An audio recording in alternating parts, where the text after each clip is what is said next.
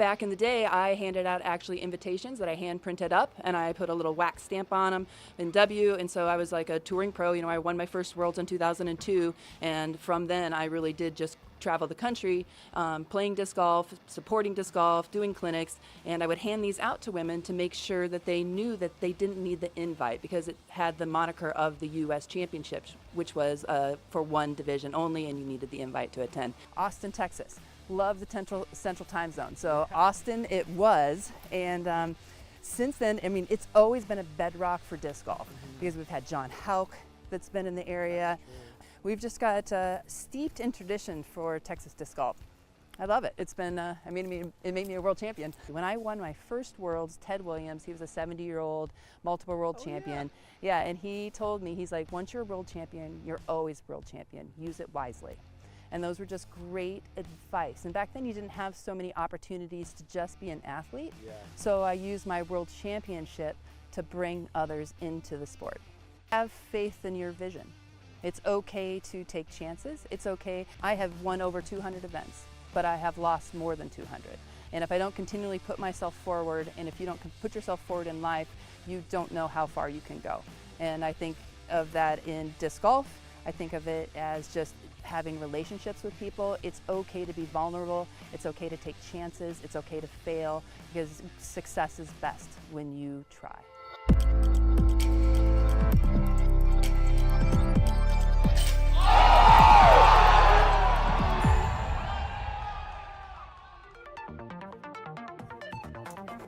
Well, folks, we have hopped in the Walnut Creek just off of Harvey Pennick Disc Golf Course, and we've swam a brief while down here to the site of the 2024 United States Women's Disc Golf Championships here at Sprinkle Valley, the first PDGA major of the year, folks. Brian Earhart, Nate Perkins. It's Tournament Central Time, bringing you into the action here of this wonderful venue for this tournament. Nate, bring us in. What more can you tell us about Austin Disc Golf and what they're doing out here? Yeah, I mean, that was a great interview with one of the pioneers of women in disc golf, Des Redding, and she's been down here for the last 25 years, out on the outskirts in Wimberley.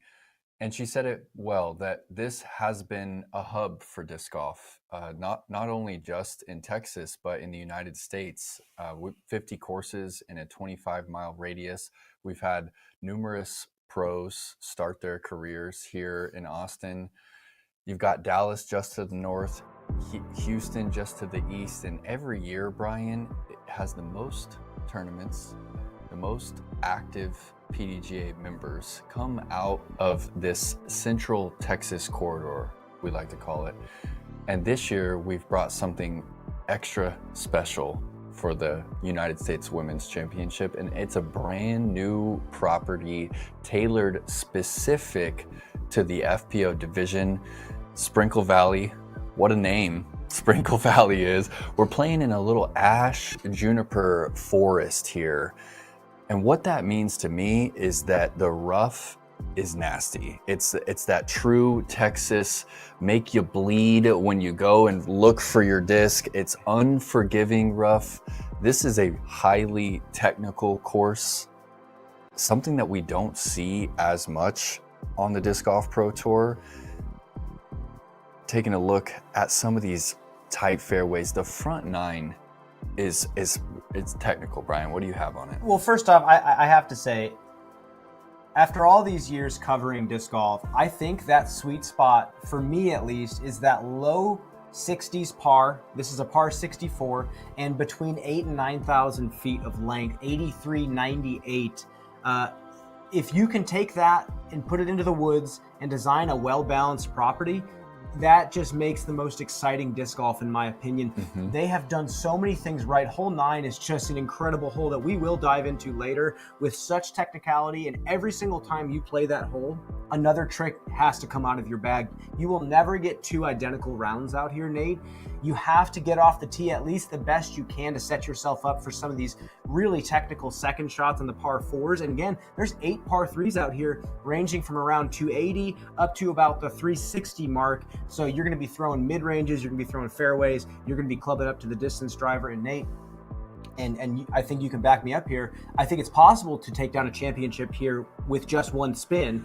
Yep. But having both is a huge advantage. Yeah, I think that walking the course for the first time, it really felt clear that the forehand plays, and you don't have to throw as many highly technical shapes to score if you have a left to right shot. The backhand is going to play. When I think of a player like Missy Gannon, she's going to have to throw a lot higher quality shots. She's going to have to get that mantis up high. It's going to have to be moving from left to right. She's going to have to recreate that shape over and over again if she's going to get herself into position to score on some of those holes. And I wanted to touch on the course design here. There's a famous course down the street called Roy G. Guerrero. I think a lot of us have heard of that one. It's been one of the better courses in the southern United States since its inception in 2010. That was designed by Michael Olsz, who has done a lot of properties around here in the Travis County area. He was their first pick when Zach Jansen, Guy Bouillon, the Mint Discs founders got this property. They chose Michael Olsz specifically, and not only did he design a course for both divisions, but they came out here and tweaked this specifically for this tournament, which is just not something that we've had in the past. This has been a tournament that has moved all around the country. The bid has been given to different clubs, but they've just kind of utilized courses that are already there. It is so rare in our sport to tailor a course specifically for a tournament, and that's what we have here. That's why I feel like this Sprinkle Valley setup is going to be perfect for the division. Well, Nate, before we dive into a few specific holes that I think we should talk about that I think encapsulate this design, what I love is the amount of twists and turns in the course and the severity of those twists and turns. There's some really sharp dog legs left. There's some really sharp dog legs right. But then there's those more subtle dog legs left and right that force the players to kind of change spins, throw the backhand turnover that finishes straight versus throwing the sharp skipping forehand. And I think it really mixes and matches well. And I think the players have to use a lot of their skill set out here. With that, I think a hole, Nate, that we should dive into right away is hole number 7. I think this is a perfect hole to talk about the design of this course. Well, first off, what we notice is that there's a ceiling. There's no going over the top. There's no breaking the holes out here on the front when we're in this juniper forest right here. And you can see just how tight it is. It's only 640 feet, but the primary gap that they're asking you to shape through is 6 feet at its skinniest right there. It starts to open up a little bit, but you can see you do not want to finish right over there. It's absolute jail. You need a gentle fade in front of that last wall of trees right there. The further you push to the right, the more you're going to open up. Highs are too much, you close things off. And that's what I like about this. The drone flew the right gap, which is going to be that safer hyzer, still a tight gap. But again, if you don't push it forward at the end of that hyzer, you're not going to have a good angle getting up to the green. And also, there is a left gap. You can throw a backhand turnover. I've seen players go for it, and it's more technical off the tee, but the finish is a lot better percentage-wise if you're looking for the birdie. So you still have to be very confident in this. Nate, let's jump into another hole. Hole number 9. Par 4 again, only 470 feet, but let's talk about the teeth here. This is one of the cooler holes in the course. Yeah, again, we have another ceiling, so players are forced to throw low here, and they have, at this point in the round, you're on hole 9, you kind of know if you're hitting gaps right now. You have another one that's 8 feet across. It's only 470 feet, so it's 310 feet to this first landing zone. Dog leg completely 90 degrees left.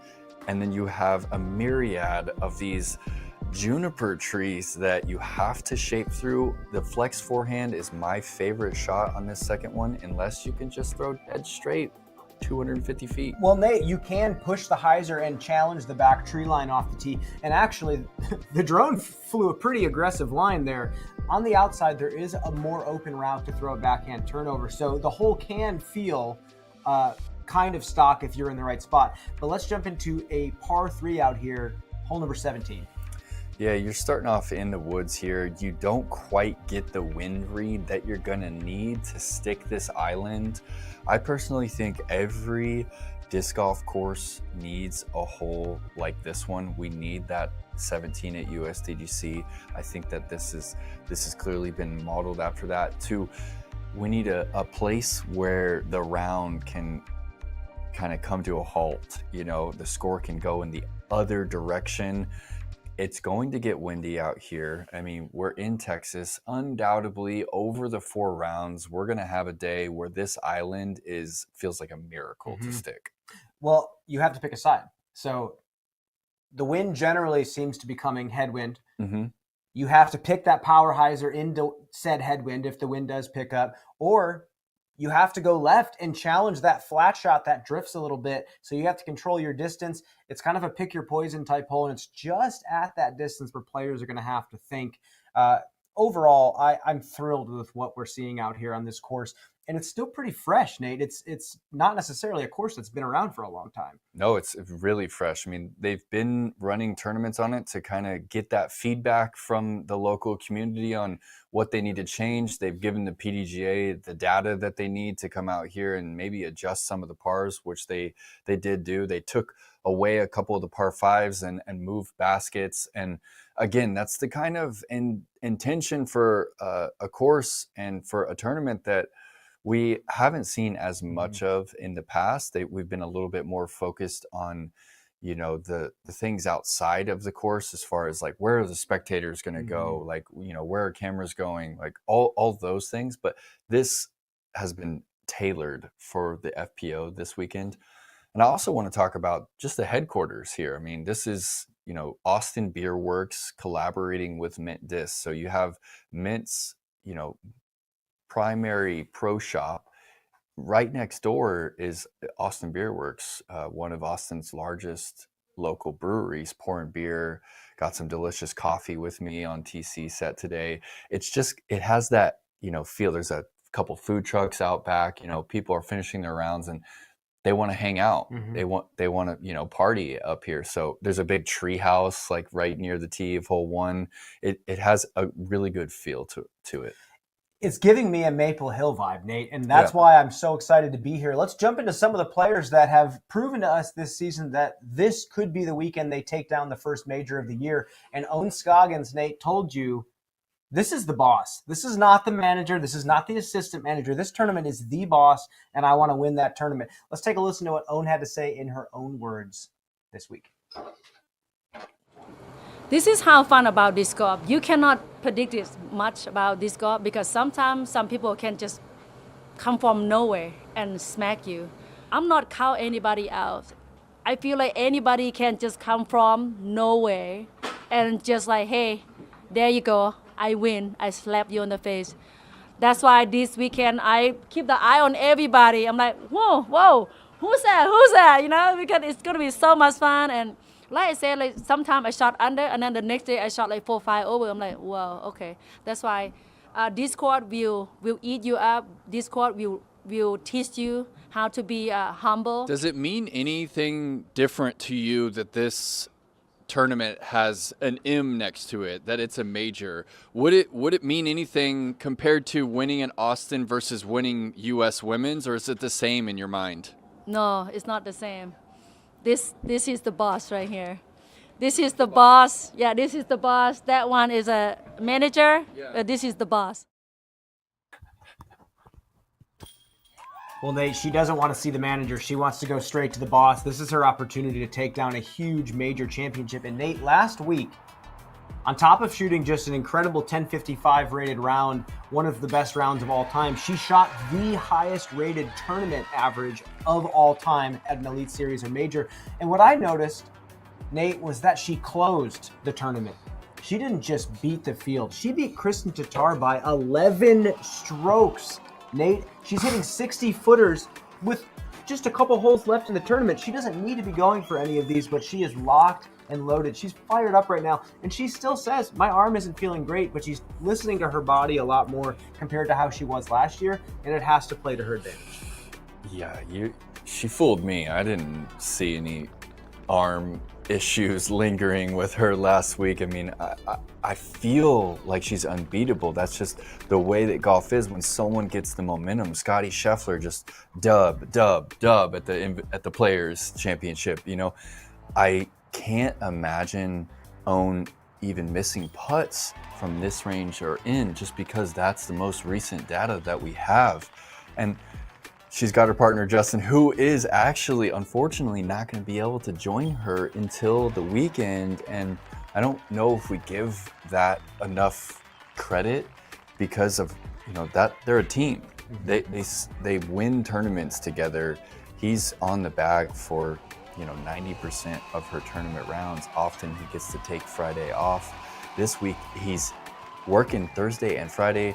She's got a brand new caddy for the 2 days. We're just going to have to see if that has any kind of effect on the killer Ohn Scoggins right now. I personally, I don't think it does, because watching this course get played and watching the layout of this course, this is Ohn Scoggins territory. There's a few holes, some par threes that she might not be able to reach, but it feels like whenever there's a course like that, she's like, okay, I'm not going to get this one, and this one. That's okay. And she ends up winning the tournament. She said the same thing at Deglow and put together another historic weekend. But Nate, we haven't even talked about Kristin Tattar yet, who, despite feeling like she didn't have the energy, the stamina last week in Austin, she still got second place and shot a clean 8 under par to finish the tournament. This is kind of what we're looking for. We're looking for a battle at the top. We're looking for someone to be playing at their best when Kristin's playing at her best. What does Kristin have to do out here?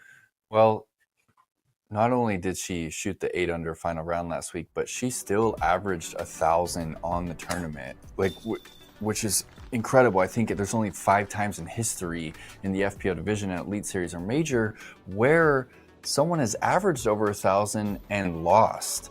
I don't really feel like Kristin feels like she's chasing anything right now. She, of course, would never admit that, but even with Ohn's 11-stroke victory last week, as much as I want there to be some pressure on her, it still seems like she's going into this tournament with no pressure. She's like, I don't have that expectation.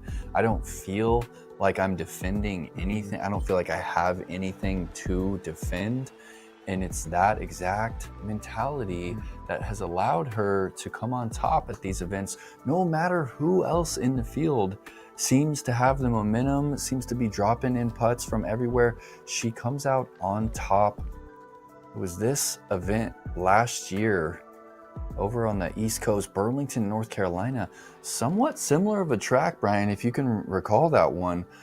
Tight, technical, with a mix of some open holes. And Ohn was making a push. Haley, Henna, they were making a push. Kristin unfazed until the end, and she separated herself. I mean, this is a 4-round tournament. You don't just get to shoot one really good round after a lackluster one and win the tournament. You can have maybe one okay round. Ohn's okay round last week was 990. That's what anyone gets to get away with now, but that's it. Like you said, Kristin has had to do a lot of mental gymnastics to rationalize this position that she's put herself in. She can't just say, oh, it's a major, I have to ramp up my practice. She has to remove that meaning from everything, because if she doesn't do that, she lets the pressure of everybody expecting her to win crumble her. And you can tell that she has done such a good job of rationalizing and finding that space where she realizes, why is it called the title defense? What do you mean? This is a brand new week. This is a brand new course. Like, we're all playing against each other every week. Everyone has a shot to win, and why not me? We talked to Kristin during the week. Let's hear what she had to say. It's just exciting to play a major this early in the year. It's a fun little course. You have to be super accurate here, and to be honest, I haven't really thought about like defending anything because it sounds very weird. I don't know. It sounds like I have something and I have to defend it. But I mean, I'm just here. I try to do my best, whatever comes out of it, it is what it is. And I will try to keep that mentality and just be focused and centered and not give out my energy to unnecessary things, and just believe that everything will work out in my favor, whatever result it will be. The start of the season has been a little bit overwhelming to me, and everything is starting to catch up with me. I was just like sick before coming to the States, and then I had to like make a trip to Sweden and all sorts of other stuff, and I was so busy. And I had some visa problems, and then I finally got the ticket here, and I was so like excited to play disc golf, and I won my first event, but I don't know, now it's sort of like, oh my gosh, I'm so tired. It's a tight course. I feel like you just have to be super focused and accurate here. A little bit of luck is required. Also on some of the tee shots, I feel like they are pretty tight. I love that you can throw a lot of forehands here. I've been feeling very comfortable with the forehand, so I do like the course. It's going to be an interesting week. Kristin Tattar, confident in the forehand. That's a scary statement for the rest of the field, but there's a lot more to talk about. We're going to talk the winningest player at this event, Paige Pierce, after a quick commercial break.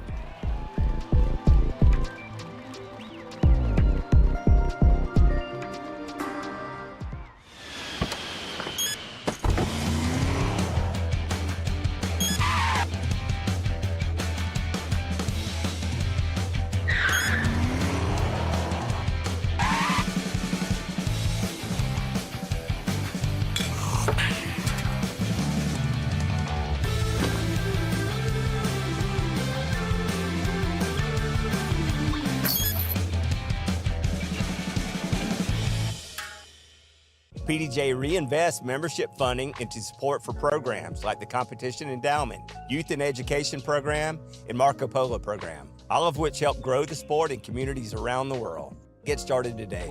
Visit pdja.com/join. Hi everyone, I'm Des Redding, Hall of Famer. So excited with my new signature series disc, the GOAT. I use the GOAT for all sorts of shots. The big open field hyzers, with some Annie with that strong flex and reliable fade, or on those windy days when you need that confidence, dead level, it's going to slay that headwind. The GOAT. Get out and throw. Welcome back. If you didn't hear, Microsoft Teams is presenting the 2024 Preserve Championship and offering a new community platform for disc golf fans. Scan the QR code on your screen to join the Disc Golf Tour Talk Teams community. Members will have until Monday to ask Paige Pierce a question for a chance to win a Discraft disc. Paige will be answering questions in that community next week. Paige has won this event 4 times. She is the winningest major champion at this event. Nate, what do you make of Paige Pierce this season? Is it still just recovering from the injury?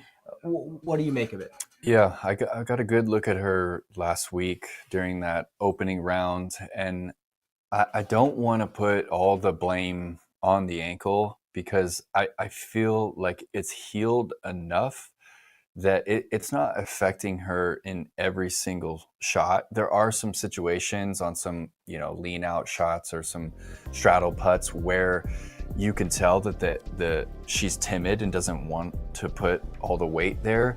But what I've noticed is that the timing is just not there. She doesn't have that same cadence on the tee pad that we're used to seeing.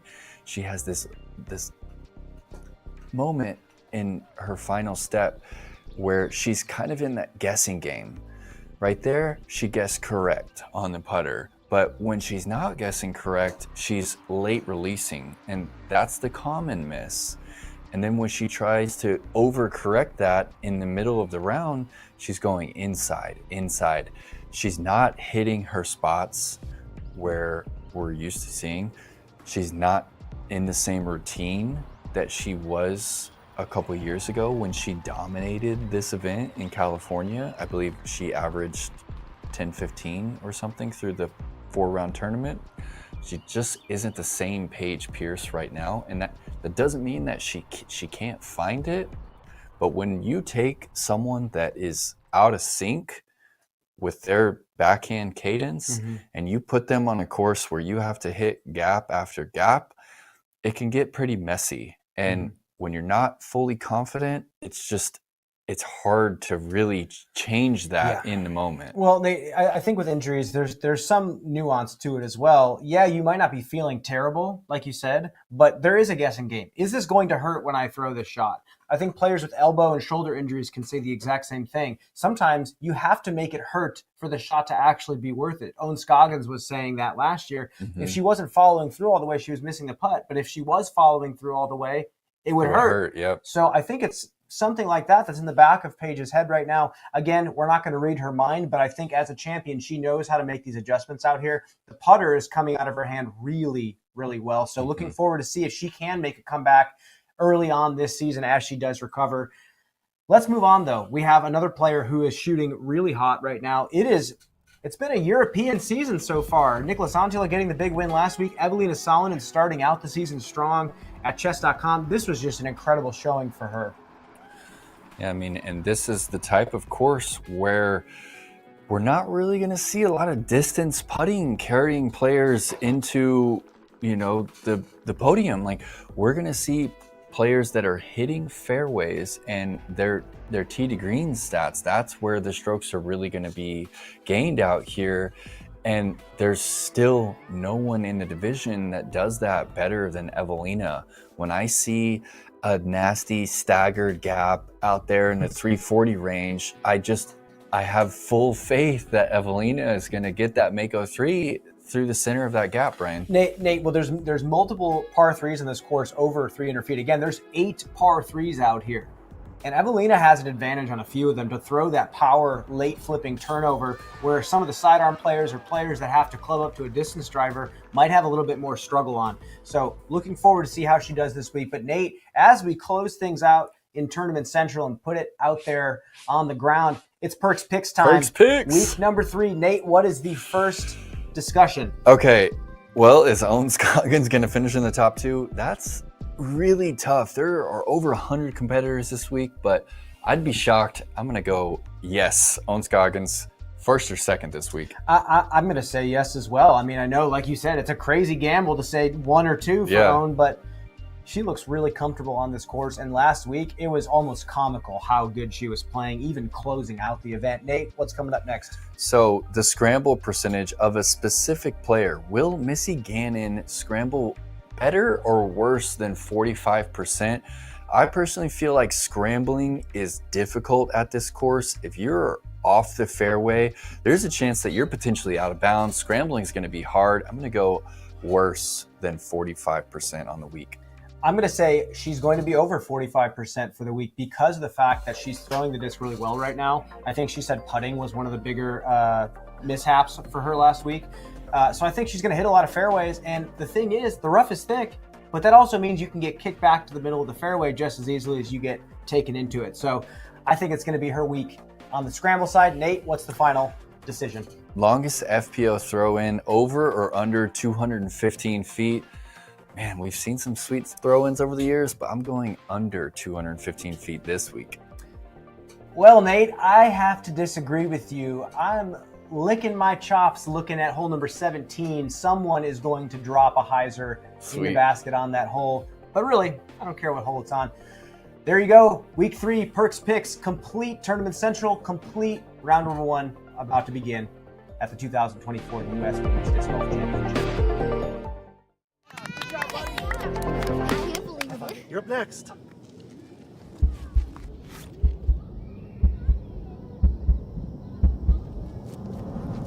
Stay turning. Uh-oh. Oh, no. Ooh. Wow.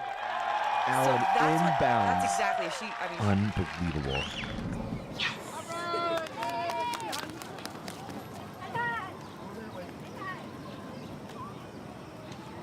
What is the simplest way to improve your disc golf game?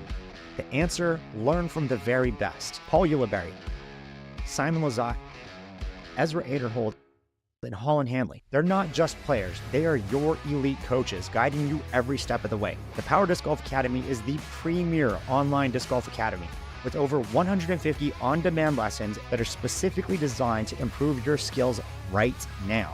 So what are you waiting for? Join today at powerdga.com.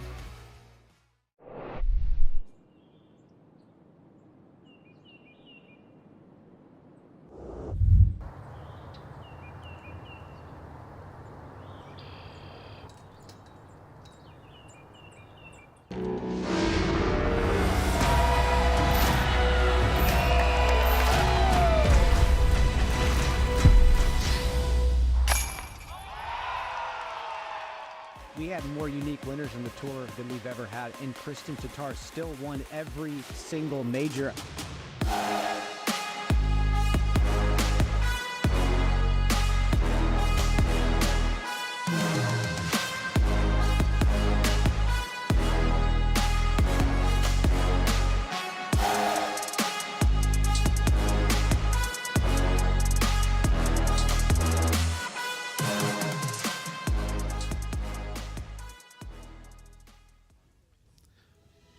Welcome to Austin, Texas, as we kick off our first PDGA Major of the 2024 season. The top women in the world will attack the new Sprinkle Valley course in hopes of hoisting the trophy for the United States Women's Disc Golf Championships presented by Mint Disc.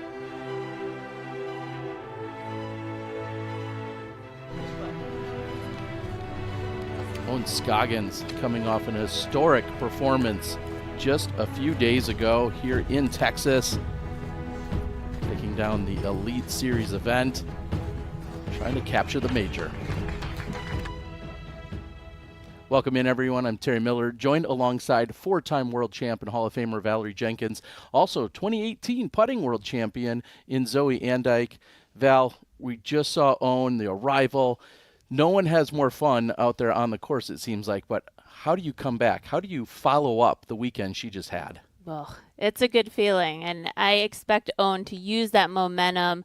I mean, she was locked in last weekend, shooting the highest rated round she has ever seen, the highest rated round we've ever seen in history of FPO division.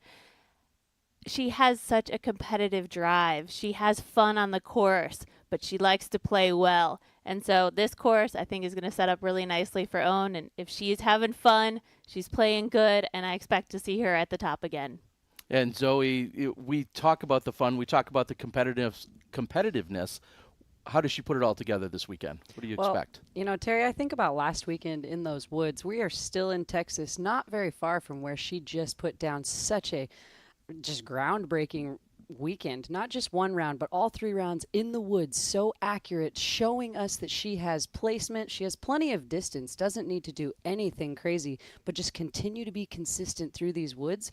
She should set herself up for a nice weekend at this major. We know that her putter rarely fails her as we take a look back at some of the highlights from round 2 last weekend. Putting required there for Scoggins.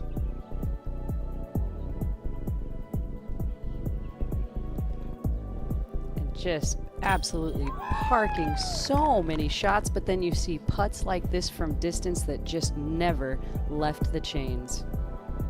And Ohn is a very accurate player. She knows how to hit landing zones. She relies on her disc, and she can hit those full flights. I mean, that's as accurate as you can get hitting the basket.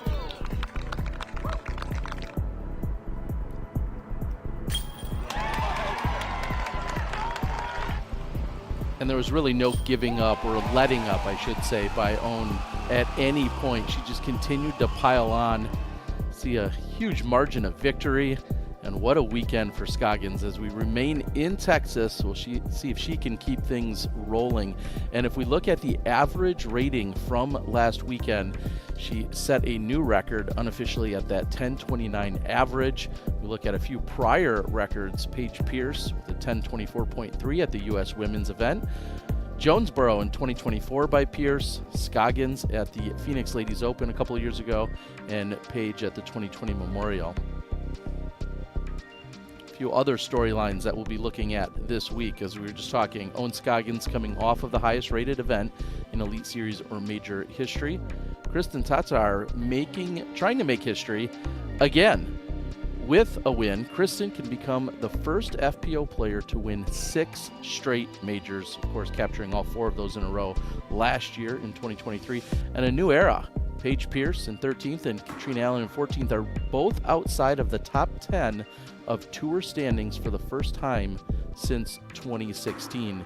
We'll see if either or both of them can maybe kind of right some of those wrongs and get on track here this weekend. They've both had very rough starts. Obviously, Paige coming off injury from last year, and we see Katrina Allen is expecting later this year, but both of them still have had their struggles, and very odd, in fact, to see them outside of the top 10. And Holland Hanley has become your solo leader with this putt. Birdie look on 12. Yeah, Holland. Very impressive start there for Hanley, and including a bounce back, quickly negating the one blemish she's had on the scorecard. So currently Hanley is your outright leader at 5 under.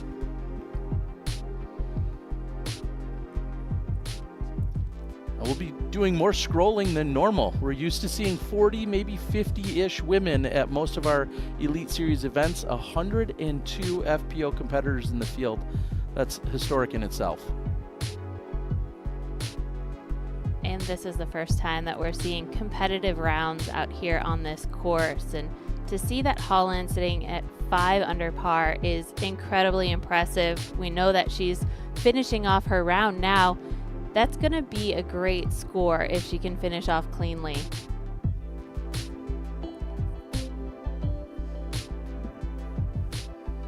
And down on the ground this weekend, we're going to hear from Nate Perkins, and sounds like he's catching up with the PDGA's own Rebecca Duffy. What do you guys got for us? Well, Rebecca, I wanted to ask you about this venue and how accommodating it's been for this week's event. It has been so amazing. This local organizing committee has joined up with Austin Beer Works and all the Parks Department, and they have been so welcoming to all these ladies, and they've been preparing for months to get this venue up and running. If anybody out there wants to bid on a major and they want somebody to talk to, you need to talk to Austin Beer Works and the Parks Department around here, because they have really stepped it up. Very cool. And is this event related to the Women's Global event, or is that its own thing coming up in May? Women's Global event is its own thing. Of course, it's related because it's women's only, and women's only global event happens in the weekend of May 18th and 19th. If you haven't planned a tournament for the Women's Global, please get on pdj.com and go to the Women's Global page. It will walk you through, if you're a first-time TD, find a TD out there that's already doing a WGE, and just shadow them or get their advice on running a tournament, because we want as many women to be able to sign up in any region that they are in. So Women's Global, May 18th and May 19th. All right, Rebecca, thanks so much, and let's get out there and get that front row seat to the Sprinkle Valley course. Area to hang out. Any chases? Holland Hanley, your solo leader at 5 under. We're going to take a short break. We'll come back and get to the action.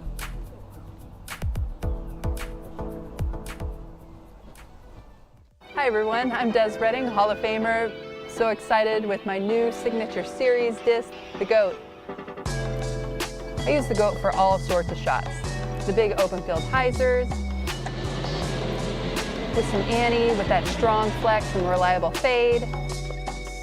Or on those windy days when you need that confidence, dead level, it's gonna slay that headwind. The GOAT. Get out and throw.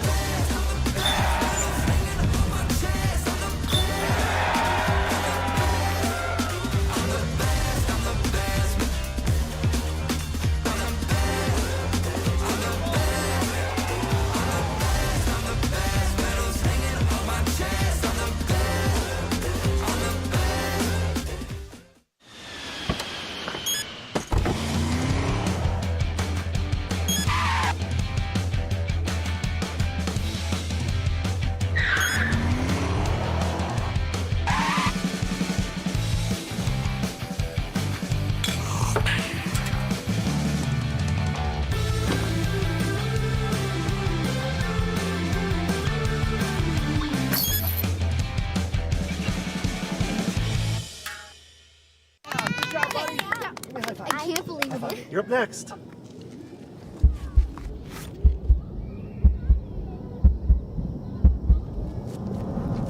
Stay turning. Uh-oh. Oh, no. Wow. Allen inbounds. That's exactly. Unbelievable.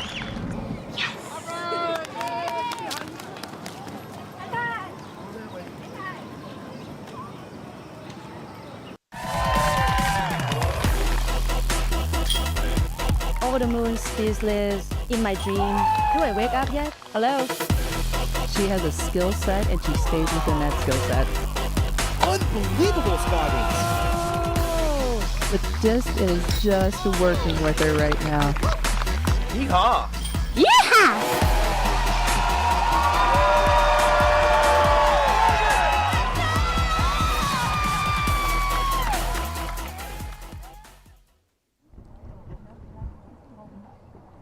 Ohn Scoggins in our second to last feature card of the day, getting ready to go here in just a moment. Welcome to our feature card for the 2024 United States Women's Disc Golf Championships, presented by Mint Discs. First on the box, from Los Angeles, California, representing Innova Champion Disc, please welcome Ohn Scoggins!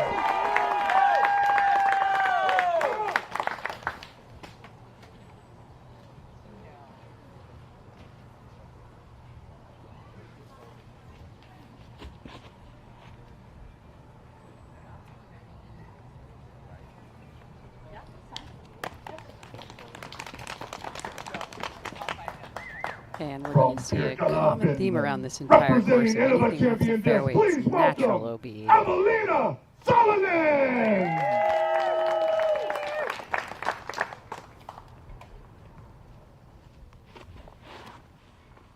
Yeah. Money. Yeah. From Bastrop, Texas, representing Mint Disc and Wellsax, please welcome Chrissy Fountain!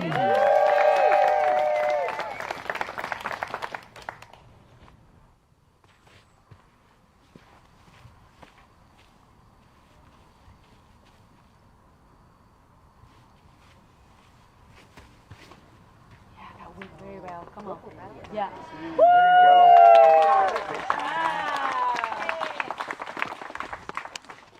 From Beacon, New York, representing Discraft and Wellsax, please welcome Missy Gannon!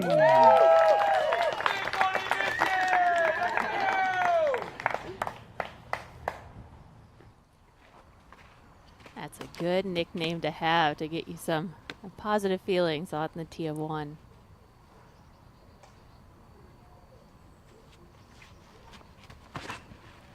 Oh, yeah.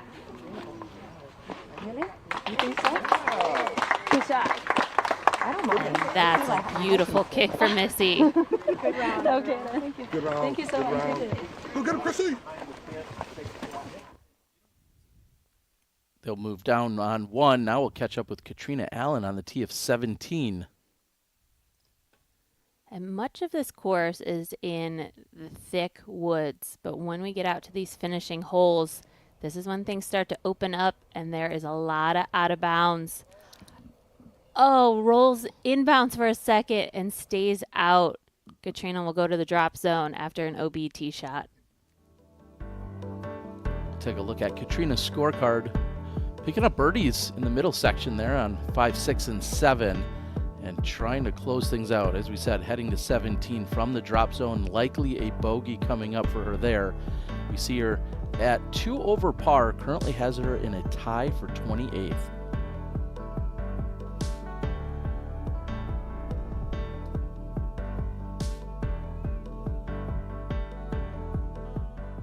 Not sure she'll want to watch that replay. That was heartbreaking to see by Katrina Allen. It came in short where it was going to be out of bounds, but then it barely, after a second bounce, gives a rail slide, gets inbounds, and then ultimately comes back out. You must come to rest inside of the island green. She hasn't done that, so she'll go to the drop zone. Top zone right around 77 feet or so, so just outside of circle 2. We'll see how aggressive she wants to be. But now back with Scoggins, and now we can see just how helpful that kick out that Missy Gannon and her disc was. Since Ohn's not able to get out clean, she finds the fairway, but still has a lot of work to do. I hate to say it, but I think that's going to be a common theme today. I think we're going to see that as all of our competitors try to work through this course and learn exactly where their lines are. Scrambling is going to be crucial, and seeing a shot like that I don't think will be all too surprising. Is that 2 meter in the effect? 2 meter roll? No. Oh, okay. Not in Texas. Ohn clarifying if 2 meters is in effect or not, and that's going to alter her decision, it looks like, to go up and over. And this might be something we see quite often on this course because it is so thickly wooded. If you go up and over, I mean, things really open up over those trees. And that was a pretty impressive shot for not ever having practiced it, asking if the 2 meter rule was in effect. Ohn throws a very knifey overhand on a forehand line, lands, takes a roll, and she's outside of the circle. Fountain is just outside of circle 2, so a little less than 80 feet to the pin.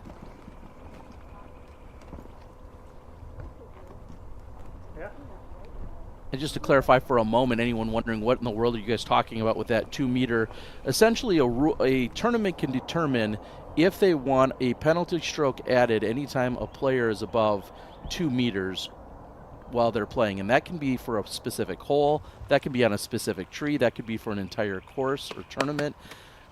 The tournament directors have those opportunities awarded in that they can choose if that rule is in effect. And throughout this entire tournament, it is not. A lovely patent pending shot for Missy Gannon, landing right in the middle of the fairway.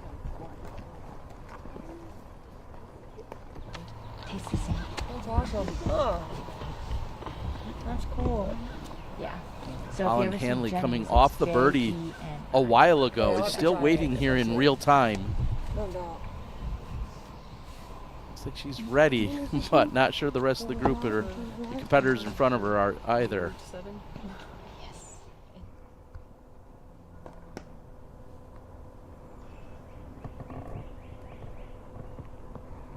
And we were talking about scrambling. I think it is going to be so crucial to have all the shots in your bag. You need to be a strong backhand thrower, and you need to be able to throw a sidearm. That was an impressive shot from where she was. Yeah, that camera angle before the shot completely lends its view to just how thick these woods are and how scrambling is 100%. You called it, Val, gonna be the skill and the tool today. Although Evelina's drive was the farthest, it was almost too far. Yeah, the one that's at the booth is Kristin, along with fiance Silver, on the bag.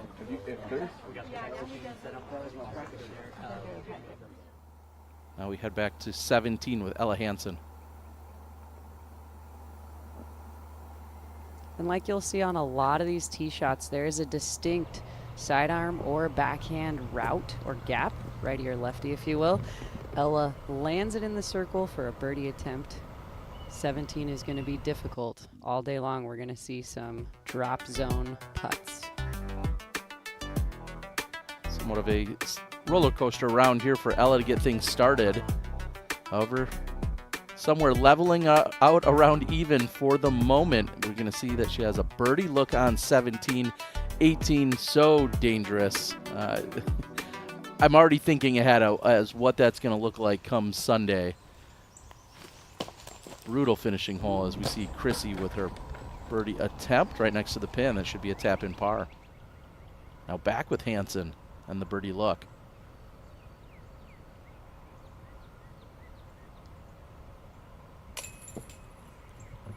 And just off the mark on the left-hand side.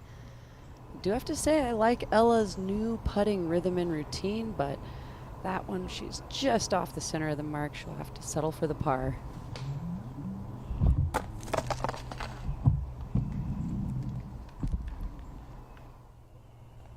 Ohn is deep with her attempt there, and we'll see if she's obstructed coming back. Here's Gannon.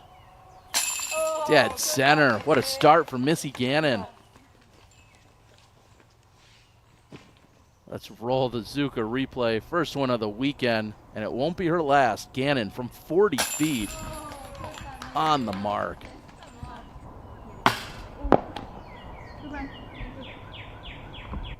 So Evelina's birdie attempt just to the right.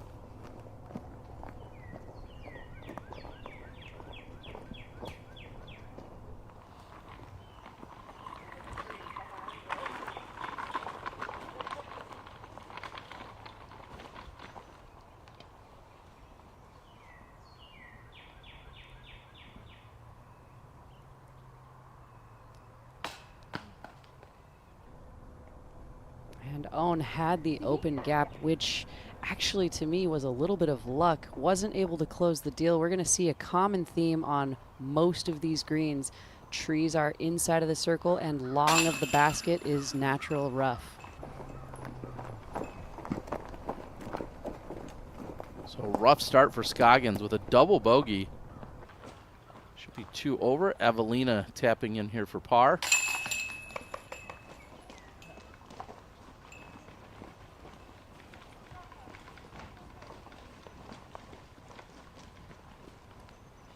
And the stress-free par for the local, Chrissy Fountain. Kristin starts her title defense on the other side of the break. The relief areas, you treat it like a shadow. So you mark it where you've been at, but you don't destroy. My relationship with Zuka, it's just like a family. Sometimes they just surprise send me things I'm not even know. When I arrive home, boom, the box. Such a great product, and Zuka's always there for me whenever I need anything. After every tournament, I get a call. No matter the results, they're always there supporting me. They have so many different things that can be a solution for a disc golfer. That was really one of the main reasons why we partnered, is because I wanted the best of the best. How do they know I want that? I'm like, duh, that's how the family thinking about you.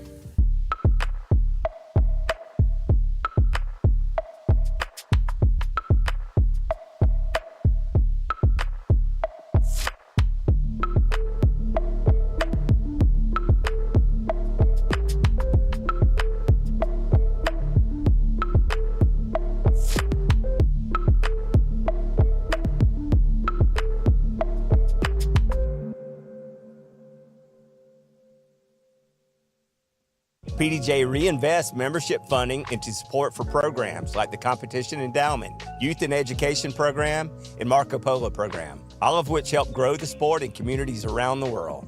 Get started today. Visit pdja.com/join.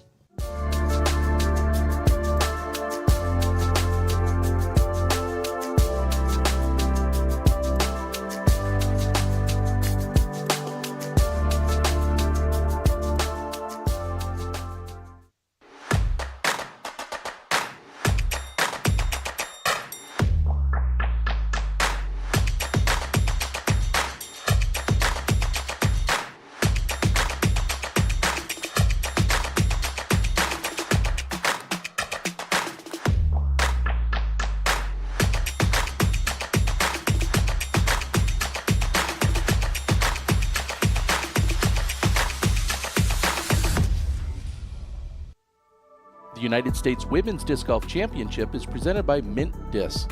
Stay Mint.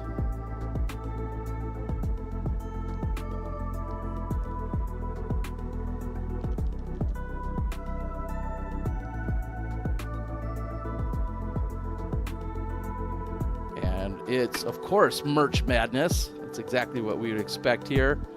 Make sure you head on over to the DGPT Pro Shop. Man, look at all of those deals. When you spend $100, get 10% off. And the deals only increase. They ramp up throughout the entire month. March 21st through the 24th. Spend you some $400, get some big old discounts. I like it. Put that in your bracket. Terry, I can't be the only one that wasn't thinking you were talking about Cat Merch Madness. Cat Merch does bring the madness, I feel like, week in and week out. It doesn't matter the month, but we know that she's here for it. And did you have any other sponsors you needed? Missy Gannon, tee of 2.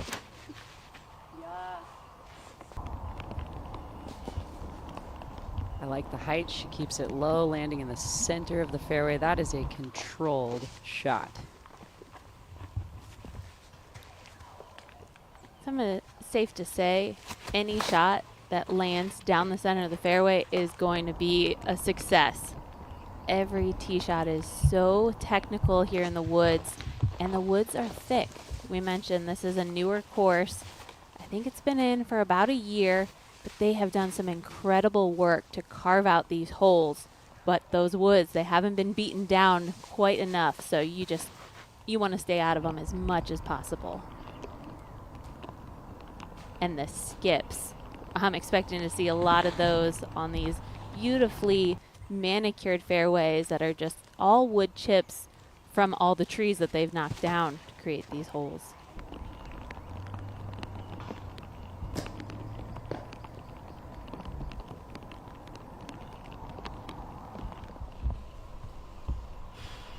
Now we're with Holland Hanley, who's currently our leader of the event.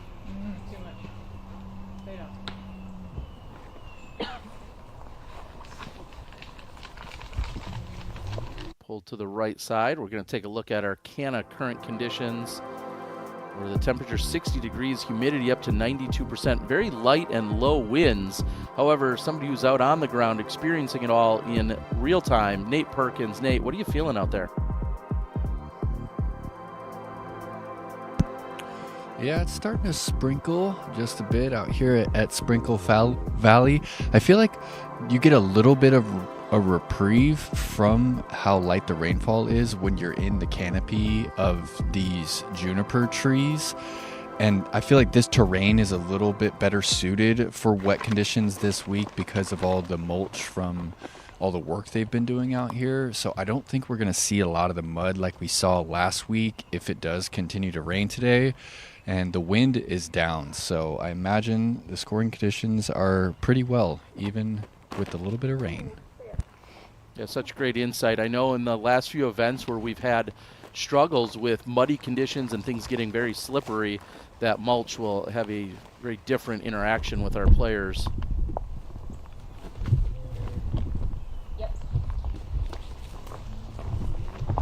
Talked about that earlier. Sometimes if you're out of position, just playing for the pitch out is what we'll see, and that's exactly what Holland was forced to do there.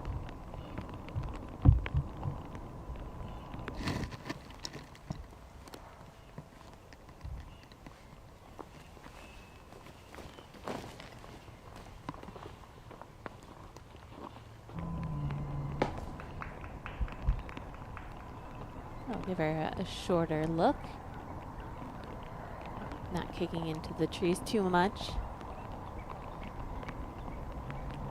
Yeah, hole 2 is a very short par 4, just over 500 feet, so it only takes a couple, 250, 240 foot shots to get to the pin, but you've got to navigate all of these trees. And it starts by this landing zone. Evelina's in good position. Oh, this has a chance to skip up and in. Oh, comes up just short, but a good shot there by Evelina.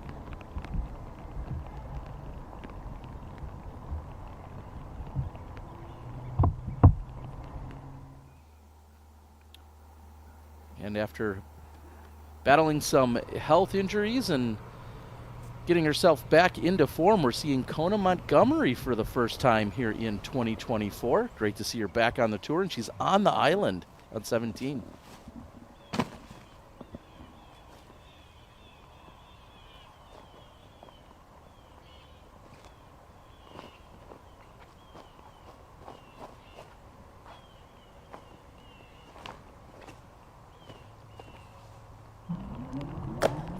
That was not the window that I saw. I completely was shocked by that last minute adjustment to take the inside route and just again doing own things, flexing around those trees. She came in hot and deep of the pin. Holland's third after pitching out into the fairway.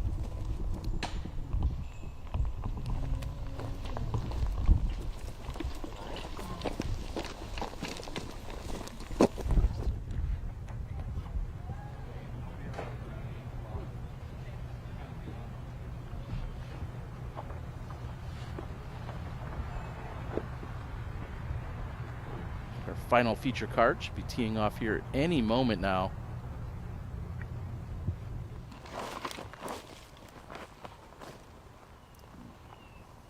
Hole 10's tee isn't too far from 1, so they might be standing down for just for an additional moment before they get kicked off. We're back with Gannon on 2.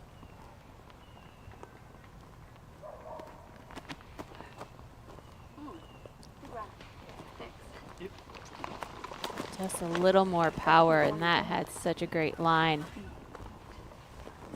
It's not often we see full flex circle 2 or fairway putting attempts even done well, and Missy just has that skill in her bag. That was a really good looking distance putt.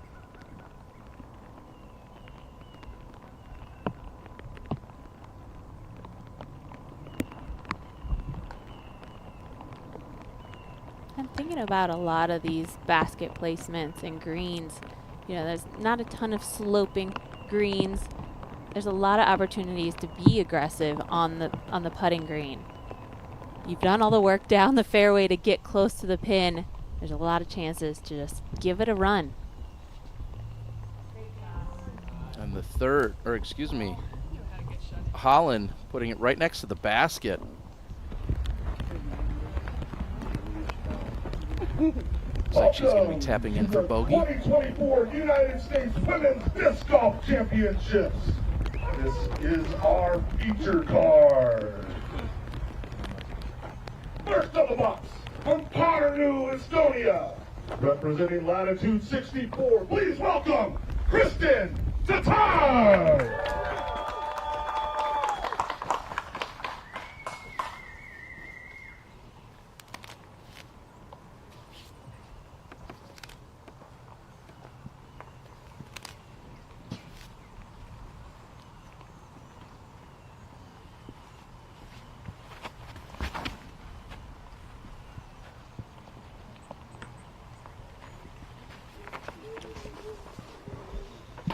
From Raumalma, Finland, representing Innova Champion Disc, please welcome Hanna Romrus.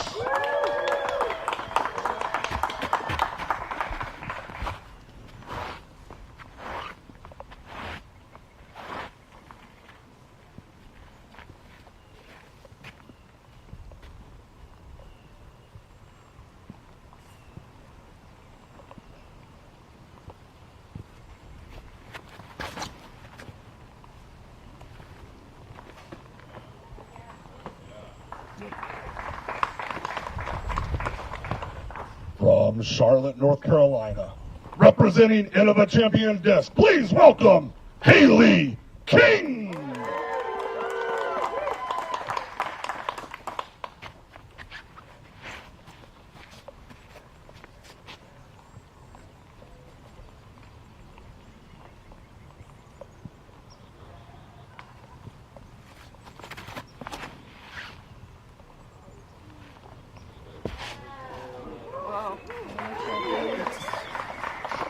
All right. Rosebud, Been waiting for that perfect shot, and that Innova looks Champion ideal. Disc, please welcome Kat Mertz.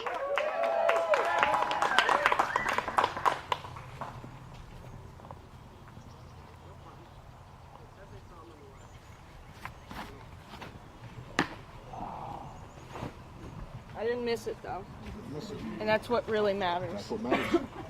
And finding the positives right off the bat on this first tee. That is a triple Mando, the Spring Valley sign. Kat hits the left side and just barely squeaks in. And a big putt coming there from Rebecca Cox.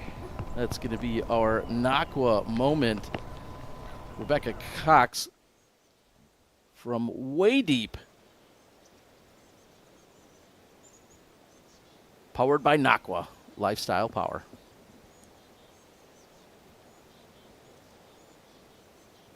What was I saying about big putts? Saving yourself on the green when you could see the basket? You called it, Val. Rebecca's working.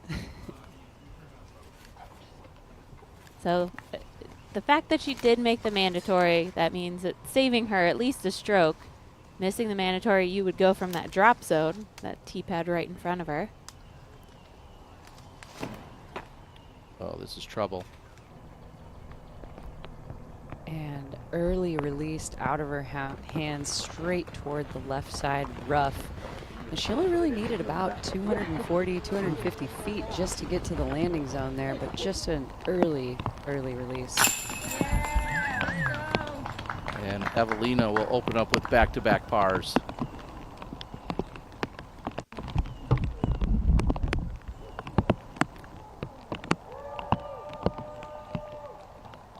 Now this year, it's not like she changed her putting style, but she just is more confident as she steps up to the putt. She's even taking her time to kind of get that rhythm going.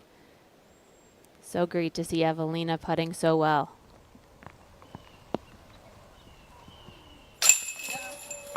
And Ohn has found her mark immediately after the double bogey 6, cleaning up with a birdie. She's back online.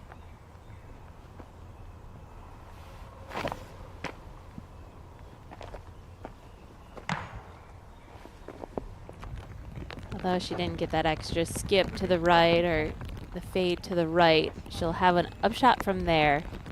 And I don't even think with the additional few feet forward, it wouldn't have really made too much of a difference. It's really tough to get near circle 2 from way far back like she was.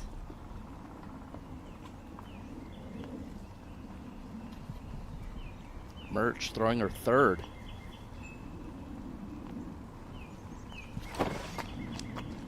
Come on. Oh, wow. Throwing the most aggressive shot she possibly could right at the thick woods and coming up right into circle 2. That was brave, aggressive, and well executed. And maybe a little lucky. She'll have a chance to save the par now. Scoggins on the tee of 3. She's pulled this one to the right, but gets lucky to somehow get back out into the fairway. She's going to be on the left side. Long look for birdie.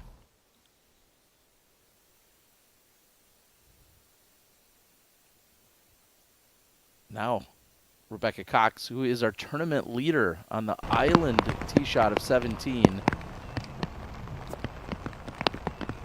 Looking to extend the lead. What a shot by Rebecca. I think Rebecca is going to be thankful that she's finishing up the round today as the weather rolls in and the wind and maybe some more of this rain. Conditions certainly won't get better at this point, as you're saying, and so impressive to see what we've had for birdie looks on 17 thus far, because that hole's only going to get tougher, I think, as the weekend rolls on, considering how calm it is today. And what a shot by Gannon inside the bullseye on 3. Just perfectly using every bit of fairway on the right-hand side.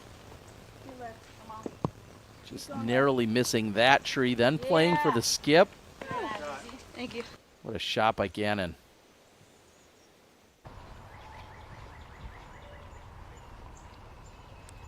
So the best drive that we've seen is right here with Haley King.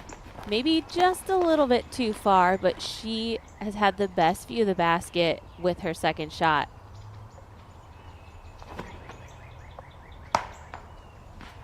Pulls that one tight to the left side, so King looking like a par at best.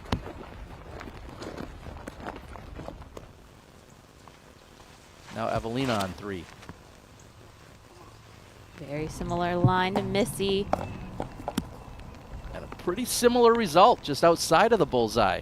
Evelina trying to pick up a birdie.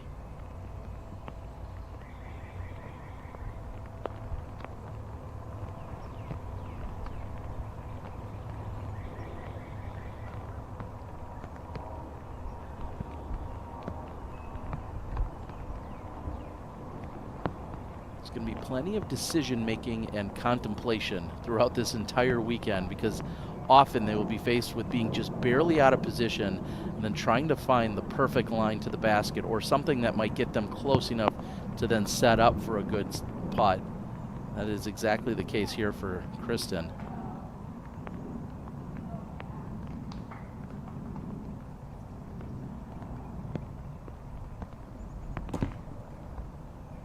just inside the circle. She'll have a par look to get started.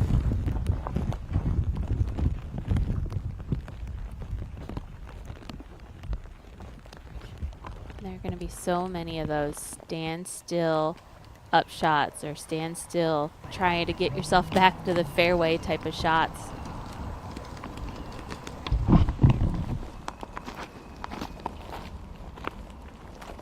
And really unfortunate that Haley was not able to take advantage of that great drive.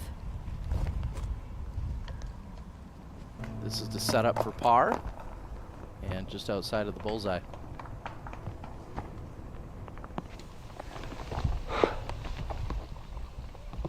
So Holland was our leader moments ago until hole number 13, where she had a double bogey. The tee on 14 gets caught up. That was real good.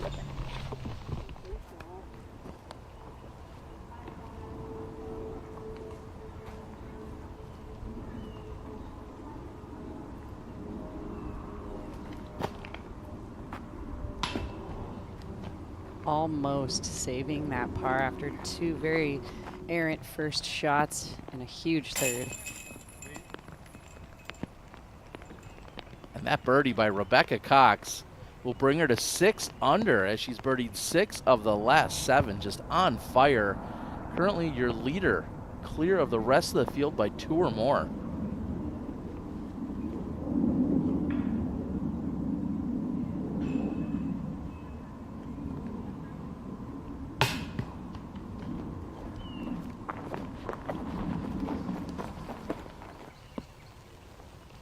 Yeah, good bird. Evelina puts her first birdie on the scorecard.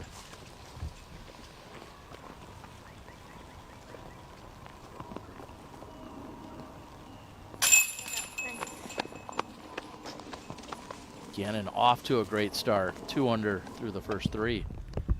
This is Kristin to save par.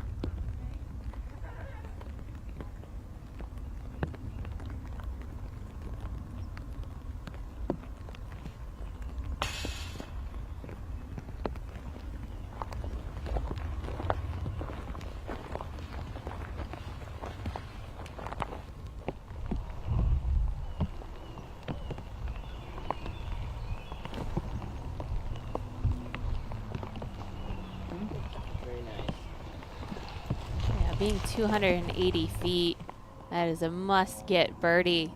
Holland missing the boat on that one.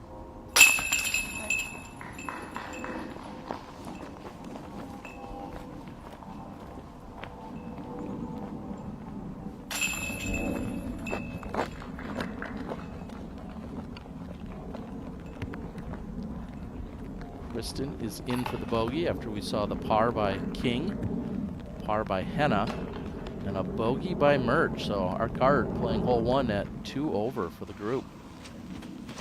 Gannon on 14.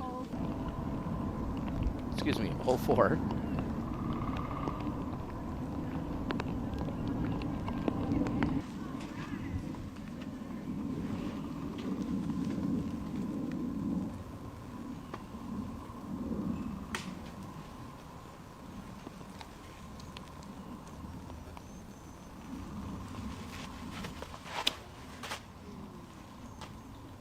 And this has plenty of spin on it to get all the way up to the basket. This is a 360-foot hole, whereas the last one was only 300 feet, both navigating through a very tight fairway, but that was a shot that set up Evelina for the birdie attempt. If my math is right, the division has not seen a birdie here on hole number 4 today. So Evelina may be the first.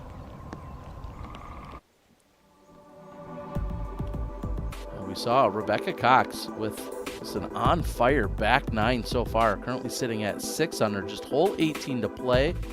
Natalie Ryan, Holland Hanley, both sitting at 3 under.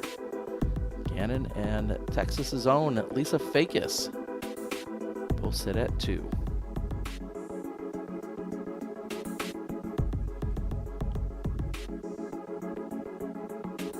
When asked during the press conference yesterday, Haley said if there was a number that she thought might win it, and she said she could see 30 under being that number at the end of the weekend. So Rebecca Cox currently on that pace, I would say. That, what is that, 7.5 under par per round. So it seems like that prediction by Haley checks out at the moment.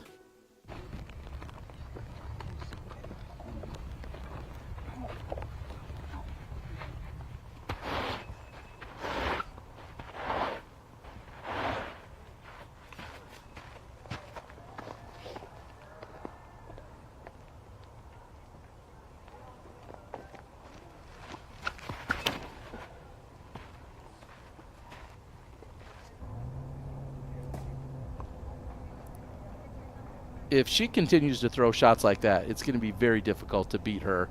Finding the line and then putting it with so much speed and authority is going to be so useful on a course like this, because if you hit that gap, you're avoiding so many of the obstacles, so much of the rough and the challenges that is found on the early part of the hole here, where you're just having to pitch out.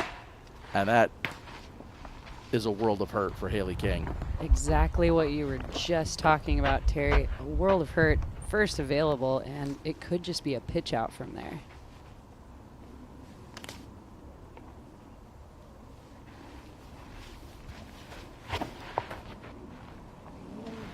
She's gonna like this. That is a gorgeous shot. If it could just stay right there in the middle. She is right near Henna. When I was walking through this course, there's so many shots lined up for the sidearm. A lot of left to right, fading holes, placement shots. You just have to make sure you get through clean, and it sounds like Kat Murch is hung up on the left. And I can't help but think that that was due to her body and squared up to that left side. It wasn't a late release. She actually let go exactly when her body was squared up. She just wasn't running towards the fairway gap. Well done. Ohn approved right there. Parked in the bullseye. I remember we played World and somebody under that thing, so they have to put like this.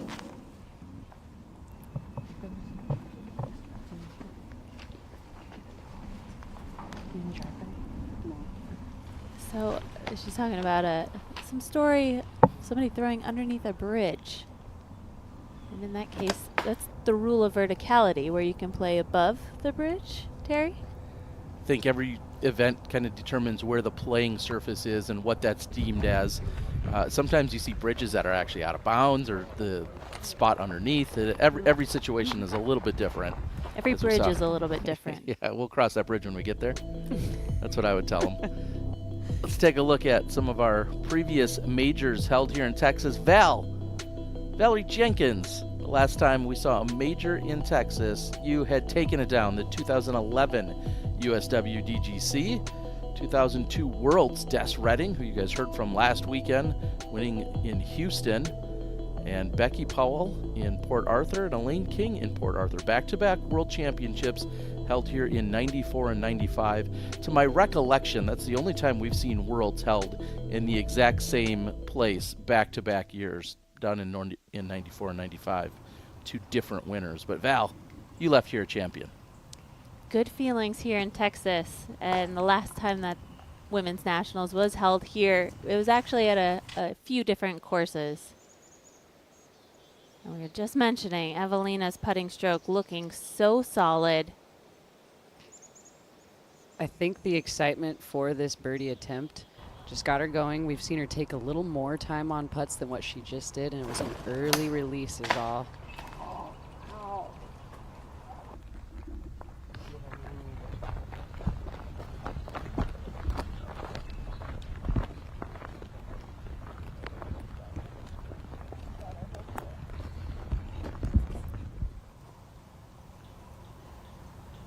Evelina comes back with a confident putting stroke. She'll walk away still with the par. Let's hope she can limit that lapse there just to that one hole. Now King during her third. Can she get through to get up with a par look? And the answer is yes. That might be obstructed on the right side, just off of the green, but Haley King will at least have a chance to save the par. That was a fantastic throw. The fact that she was able to put that much height underneath the sidearm to allow it to have that full flight, a little more turn, and she would have been right under the pin.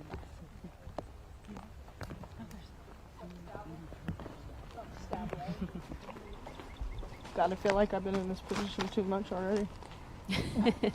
And what hole are we on? Yeah, second hole, and she's been doing some scrambling.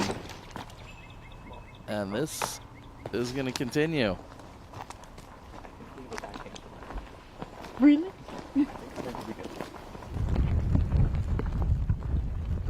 Cat trying to identify a few too many of the trees out here.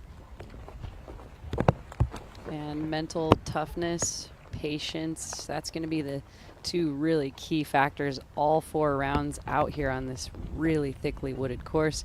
You know, some days you've got it, some days you're just a little bit offline, and when you're pressing, sometimes you can actually apply too much pressure to yourself to get through clean, and we're seeing it on the second hole, a little bit of frustration out of Murch.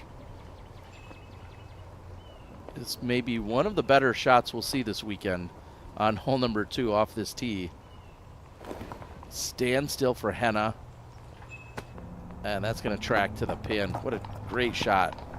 She is so good at throwing those standstill turnovers with such accuracy and power. If she needs to get a full, powerful shot, she can do that standing still.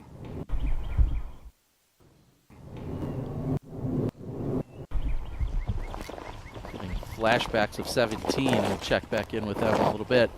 Now, Kristin actually got more distance, but we felt like the drive we saw by Henna, sacrificing those 10 or 15 feet for a better position, was perfectly fine with her. Kristin still has a good opportunity, though, to get up and down.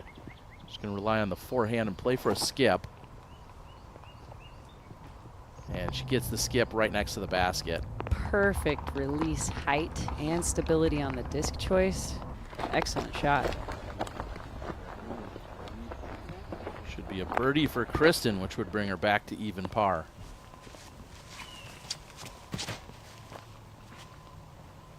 And Missy opting for the turnover left side line here. It's when I was looking at this hole yesterday, I thought it is going to be a distinct 50-50 of who's going to take that high right side and who will take that lower left turnover or forehand line. Missy does well with that.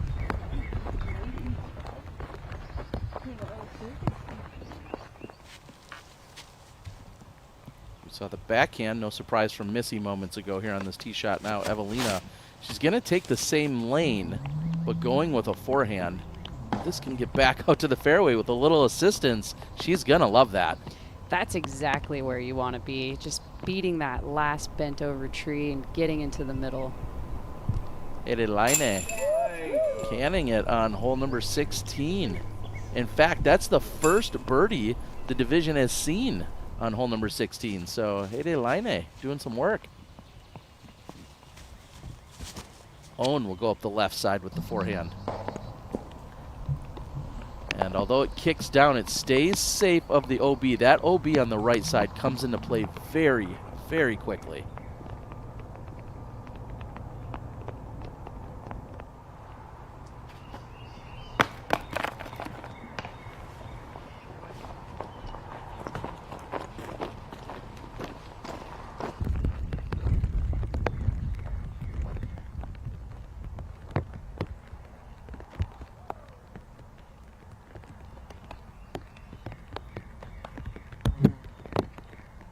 Henna looking to take advantage of the incredible drive that she had. A solid approach shot. Sets her up inside 20 feet for birdie on 2.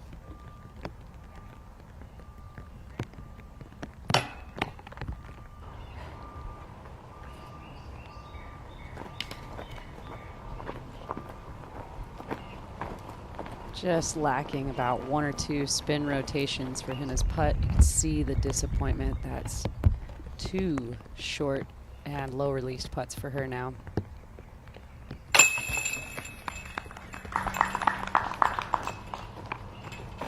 So constant scrambling here by Murch has left her with back-to-back bogeys to open the round. Kristin trying to fight back to even par. A birdie here will do so.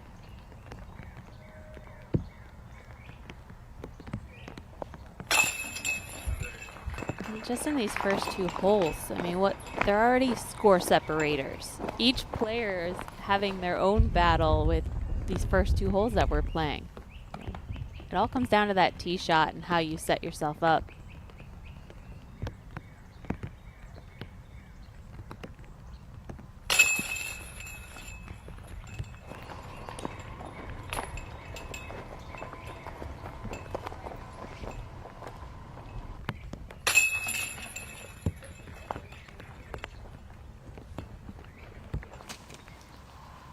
Hole 2 played at 4.71 on the day. Now, not once but twice escaping OB for Ohn. She's taken 2 early tree hits and just managed to land barely in bounds.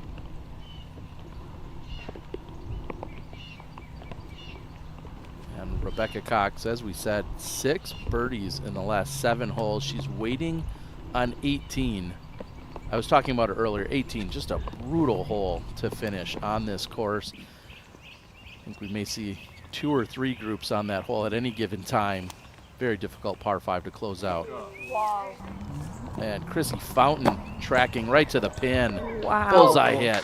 That was from standstill behind the tree, completely pinched off. Excellent shot.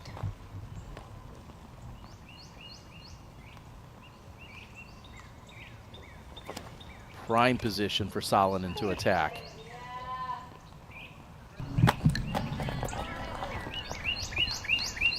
She follows it up successfully from what we just saw from Chrissy. Now Gannon just a few feet closer than Salonen.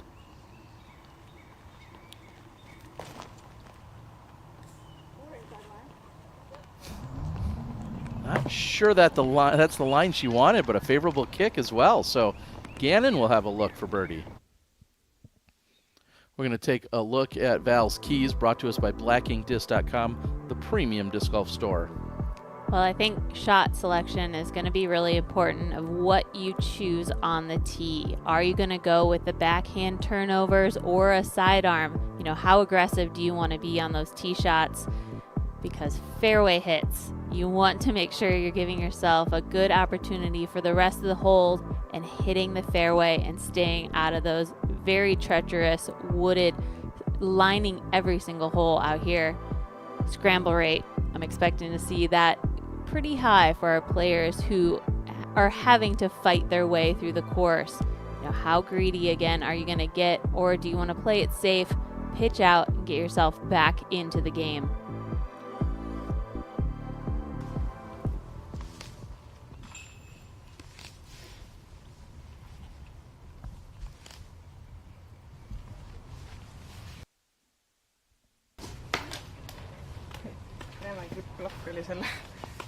It's almost like a double mando right off of this tee shot, and Kristin pulls it right. She knew immediately out of her hand that she had done so. Favorable kick. There is still a chance for her to save par from there. We've seen successful shots here on 2, and we'll add Henna to the list. Excuse me, on hole 3.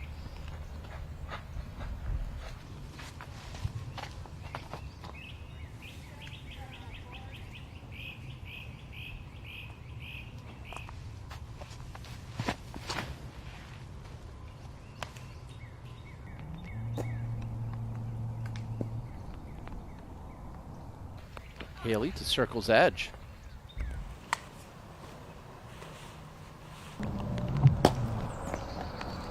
And you could see just how close Ohn's disc was, halfway over the OB line there.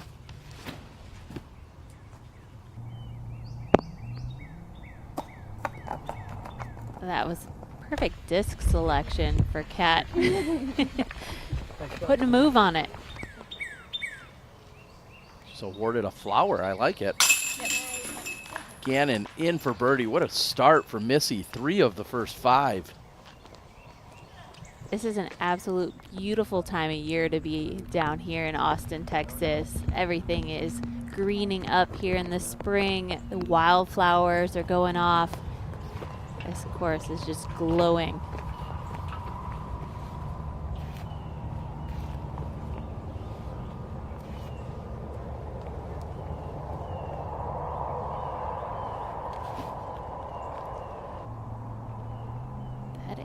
not a great upshot from Kristin.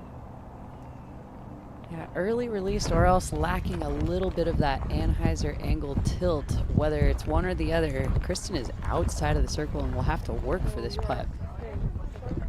And this has to be playing as one of the easiest holes on the course. So this is a treacherous second shot. You can see those stands of railroad ties that are obstructing that open right side, which forces the player to make a decision whether they're going to throw a forehand or a smaller hyzer, but they still have to land in bounds. This entire fairway is lined with OB.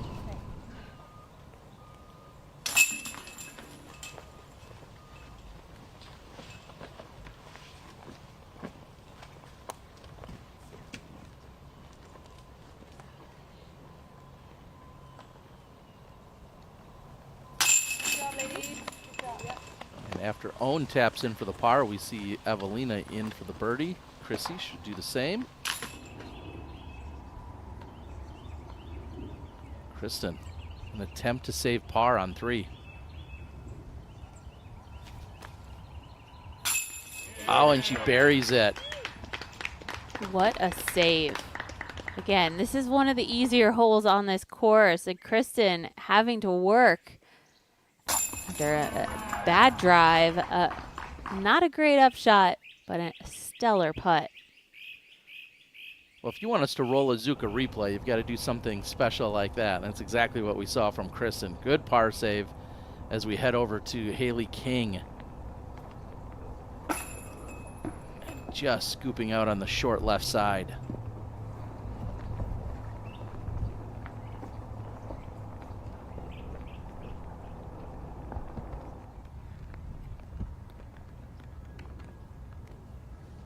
This is right there in that tester zone. This is not a drop-in putt, but this is a putt that you should be hitting on the regular. This is going to be something that Henna's going to think about a little bit longer.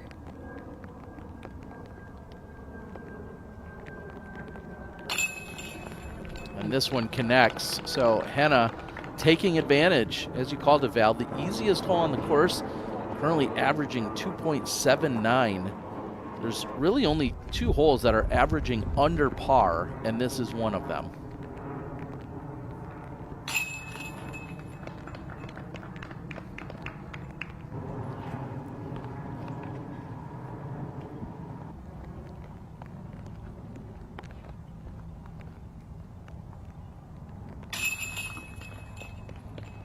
So King will tap in for par.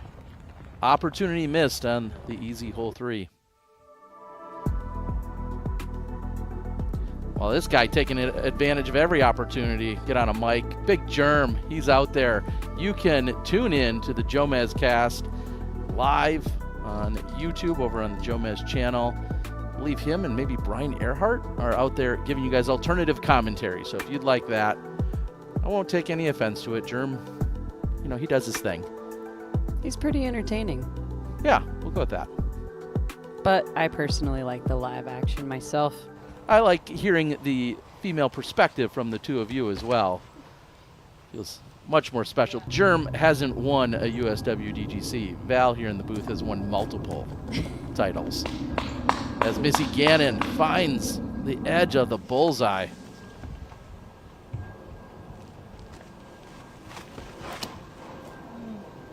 This is a blind tee shot, slightly uphill. The fact that they are hitting the line perfectly and the speed short of the pin and allowing the disc to skip up to the basket. Just outstanding shots.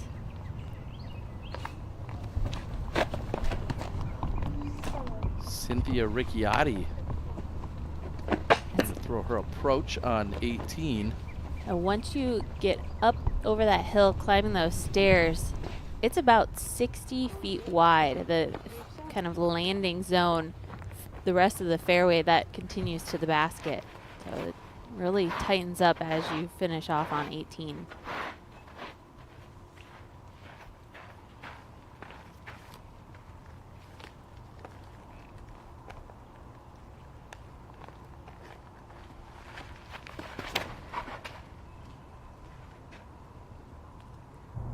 plenty of room for that Anheuser flight, but she just doesn't hit the gap.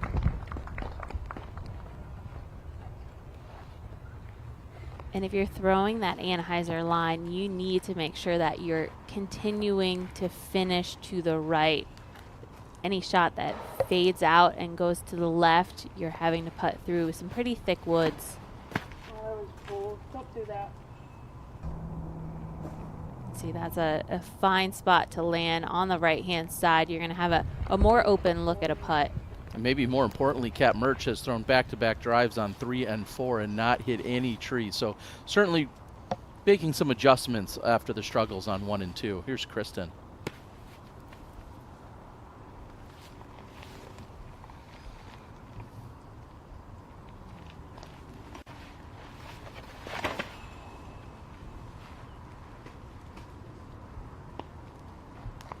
Just beautiful. Up the center line of the fairway the entire time. Just making that slow right-hand turn, not too far off the ground. Very controlled and aggressive. I think one of the keys out here will be when you're throwing these drives, the lower they are, the less chance they have to ricochet way off of the fairway. We see how much higher this shot is coming from Haley. She was leaking hard to the left. Had that not hit a late tree, she would have been even more off the fairway. And when you look at Kristin coming in just 6 or 8 or 10 feet off the ground, if it does connect with a tree, it gets to the ground much quicker.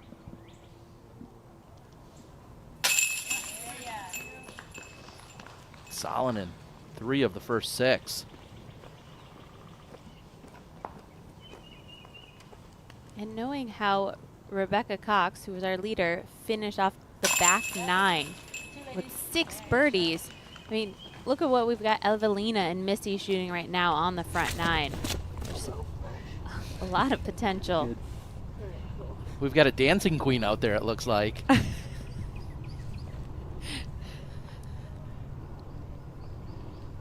So as you're looking at the top of the stairs, we marked it last night. From the top of that stairs to the pin, you're looking at almost exactly 150 feet.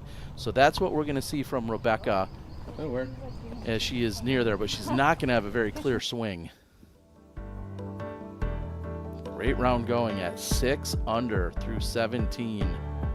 And Missy off to a hot start. If Missy and Evelina can keep this up, only being on hole 6 with a 4 and a 3 down, it's going to be exciting to see if they can get over that 7 under, maybe even up to 8 under mark. Again, it's going to take that consistency off the tee and those placements, giving yourself the opportunity on this tightly wooded course.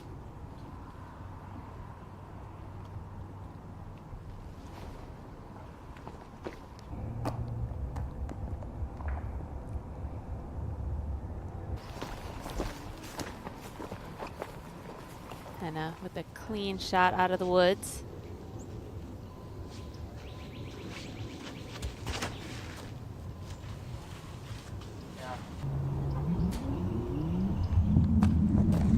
You don't peer a gap any better than that, do you? That's gorgeous. Absolutely just pured it, and probably better than most players drew it up. Oh, and Kat Murch off the pole koozie. Terrible reaction by the disc. I mean, she hits the pin, and now she's at the back of the circle. She's got some work to do to clean it up.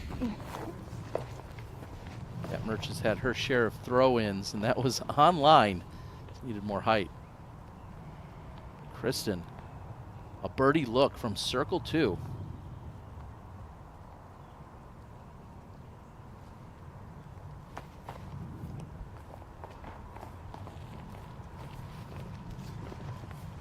Was looking pretty good. As soon as she released it, it was right on line. Just didn't have enough height.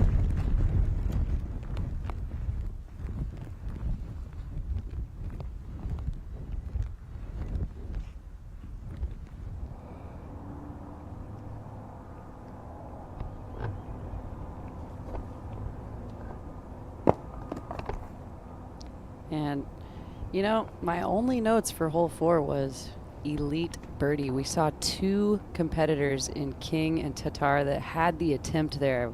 Would have loved to see one of those cash in, but it is going to be a rare occurrence on the entire weekend at 360 feet when you've still got to work the angle of the disc.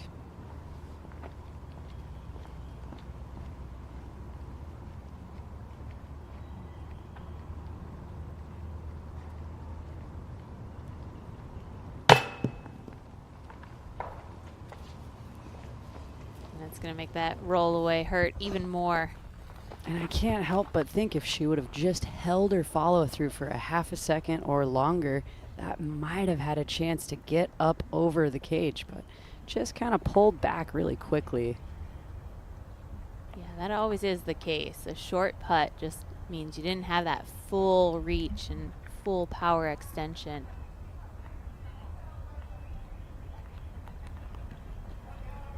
Kristin for par.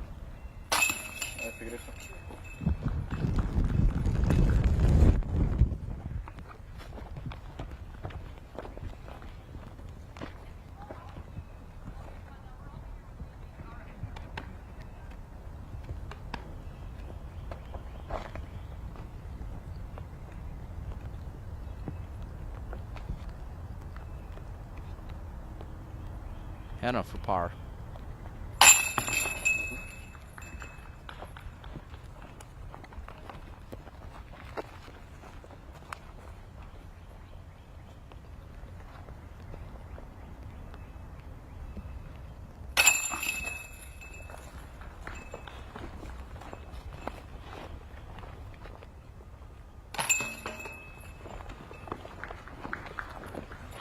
So the lone bogey comes from Murch. You have Jordan Linz on the tee of 17. Basket hunting. And right inside the bullseye. Great shot for Jordan.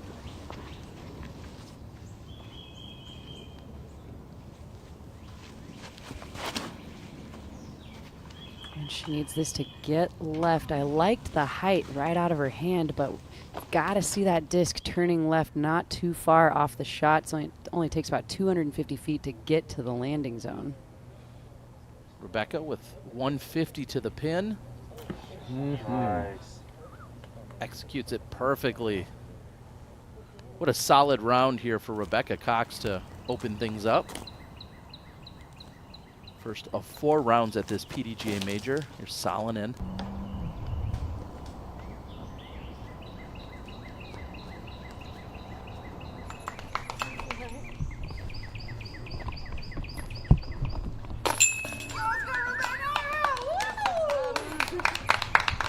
What a back 9 for Rebecca Cox. Looking pretty stagnant in the front 9, coming out even par, and then she really turned it on. It's impressive to see on a course that's around 4.5 to 5 hours to play in competitive play.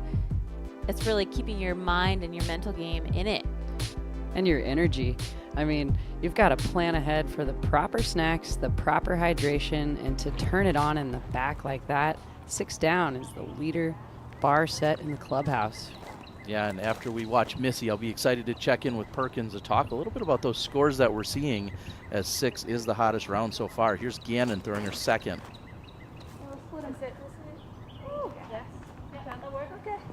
A good shot by Missy, keeping it clean. And Perkins, yesterday we were talking about, scores and what we might see for a total at the end of the weekend.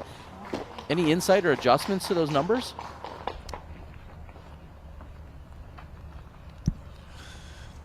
Yeah, it's tough to say with this front. It's just playing so difficult. If you're, not feeling confident in your gaps, you're going to have a really tough time out here at Sprinkle Valley. And tee pads are just slick enough. Competitors are, checking their feet before they throw. And when that's the last thing you're thinking of, whether or not you're going to slip, it's hard to hit these gaps. So those are some impressive scores today.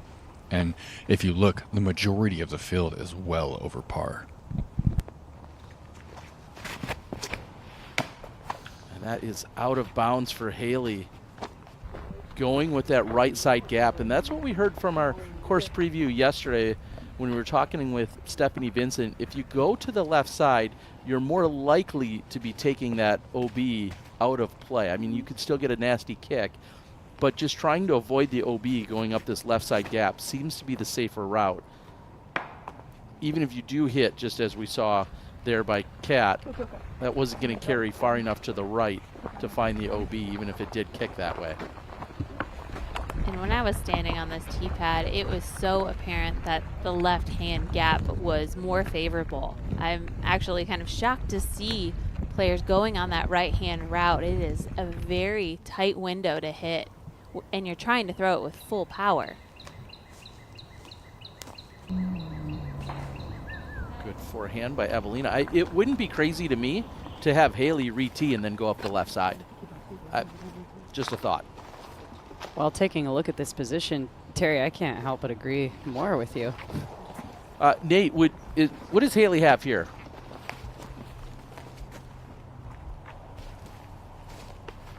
That's a tough lie. I think re-teeing isn't necessarily the better option. She's got a skinny window to get it up into the original intended landing zone. It looks like she's going to do just that. She can put so much spin on the disc from a standstill without even a run-up. That was a great shot for Haley, of course, after a terribly bad luck kick into OB off the tee pad. Yeah, thinking ahead, if you see a player get pinched off or maybe pinched back a little bit more, a re-tee would be maybe more practical. But as Nate called it, good shot there by Haley. A forehand puts her in position. Here's Scoggins. Long par look. And a little bit of a hill behind the basket. We'll have to see how far her disc trickled down.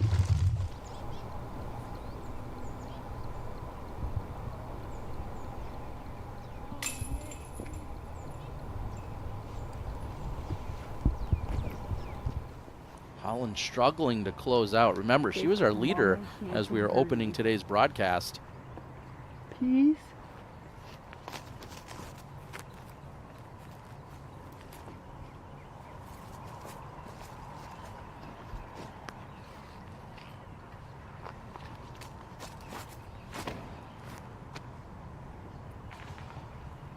And was it low enough to stay short of the OB?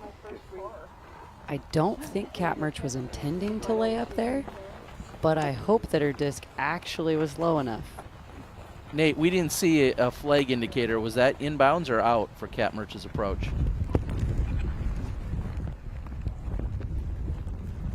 No, I'm pretty confident Mertsch is inbounds up there.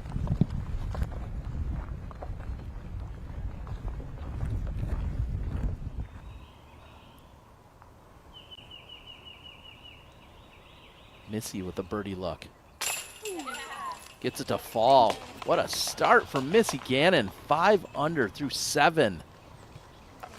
Missy's not worried about a drop off behind the pin. Full extension, straddle putt, catching the right hand side chains. She is looking very solid with the putter today.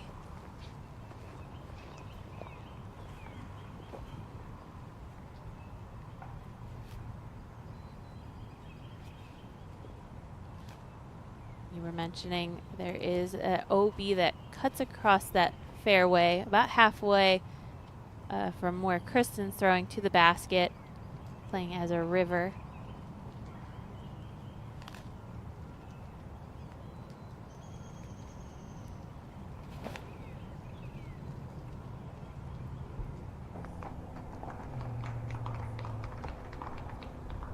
Not bad. Inside the circle. That was a difficult shot. She put a drastic angle on that too, but it was the perfect amount to pan. And moments ago when you saw the miss by Holland, that was for her birdie luck, as now she's just tapped in for the par. Scoggins finds the bottom of the basket for the bogey on 7. So pretty slow start here for Ohn, sitting at 2 over.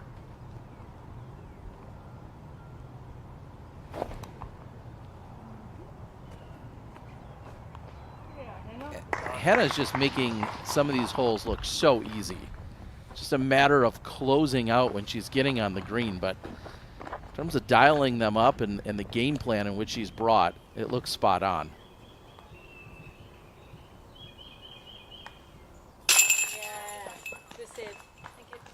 So Evelina will pick up a bogey. She'll fall back to 2 under. Still overall good start.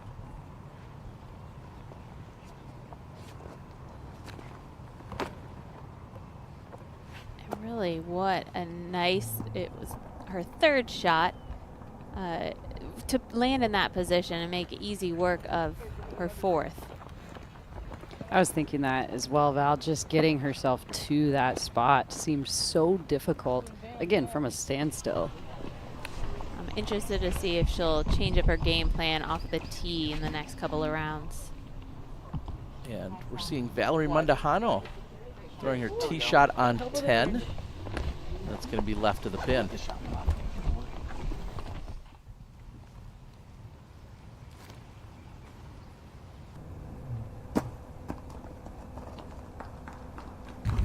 Merch setting up for par there.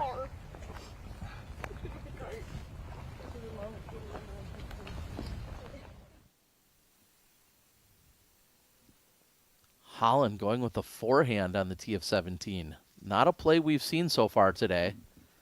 At least not on coverage. She gets caught up on the left side, and that's going to be out of bounds for Hanley. She'll go to the drop zone. A bogey at best likely coming for Hanley, unless she converts from 75 feet or so from the drop zone. So Hanley at 3 under heading into 17 will probably fall back to 2 under.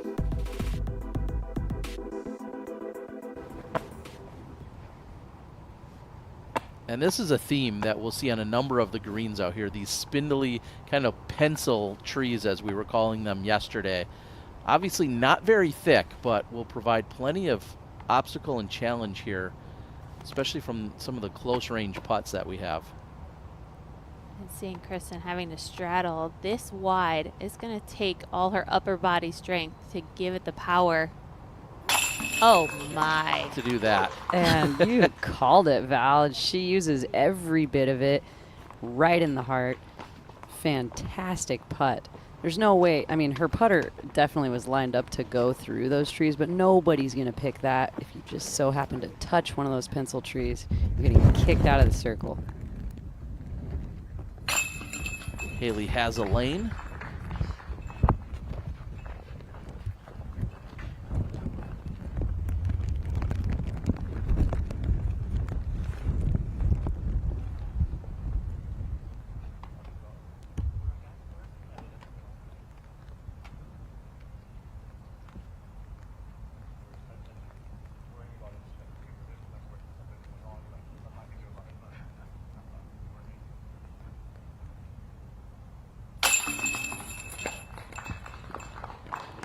Good connection from Henna.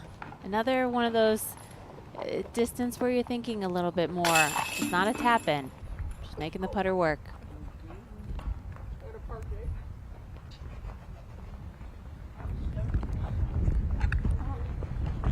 And Kristin to get under par for the first time in the tournament. They'll move on to the next one. Meanwhile, we'll take a quick break and be right back.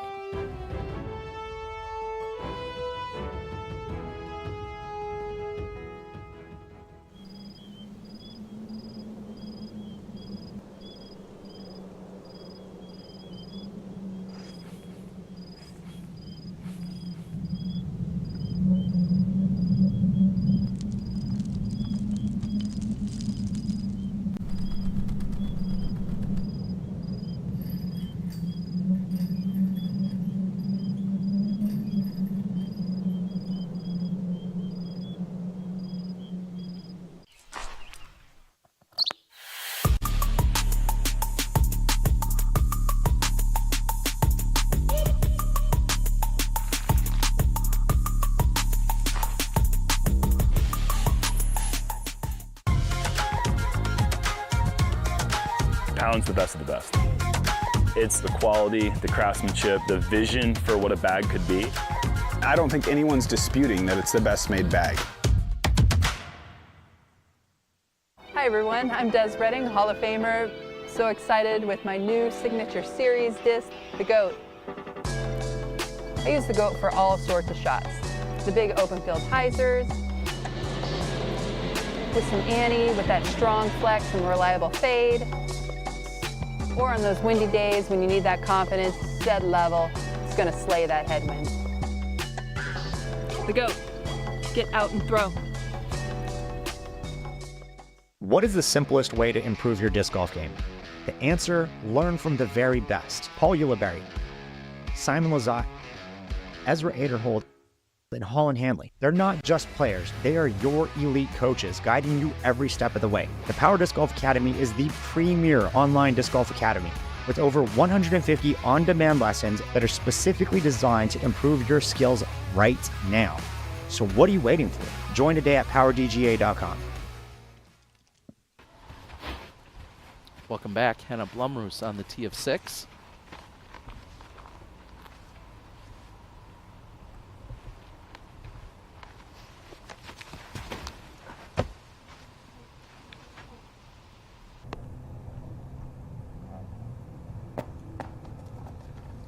Hannah is throwing the disc so well right now. From tee to green, she has got to have the highest or some of the highest stats. It's incredible.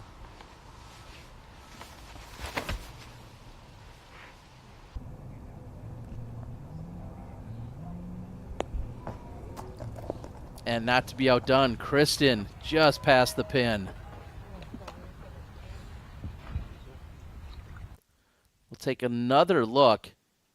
Felt like she pulled it really close to that right side, but just enough turnover, and then ultimately it flexes back, comes in at pin height, and then gets just past the basket,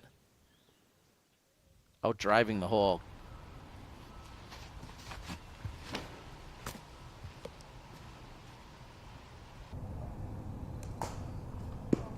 Favorable kick this time for Murch.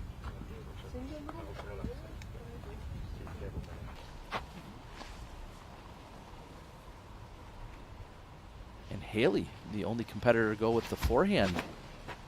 She talked about disking up yesterday in terms of going with some of her forehand lines, maybe adding more speed, but slowing herself down overall. Scoggins has a birdie look from circle 2. Thank you. And sometimes Ohn just needs a little bit of that energy in her round to get things going. And this is an Ohn putter if I've ever seen one. So her double is bogey is followed up by a birdie, and now she follows up her bogey with a birdie. So bounce back rate on point for Ohn Scoggins. Let's see if she can pick up more birdies. And Chrissy Fountain finds the bottom of the basket for par. Also a huge save. Ooh, I'm getting better at the spin though. Cat Murch continuously finding the positives no matter what. If the shot is good or less than desirable, she is always looking for the positives. You got to point that out. It really is helpful in the round to have the positive mental outlook.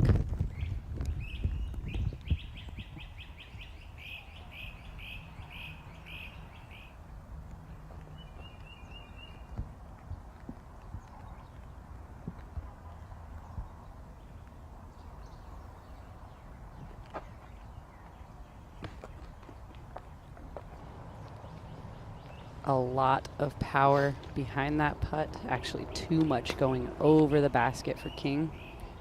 She'll have a putt for par. And kind of shocking not to see her hit any metal. Haley is such a great putter from that distance.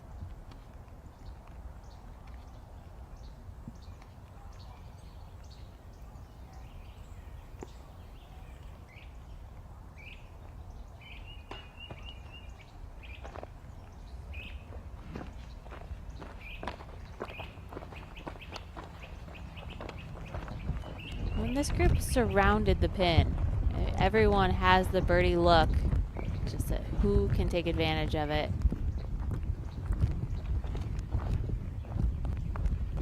Wow, Haley up again. King for par.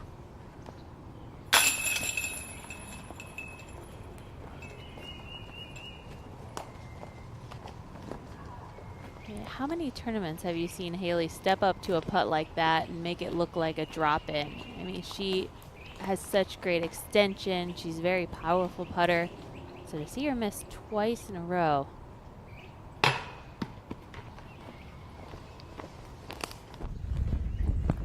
And this is just such a quiet green, intimidating one at that. Kristin, our last hope for the birdie.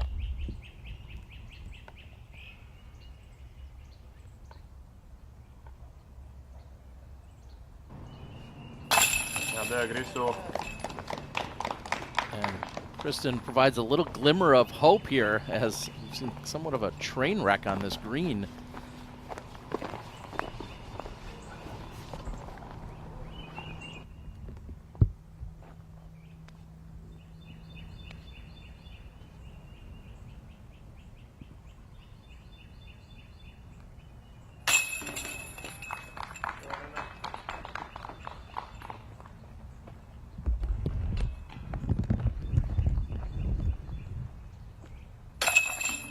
After those drives, I don't think we were assuming this card would walk away with an even par as an average score on 6 after what we saw off the tee. In fact, it was worse than that. We had 2 bogeys. Excuse me. Val Mundahano with the tee shot on 11 and the ultimate redirect. Whoa, talk about kick assist. We knew it was going to take some luck as well as a lot of skill. Valerie cashing in on the luck. Natalie Ryan throwing the approach on 16, and that was after an OB drive. So Natalie Ryan trying to get up and down and save par.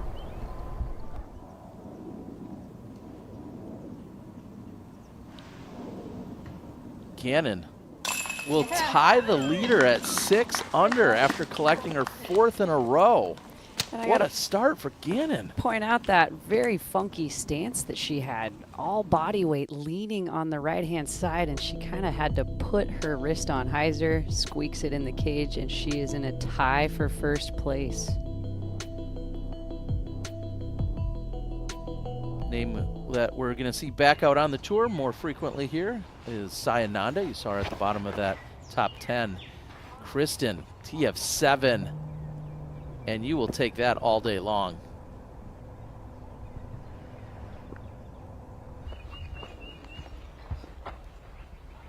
It is such a good feeling to have a pure tee shot, to stand over that tee shot and know that that's the line I dreamed up, that's the line I practiced.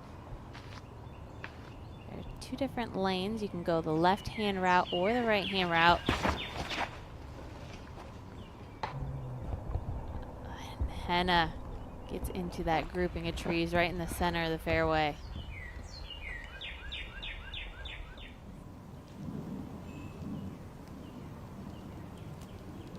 Yeah, good job, ladies. Woo. That's a great putt right there. Ohn, the ultimate cheerleader, as always. Oh, and Merch opting for that left route, but didn't get enough flip early enough on that disc. She's cut down early.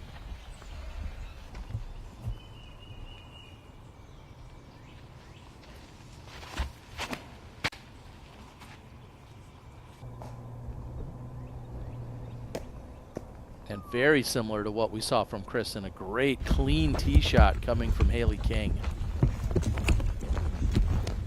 I find myself holding my breath, hoping that the shot continues clean after a well-executed drive. And our first look at Sayananda here in 2024. That's going to carry back into the tunnel, so she will be safe. OB lines that entire right-hand side.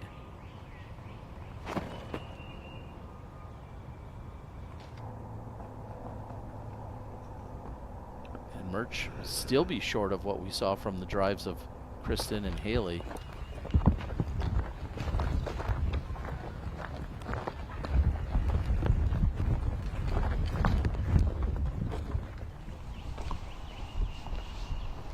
It doesn't get much better than that tree kick for Val. It's a dog leg to the right, and that's exactly what her disc did, but not taking advantage.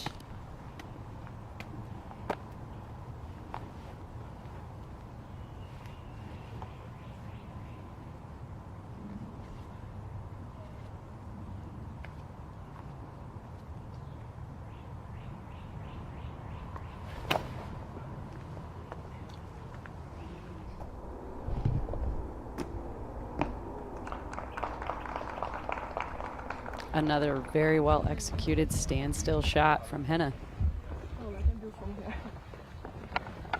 I really like the way she takes her time. She does her practice swings, takes a breath, and lines up her body. Again, throwing the disc so well throughout this entire round so far.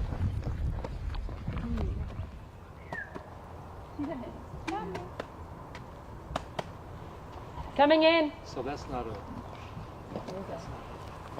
And you hear Ohn jokingly calling up ahead to her, the card up in front, that they are coming in. Common theme out here could be backups just due to any errant tee shot, you know, a couple of tree hits. It's going to take a few more minutes to get through each one of these holes. Long rounds out here at 4.5 and 5 hours.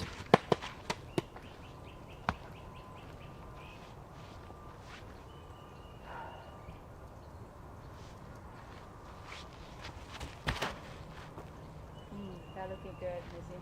Thank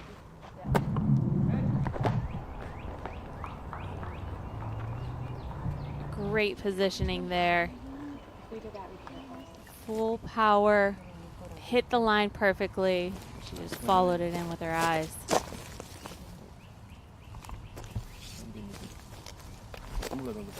It does not get better than this on a tee shot. I mean, for Kristin to throw her drive that far down the fairway, to line up perfectly with the tunnel. And it is a narrow tunnel, but you're right, Val. It just, I didn't know that we were going to see drives in this position. Can she take advantage? No, she connects with a right side tree, kicks to the left. And realizing how much of a missed opportunity this is, as you guys were calling for it, well placed, and that's a look of frustration, thinking that she just gave up a huge chance to pick up a birdie. And I actually think that she got a little bit of a slip off of those wood chips. You know, when we saw Henna going with the standstill, you take that out of play. A great shot there from Kat. Standstill shots, there's just less to think about. Kat executed that little run up nicely, but didn't have to rely on a ton of power like Kristin did.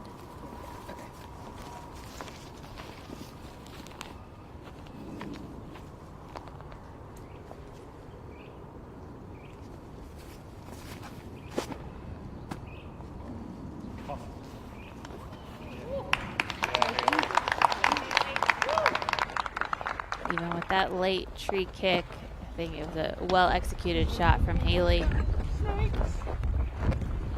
After 2 missed putts on the previous hole, it's going to be something that she's going to think about.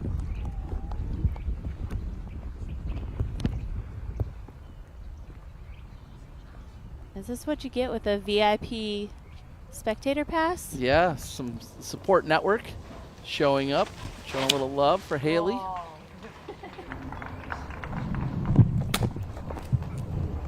And that's almost too far. You start to look at where the pinch point is and where the landing zone is on that particular hole, and she's going to have a forehand likely on the way back. Here's Natalie Ryan teeing on 17, and that was really out of bounds from the get-go. So Ryan will be going to the drop zone. Sayananda throwing her third.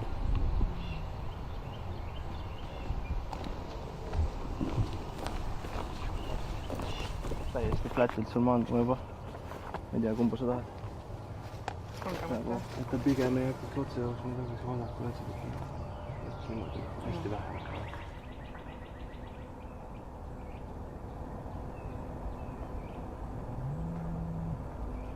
So the forehand roller comes out, and that will be short. So we've seen her make a number of putts where she's looked confident from long range. She's going to need to dial another one up here. Anytime you are off the fairway at this course, it just depends on how far, but Kristin had to put the roller down to get the disc skinny enough to get to the fairway.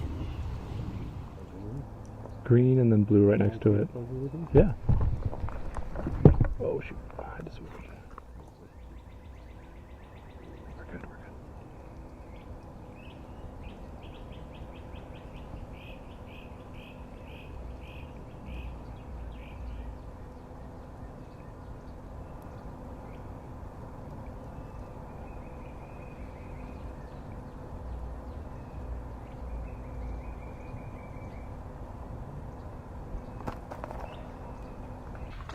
We don't see a lot of forehands by Henna, but they're proving she's got the touch required. And for Henna to walk away with a par after that tee shot, she really put in the work.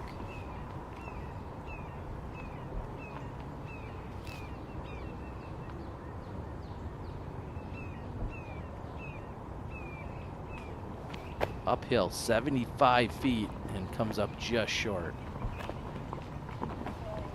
A huge missed opportunity for Kristin after that nearly perfect tee shot. As Sayananda will walk away with a par on 11.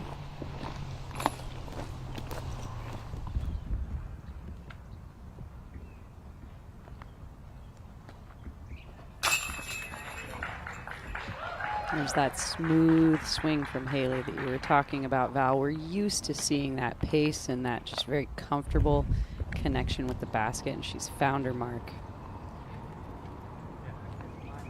I know moments ago we were questioning maybe a slip, but Perkins, can you give us a little weather update? Are the umbrellas coming down?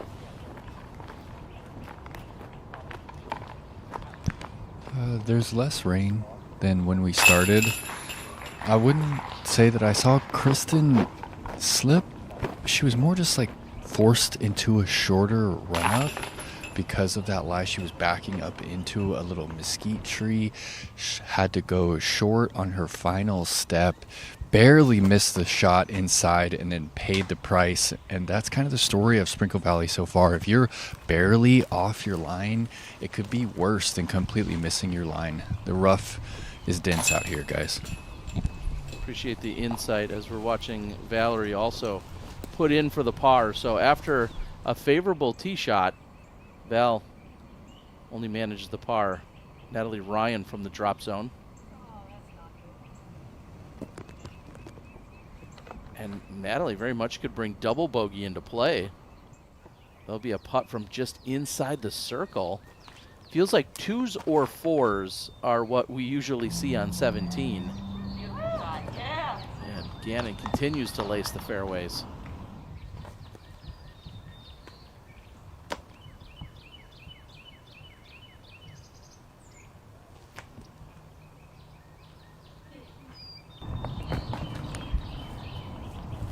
You see how important it is to give yourself a look at the opening and put yourself in good position.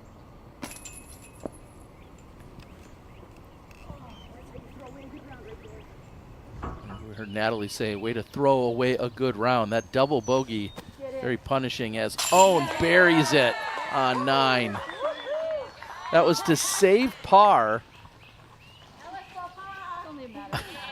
She wants everyone to know. This was for par. Nonetheless, it's going to make the highlight reel. Ohn Scoggins, the jumper from way deep, the uphill look. Taking flight and bringing it in. So there's some of that momentum from last weekend where she just looked unstoppable. Tell me the last time you saw someone so excited for a par, right? As Mandahano's teeing off on 12. 1.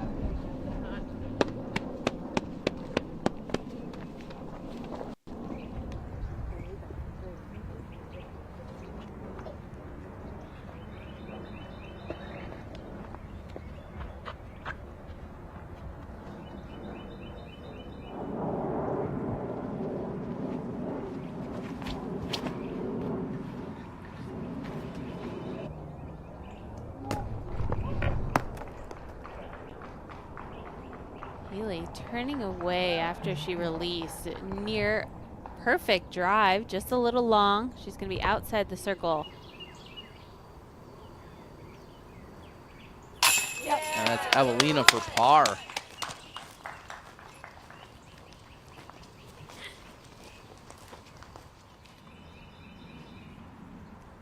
You mentioned we don't see the sidearm too often from Henna.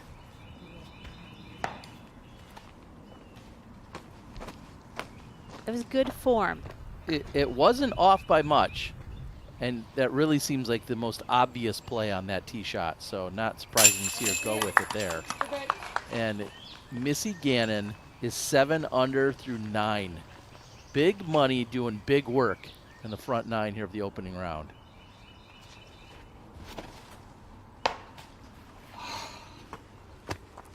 Struggles for Kat Murch today. And you can't just shake something like that off. I mean, you just have to just bear down and get to work. Kristin finding trouble as well.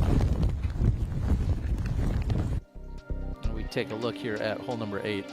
And it's only 300 feet long, but the fairway's less than 10 feet wide. That's why we're seeing some early tree hits and some really unfavorable kicks. You've got to hit the line right off the tee or you're going to be in trouble. And again, it's only 300 feet. If you do hit the line, you're giving yourself that birdie opportunity. And we see the players going with the sidearm. So they're hitting the line, throwing it as far as they can before the disc breaks off to that right-hand side. It's all about hitting the line if you want to give yourself a putt. And we know Kat did not hit the line. She's short, and she hits another tree. Oh, thankfully, that last tree kick keeps her in the fairway. She's going to be outside circle 2. And I'm curious to see what, if anything, Kristin has from this lie. Her face is telling me the story right now. Just where is the gap? That kicked incredibly far into the woods, and just a few feet in, you're in trouble. So this is probably like a wall in front of her, I'm guessing. Perkins, any line on what Kristin has?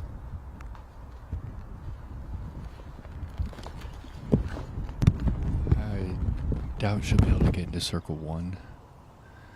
100 feet at best, I would guess. And Nate called it absolutely correct. There wasn't much there. She was able to get out of the woods, though, so that's the first job well done, advancing up the fairway.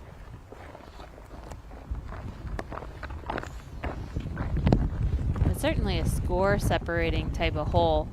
Just being 300 feet, it's well within the range of the entire division to reach the pin.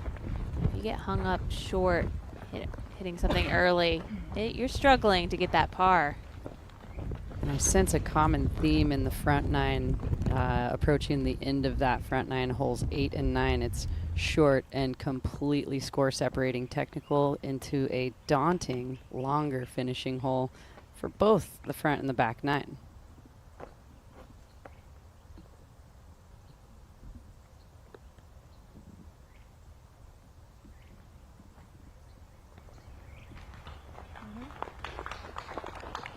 So many times already in this round, Henna just putting herself right under the pin from those beautiful standstill shots.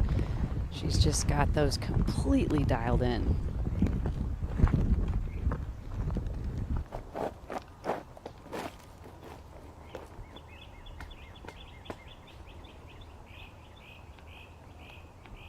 Kristin just outside of circle 2.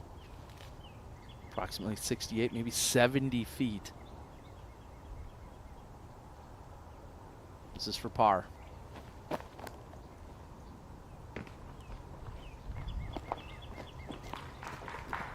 It was online but short. So Kristin will be picking up a bogey.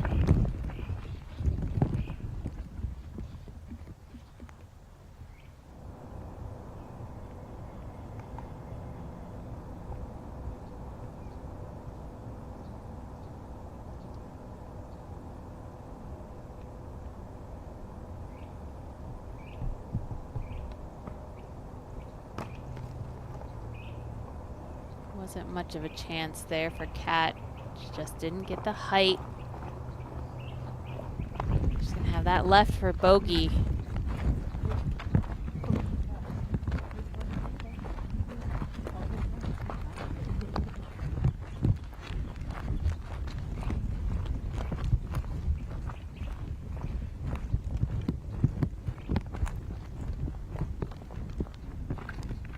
Little too good, and I think the frustration was with just the amount of power she put behind this tee shot.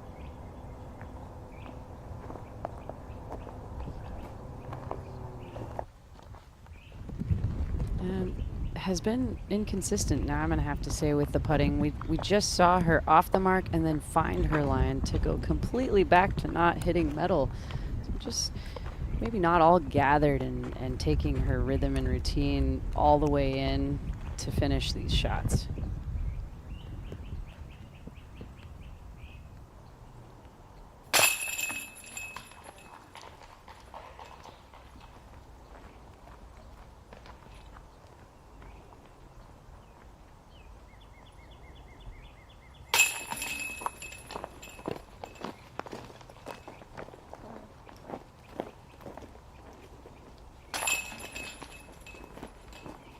This card could use a little of that Ohn energy to maybe waft back by a hole or two to change up the demeanor here. Things are a little somber for our final feature card. We'll head over to Sayananda.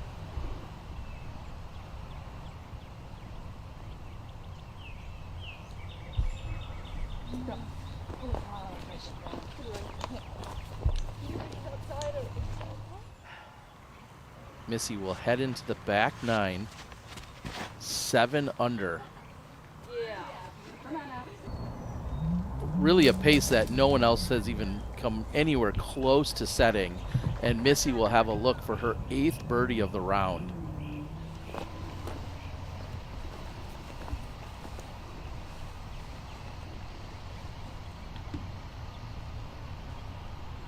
Mandujano.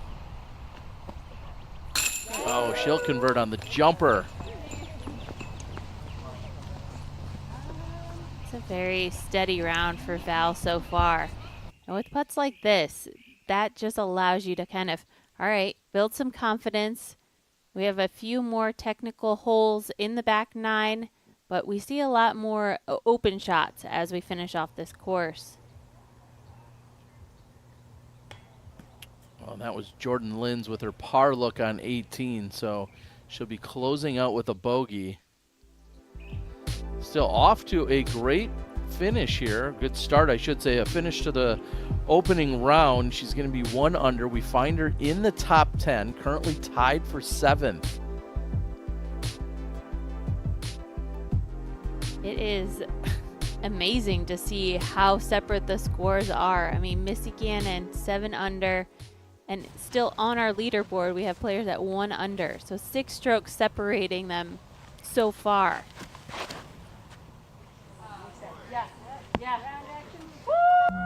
And Terry, you were talking about the energy and the vibe on that top card. This second card right here has got the high vibrations going.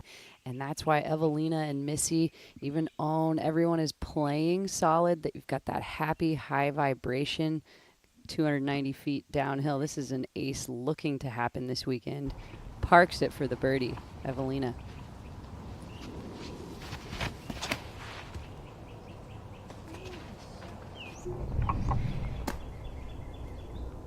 And we saw that earlier with Evelina. Haley in almost the exact same spot. You can go too far off of that drive.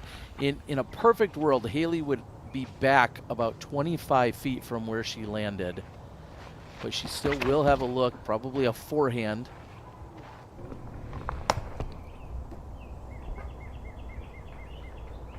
That'll be a lane. Somewhat of a pinched angle, though.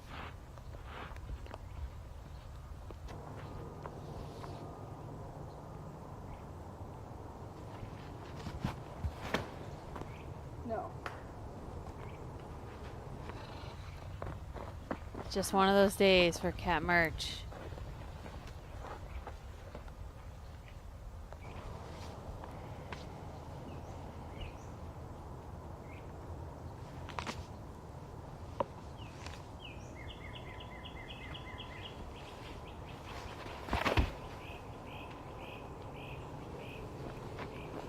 I like the sharp angle Kristin put that on, and she has checked up a little bit shorter than her competitors, and she's got a really nice lane to the basket. I would say it's about 250 to 300 feet to the bend of that corner.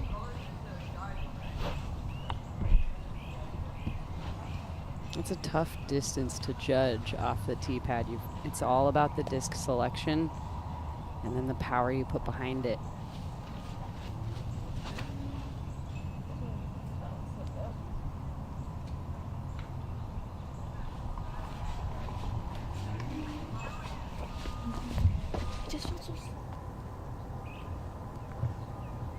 Missy trying to pick up her 8th birdie in 10 holes.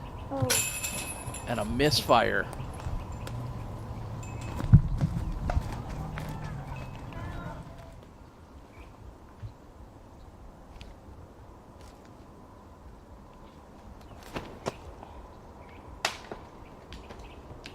Cat was forced with the standstill there, kind of awkward footing in those branches.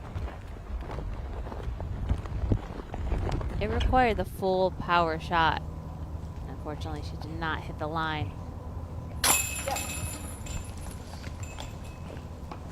So Missy's birdie streak will end at 5. She'll walk away with a par on 10. And of all the holes, hole 10 plays as one of the easiest holes on the course. So hopefully she can shake that off and keep things rolling now. Hanley. Just shy of 125 feet to the pin, but she doesn't get onto the island. Excuse me, that green kind of looks as if it's island shaped, but you do not have to land on it to be inbounds.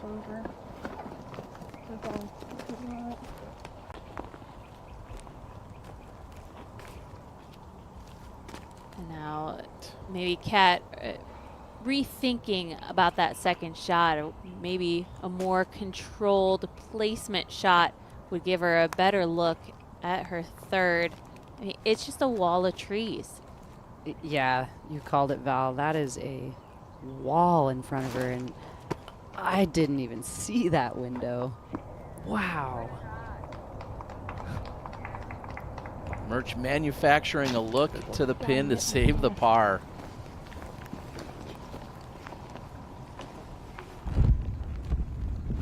And this is what I was meaning by you could go too far. And when you're pushed up against this wall on the backside, this little wall of trees, you know that you've gone too far. You would love to come up maybe 20 feet short of where she did. That gives you a much better angle. That's where you see the disc of Kristin, also the disc of Henna.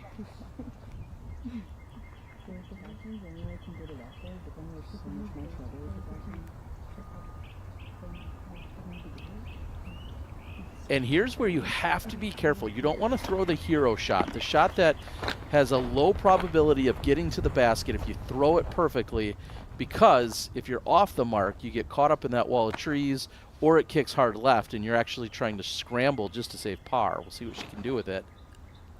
But she's hit the line. Yes. No way. Well, she executes the hero shot, and it's going to pay off. And that's the kind of shots we see Haley taking that risk reward on. Sometimes it will give her this style of opportunity, and sometimes it's going to cost her. But I do like that she's got that aggressive play inside of her. I was thinking, there's no chance. I mean, the fact that she had to throw such a sharp angle, as soon as she released it, she says, no way. She knew she nailed it. Perfect angle, perfect height. That's where you get that big boost of energy and mojo when you have hit those low percentage, very dangerous shots. It just woke me up. We called Kristin's tee shot perfect. Because it is, can she make it pay off? And she does. Payday.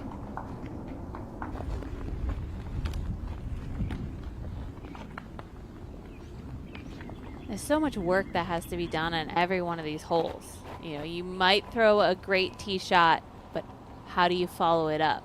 Can you throw a perfect second shot to give yourself that birdie? You You really have to work to shoot under par.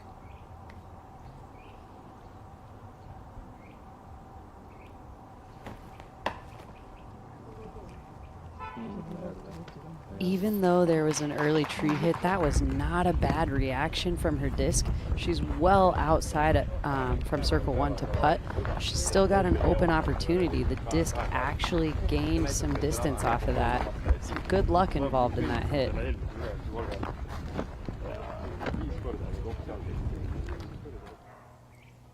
Holland Hanley trying to close out. And she'll do so with a bogey. Remember when we came into the broadcast, Holland was actually our leader, and she struggled mightily to close out on the back 9. I am. I'm just, if I can't go full swing,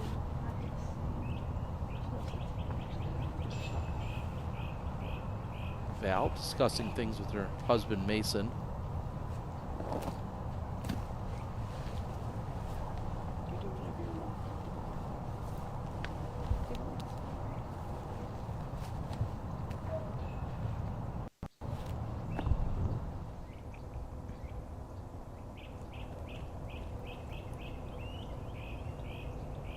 Long-range birdie look for Henna.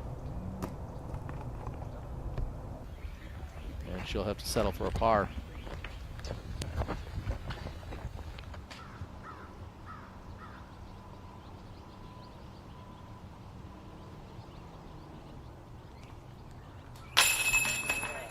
Murch is in for the par. That third shot was just outstanding. To get Kat that close to the pin, you can see a little bit of energy, a little bit of smile. Good feelings heading into the back 9. Not a problem for Kristin to clean up for the birdie.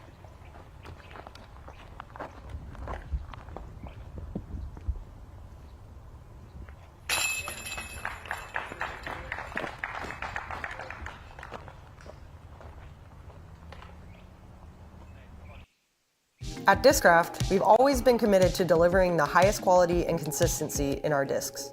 But behind the scenes, we faced a challenge: what to do with the discs that didn't meet our standards. When we noticed discs with molding imperfections, we set them aside, knowing they still have potential. Instead of throwing them out, we had a vision. Introducing ESP Recycled, an initiative that transforms imperfections into something extraordinary. We are thrilled to announce 9 molds crafted from 100% recycled material.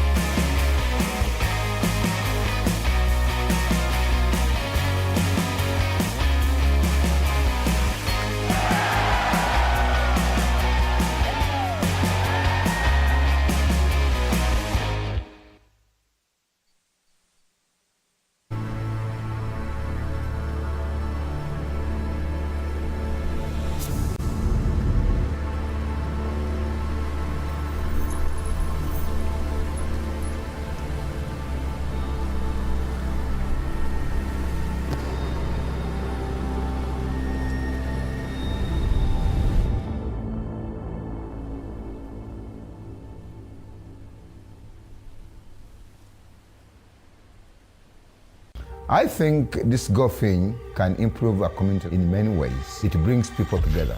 That maybe some of these kids who feel a little bit lost could find something like disc golf, find friends, find people to come together and play the sport. Encouraging people to work together, kids to know one another, love one another.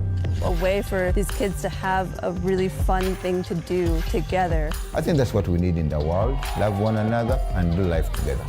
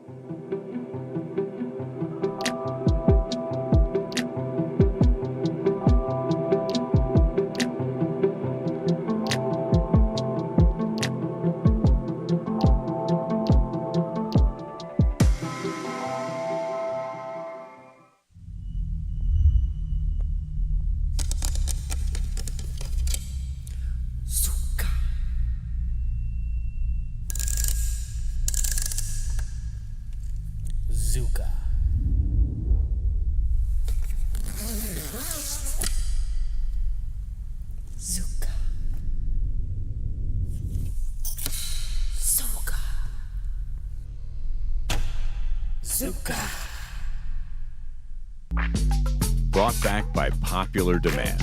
Z-Lite plastic from Discraft. Discs that you already know and love, now available in lighter weights. Z-Lite, more distance with less effort.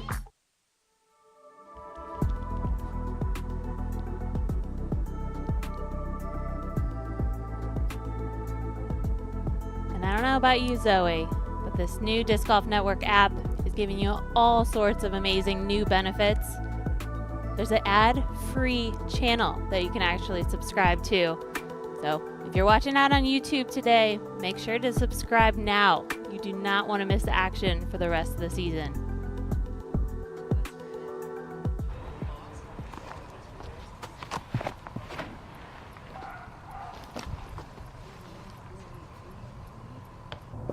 But also, thank you to our sponsors for supporting the live broadcast.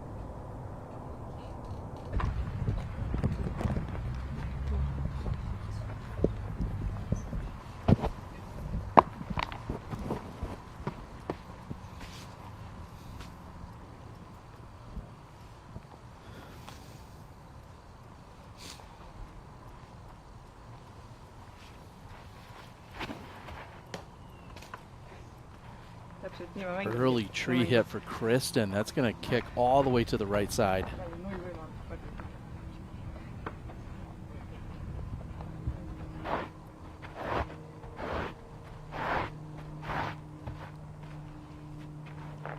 I think disc selection is paramount on this shot. You have to hit the line, but then the disc needs to continue flying forward. And the angle out of Henna's hand, she was hoping for the turnover, but it's not too late for a nice tree kick. And I'm wondering if she may have given a nice little hug or a nudge to a tree today. This is now three kicks in a row that have redirected her toward the target. Take a look at this. Just as the disc connects, perfect redirection. She will have to make a putt, but she's got a birdie opportunity. Yeah, I think that cut out about half of the distance. If this disc were to hyzer fade as it was going to do, she would have been certainly near circle 2. Now she's going to be around circle 1. Almost disbelief, but you'll take it. Sometimes the course can give back to you. We'll catch up with Valerie Mundahano with her third. Go in. Yeah. Oh. Thank you. Could have been better. Could have been. Could have went in. Missy throwing her second on 11. Definitely a slip there. Does this catch edge? It does, but it stops pretty quickly for her. So Missy will still have an opportunity to get up and down and save par. See Sarah Holcomb clearing out on 16. Anna Stefanovic with Nick moving on. This is not ideal for Evelina. Yeah. She's going to challenge the OB line. And a favorable kick to stop her. So she threw out over the OB, came back inbounds, and then got it to check up. That shot gave me confidence and energy. She hit that less than 2 foot gap right in front of her, plays the dangerous, aggressive shot, and lands it. Fantastic. Well, I can promise you, Kristin did not practice from over here. This sets up as one of the easier tee shots on the course, so to find her this far offline, and now she'll have a long look, and that'll be just to save the par, and we'll see if that tree actually comes into play, and that might be right in her line. Costly mistake by Kristin off the tee here of 10.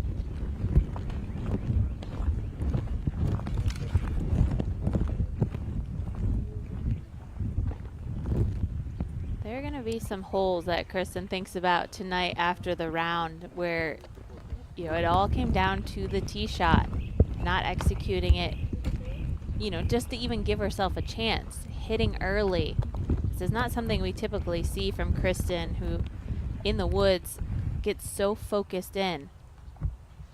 She's really having to work on these par threes. This putt is going to require a faster spin at a lower height.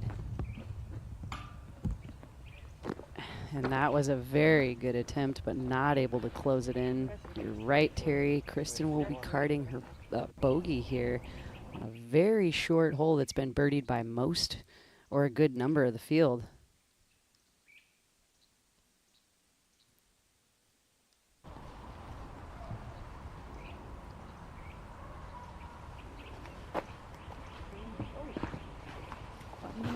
After playing this course on a practice round, you left thinking, okay, I should birdie hole 10. Like, that's just kind of one of these holes that you anticipate where that could happen. It just is very straightforward and relatively easy, so that's going to feel terrible to walk away with the bogey as Gannon at circle's edge. She'll have a chance for the par. Eliezra Midling throwing her second shot on 16. And she'll have a look for birdie.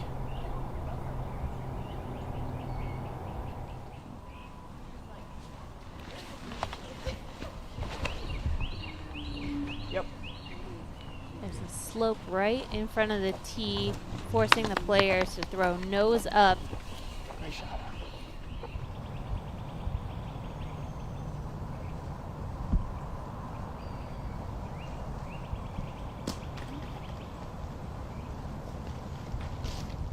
So Evelina will have that left for par.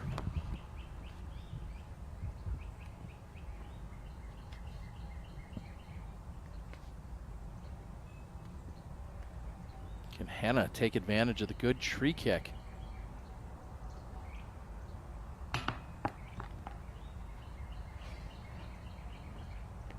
Another low putt for Hannah. Those strokes are starting to add up. She's had so many opportunities at birdie or par that just came up short. Missy Gannon finds the bottom of the basket. She'll keep the clean sheet going. 7 under through 11.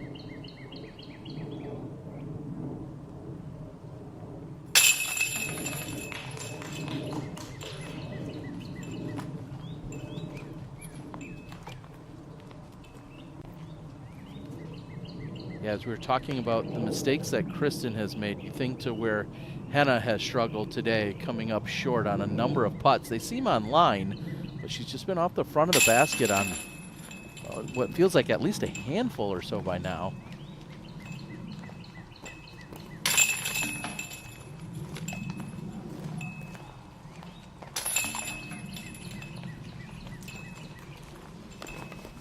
Kristin will fall back to even, which puts her 7 off the pace that Missy Gannon is currently on. Evelina in for par.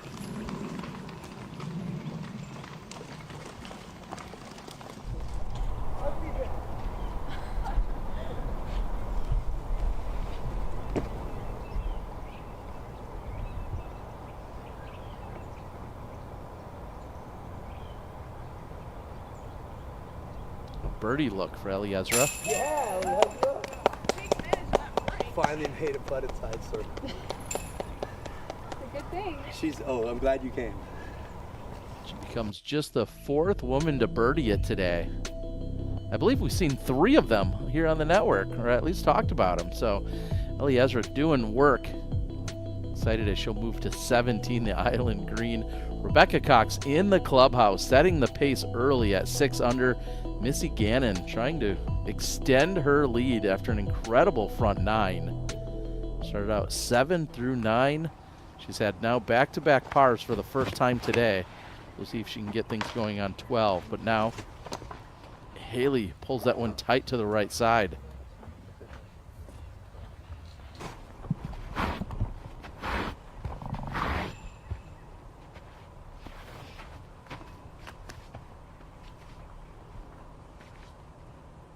Currently have 6 players at 1 under par.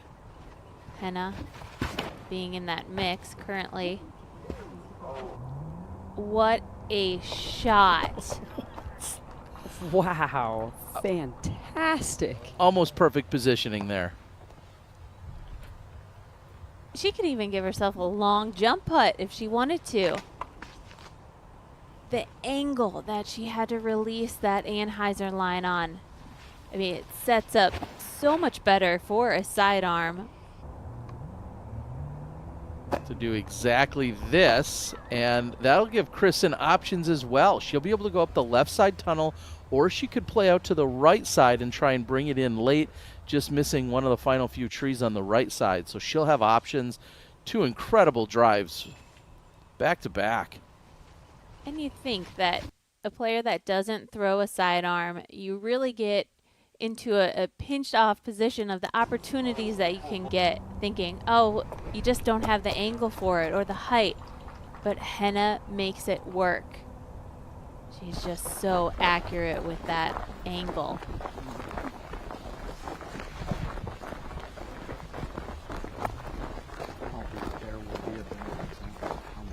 Jonathan Poole of Innova on the bag for Henna, as we've seen him in the past.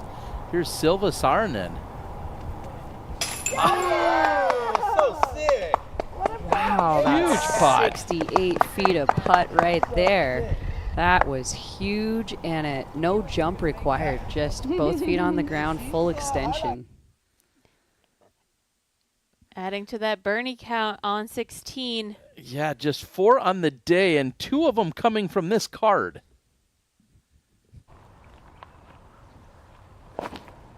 Man, I want to be on that card. It's pretty elite class over there. Haley with the forehand. That'll set her up for a relatively easy up and down.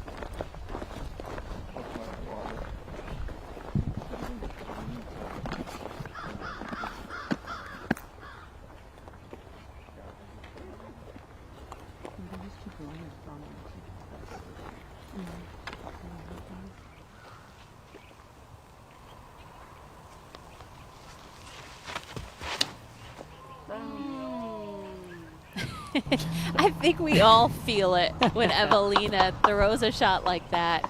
It's so much power. You can hear it snapping out of her hand. Sayananda on the green of 14, right at circle's edge. Oh, nice. Not by Climbs much. Into the basket and stays. You can see Sai shaking her head, not sure that it was actually meant to stay, but stoked that she does get it to land.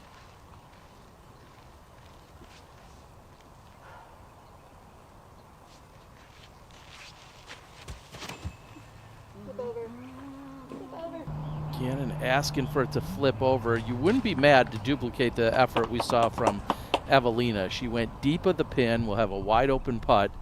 Meanwhile, Missy will be short.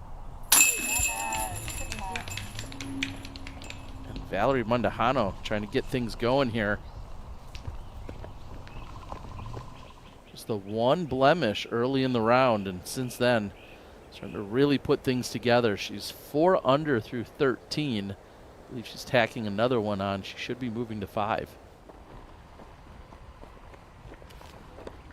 You do have a couple options. You can go on the left side of the tunnel shot, or you can throw out, bring that OB right-hand side into play, and hopefully punching through these trees. It's like she hears you, Val, because that's exactly what she did, playing out to that right side and just missing one of the late trees to check up next to the pin. That's a tap-in birdie coming.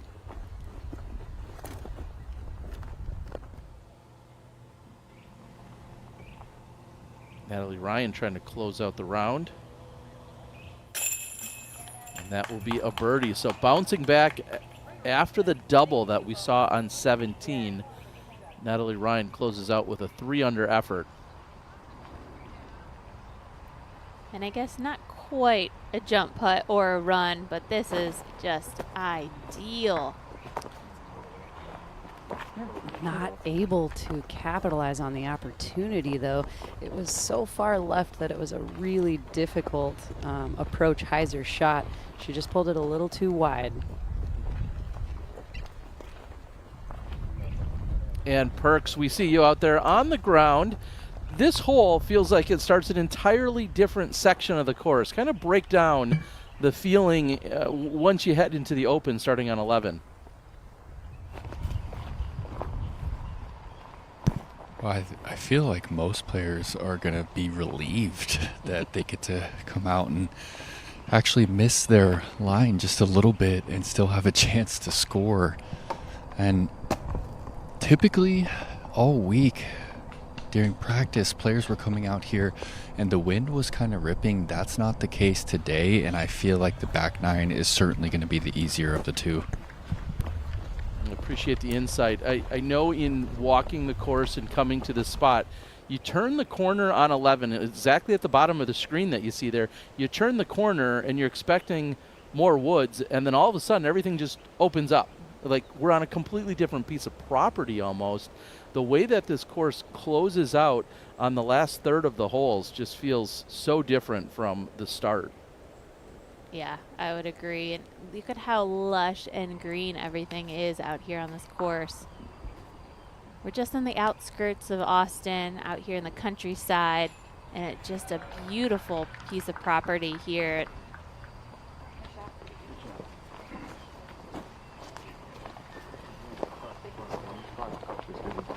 Our host team in Mint, teaming up with Austin Beer Works for this property. This course, less than a year old, and they've been doing a ton of work to get it prepared so that it would appropriately challenge our FPO and FP40 competitors that will be playing in the major this week. Scoggins, a long look, and she connects. That is Ohn for birdie. She's gonna hop, skip, and jump her way in. Yeah, making putts at that distance gives Ohn enough time to do all sorts of moves as she jogs her way in a celebratory dance to the basket. Must be nice. I'm surprised we didn't see a cartwheel or a forward flip or something. Now Salonen. Yes. Salonen, right side, gets it to drop. Bit more humble of a walk for Evelina to the basket. And a misfire from Haley, never giving that a chance.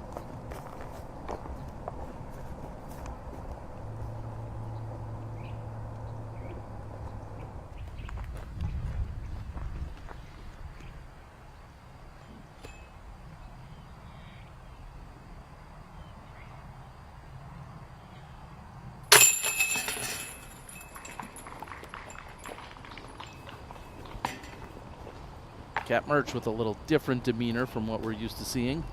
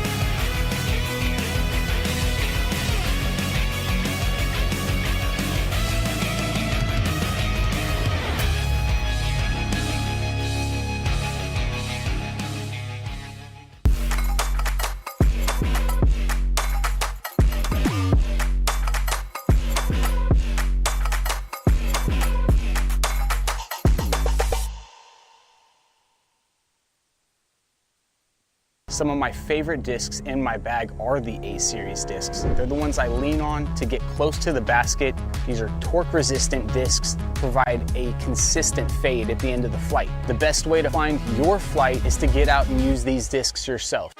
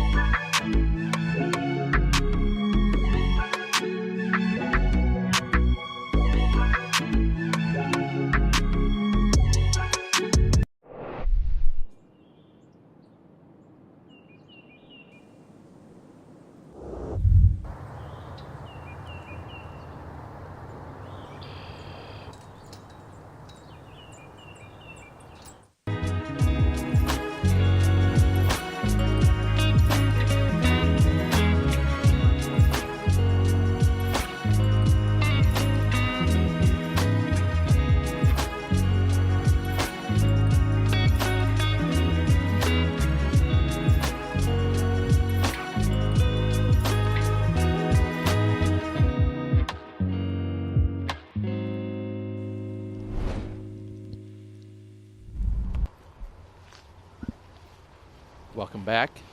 Kristin on the tee of 12. And she's pulled that one right. And it's going to kick hard left. She's fortunate she didn't hit the very first tree on the right-hand side.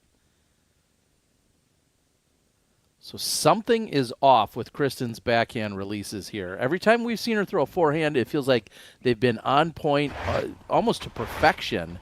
But when it comes to some of her backhand drives, something's going on there. I don't know if that's timing or something with her feet or her arms or mentally or whatever, but she's off the mark.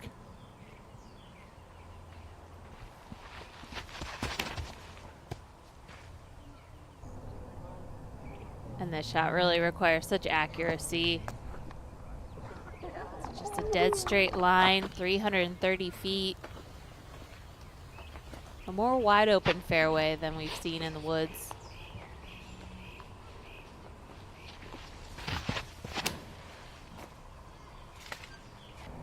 King pulls hers to the right.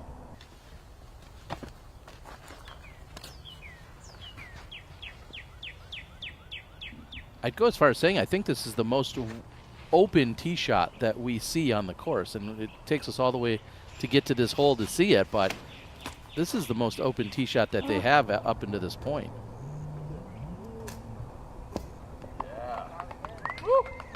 And Murch will be in the same territory as what we'll see from Henna. Ripping people's heads.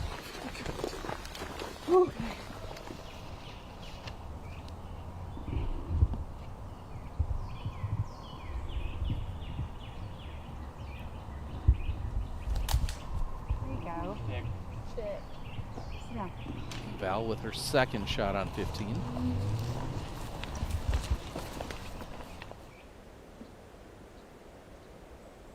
And you're able to take a look at this fairway that I was just calling open. Well, that's thanks to our friends over at FlightFactoryDisc.com, providing us with aerial coverage throughout our 2024 season. Go ahead and scan that QR code to head over to the website, or if you're not too lazy, just type in FlightFactory.com.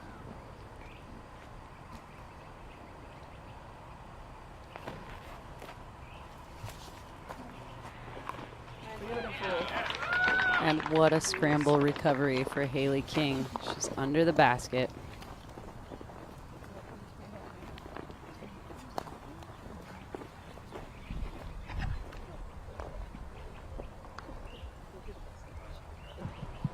Voi. Info. Non tuntuu paljon lihtnaa. Yeah, and you're going to need a few more letters. You need to type in FlightFactoryDisc.com. So I guess the QR code does come in handy. FlightFactoryDisc.com. Here's Kristin. That one tree is going to make it more challenging to hit the line. And you gotta love her choice to take the wider route with more open air real estate. She nails it.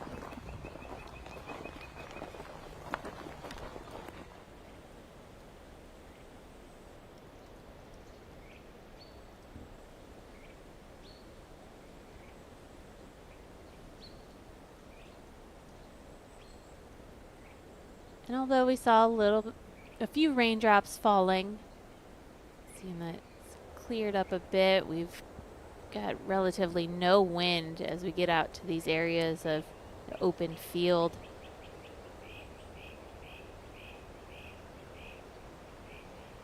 Cat Murch down there on the right side. Some work to do on this putt. We said not far from her, Henna's look as well. Both of them will have chance for birdie here.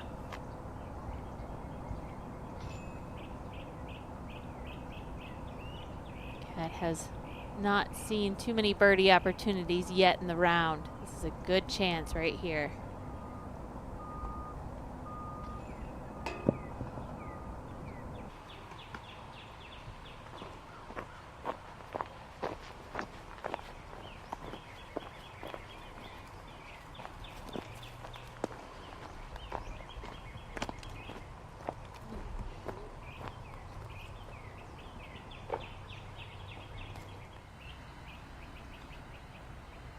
Similar look for Henna.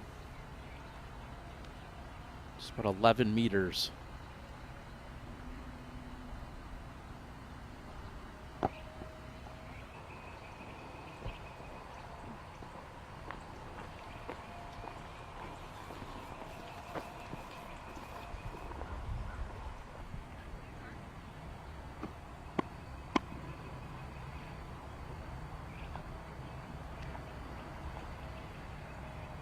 Kristin for par.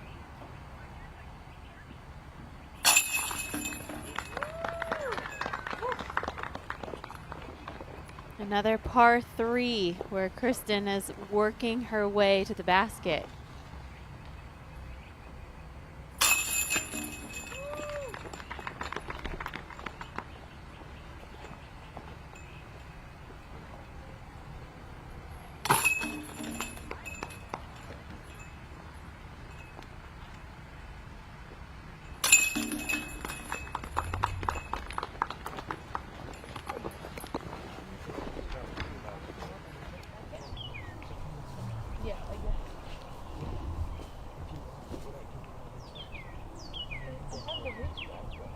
And I can't help to think, you know, we're playing 4 rounds out here this weekend on the same course. We know it's very technical, very challenging. For the players that shoot really well today, it's going to be tough to do that every single round. Got a lot of our players struggling to get off to a hot start. They're going to have a lot of redemption to do in the next 3 rounds. And Val, even though we're not supposed to have expectations in shots, I can't help but think that those top few women that are on the leaderboard will have these expectations to shoot just as good, Yeah. and it's going to be so difficult to do. There we go. Mandujano doing work from right side of the fairway. Scramble, check. You got to do work if you're off the fairway.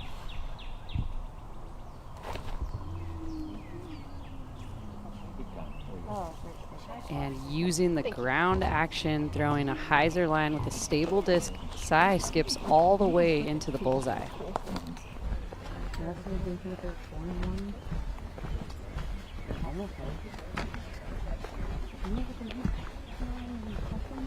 And it's a long walkout between holes 13 or 12 and 13, but a very beautiful one at that. Hole 13. You might be thinking about this hole as you're walking up to it. It's the 3rd hardest hole on the course today. Look at the course map showing how narrow it is for a good majority of this hole. And then it doglegs to the right. You want to make sure you're getting to this corner at about 300 feet. And then you're going to get a little bit of an open air second shot.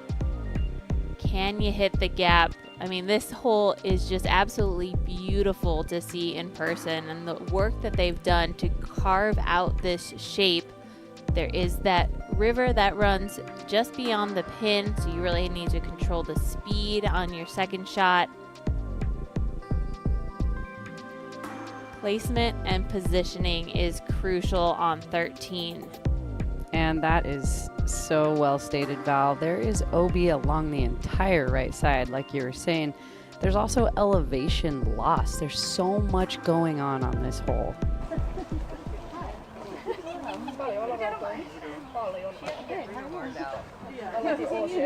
This hole's averaging a stroke over par.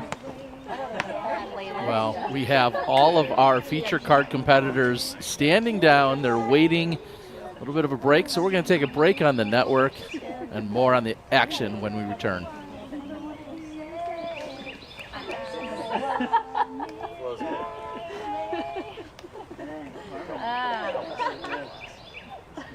You Play Disc Golf is your passport to teaching and learning the game. Our mission?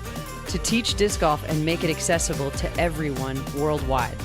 From Alaska to Africa, Guatemala to Canada, and beyond, You Play Disc Golf has spread its wings teaching the love of the game across the globe. Get involved in our movement to make disc golf a universal joy. Explore youplaydiscgolf.org and join us in helping people find flight.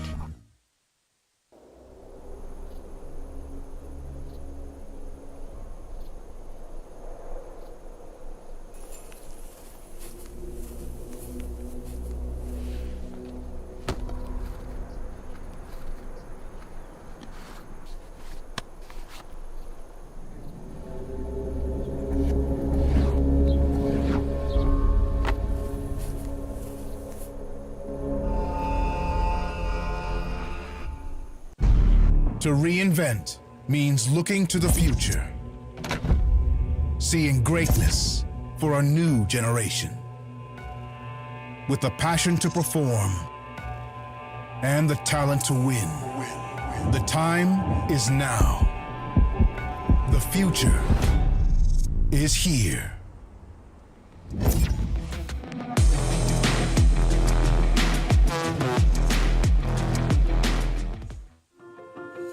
You've seen them in the hands of professionals, helping them compete at the highest level.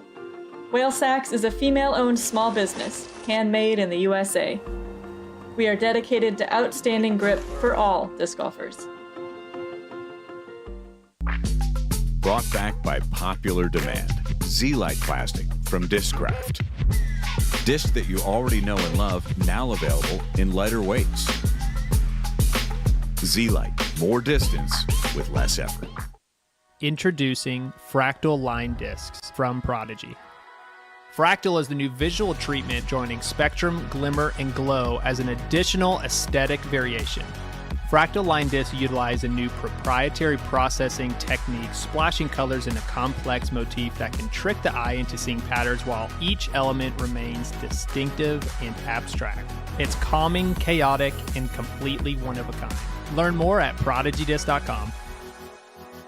PDGA Event Support Helpline. Hey, I was wondering if I could add some rules to my tournament to make it a little unique. Sure. You just need a waiver from the Director of Event Support. Okay, great. An island green? Shouldn't be a problem. And elevated baskets? Yeah, we get those all the time. Oh, and forehands only?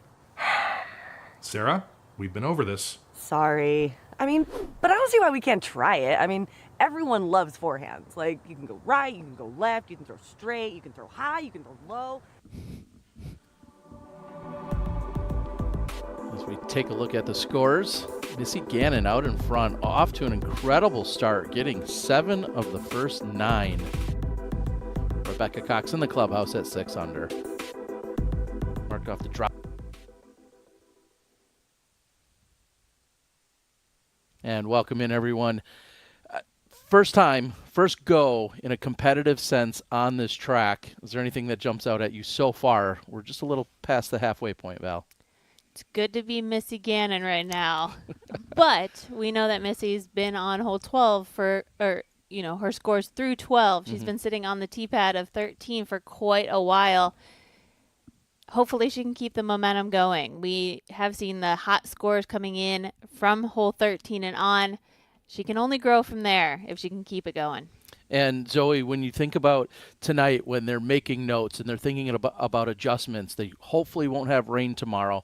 But what are some of the things that you think should be jotted down in the daily diary for playing this round? Well, the daily diary, not so sure. I mean, you got to do your own personal work. But one thing that has to be taken into consideration is there could be wind tomorrow. We had a completely flawless weather round as far as wind today. It's going to be nicer as far as the sun coming out, but the wind will be a factor in these tight woods. Well, I've already determined that when I put in my course, I'm going to call it like Rainbows and Sunshine Valley or something like that, as opposed to Sprinkle Valley. I feel like you're kind of calling it ahead of time, as we've seen the sprinkles today. And Mandahano's not concerned about any of the conditions, it appears. She continues to do solid work. Scoggins throwing her second.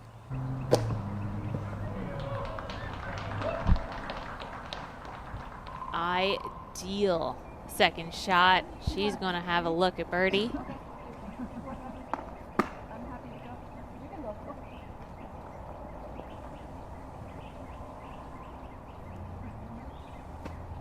Get some caddy love there. It's not the typical caddy that we see Ohn have. Normally her husband Justin's on the bag. We'll be seeing him over the weekend, but so far this caddy has been doing good work, keeping Ohn in that positive mind frame.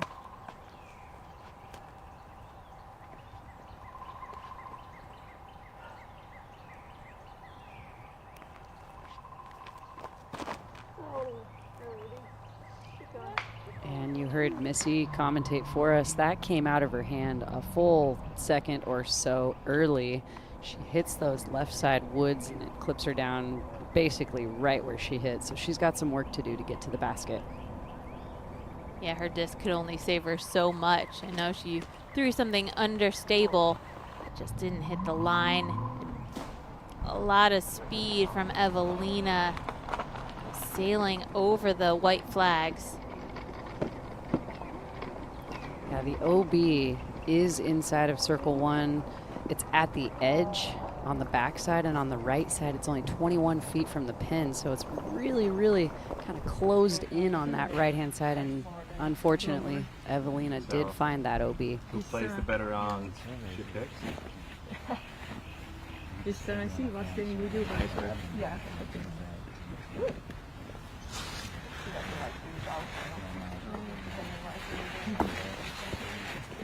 Nice. They have some comfy seats to sit on while they wait. I was just thinking that the volunteer and directing staff here is really doing good work and bringing out all these benches and chairs.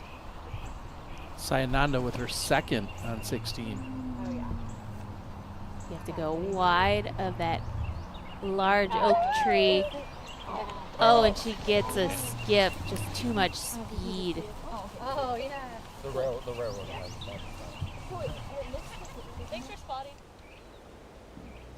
I got a mixed reaction out of Sai there. I almost thought that potentially that stayed in bounds and she was thanking the spotter, but she clearly was just letting him know she was very thankful for him being there.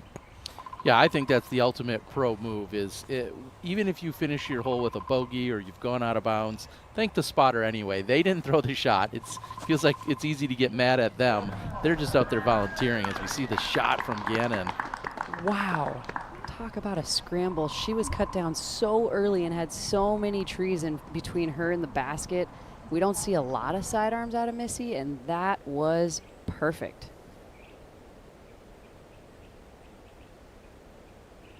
See our very narrow fairways carved out of this section. Here's Mandahano. Taking it extremely wide, most likely after seeing the skip and ground action from her competitor and card mate going out of bounds, and Sai, she parks it.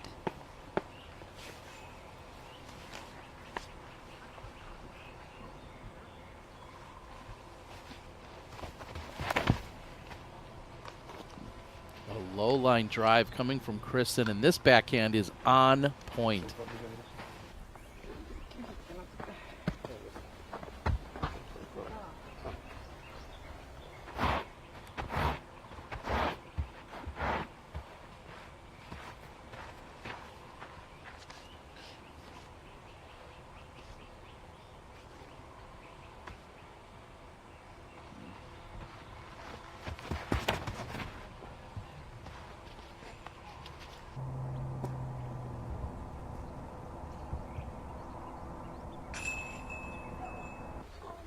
Too much distance, it appears, there for Henna.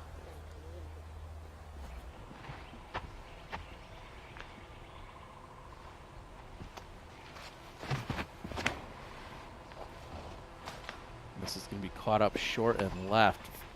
Favorable that it didn't kick more to the left side, as it would have been even more punishing. Haley will have a chance to get at least to the bend or possibly get around the corner with a forehand second shot.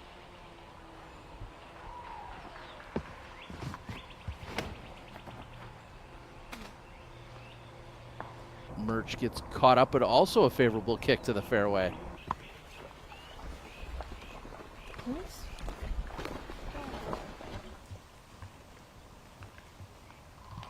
Ohn up ahead on the green. This is a birdie look. Try and get back to even par on the round.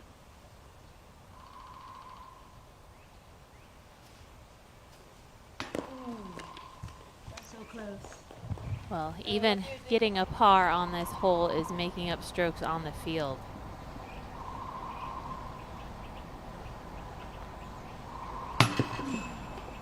Evelina just barely short.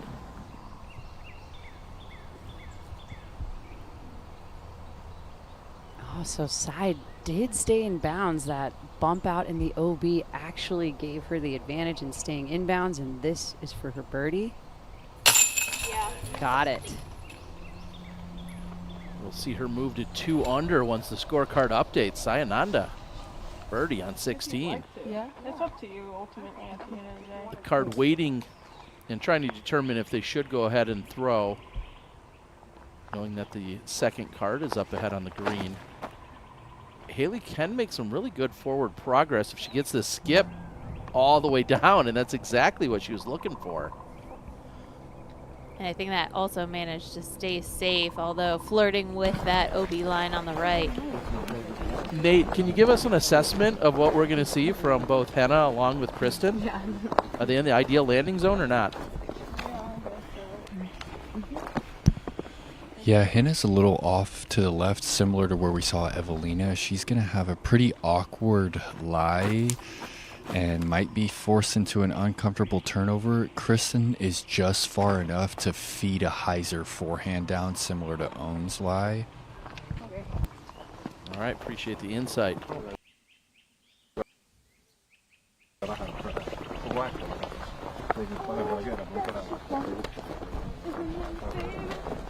We're really getting all the throwback jams.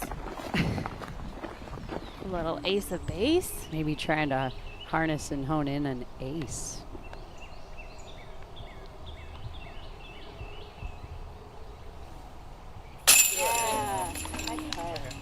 Val looking good today.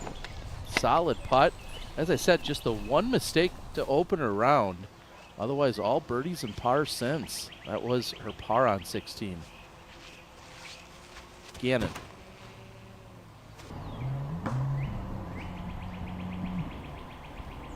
Not the worst kick.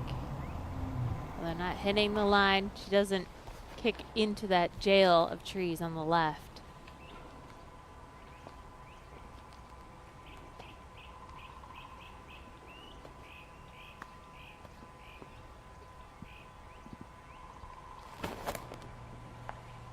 Sloping downhill toward the pin.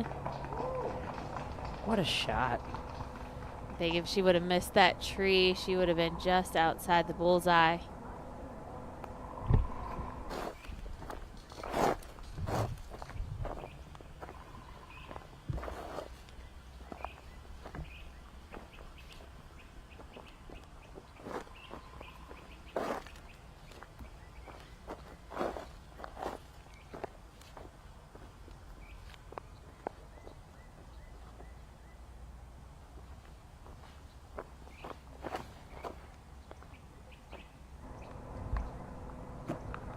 This is going to challenge the right side out of bounds. Nate, did you get any flag as to if she's out of bounds? Oh, we are seeing green. Thank you.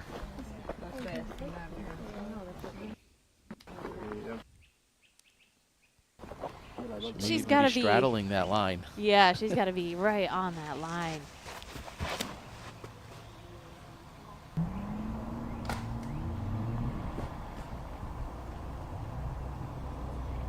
Fortunate to punch through the trees. Evelina's gonna have a look.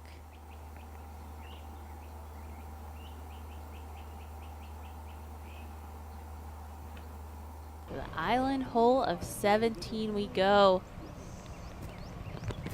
Not a problem for Sayananda. Easily finds the island. She'll have a birdie look. Currently tied for 6th. Looking to pick up a birdie on the 17th though. Back with Gannon.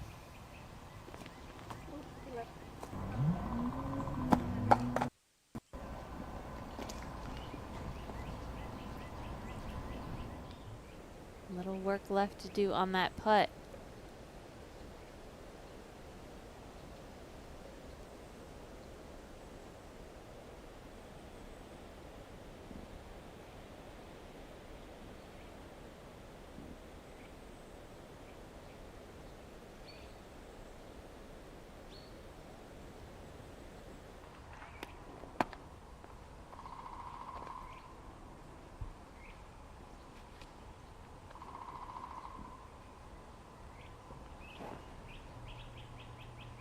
See that small wall that they've put right there, a few steps outside the bullseye, forcing the players to throw their shots up. They can't skip it on the ground.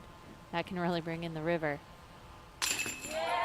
Salonen for birdie from outside of circle 1, bouncing back after the bogey.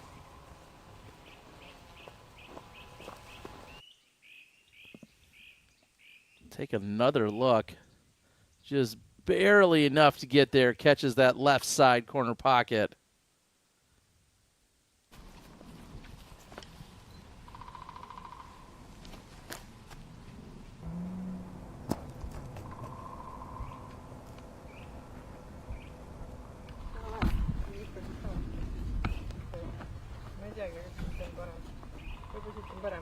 So we see just how close. Not quite straddling the line, coming up a few inches short.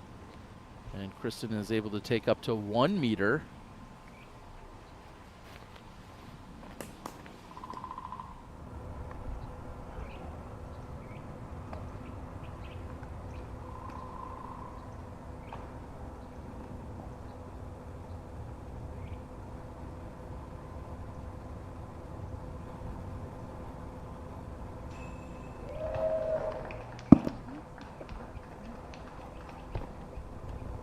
And a common theme when Kristin misses a putt is that she's online but low. And we've seen it a few times today. I know we talked about that with Henna, but that is also a common theme, that if Kristin isn't converting, it's rare that it's left or right or even too high. Low seems to be her miss. That is a missed birdie opportunity there. Murch. It's a tempting putt to go for.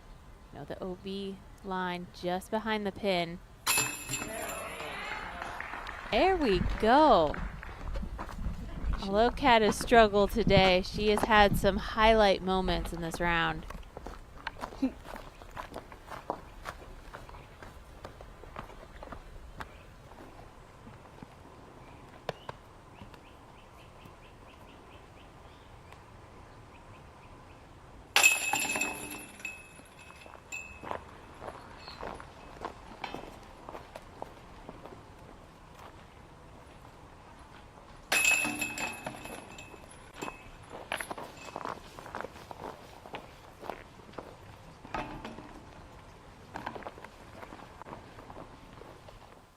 They'll move on to the 14th as we watch Valerie Mundahano on the tee of 17.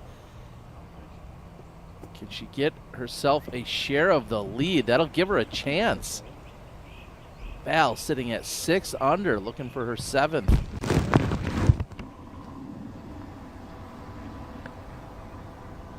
Gannon currently sits at 7 under. It's been slow going here on the back 9, and Missy will, for the first time today, put a bogey on her scorecard.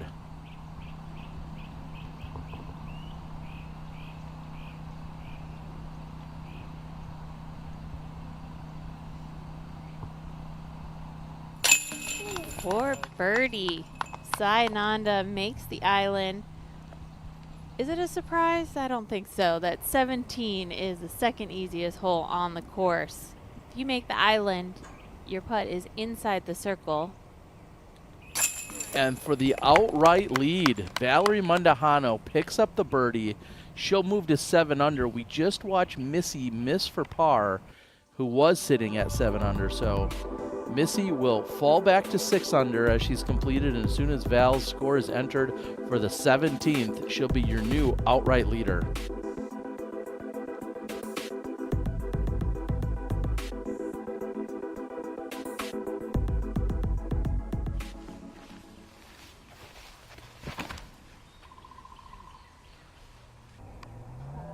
Not necessarily the intended route off of the tee.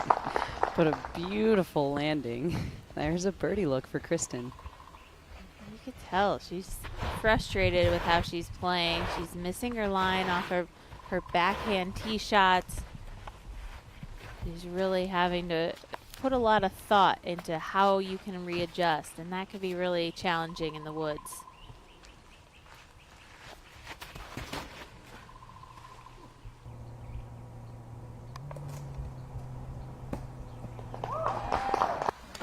Another great tee shot for Henna. Another birdie opportunity.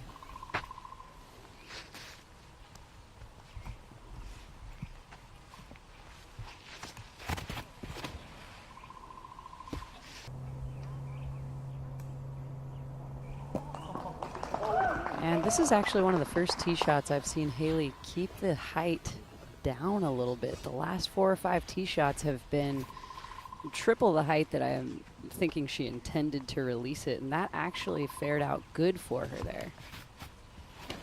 No. A good second kick, so it wasn't as punishing, but Kat Murch continues to be on the struggle bus here today.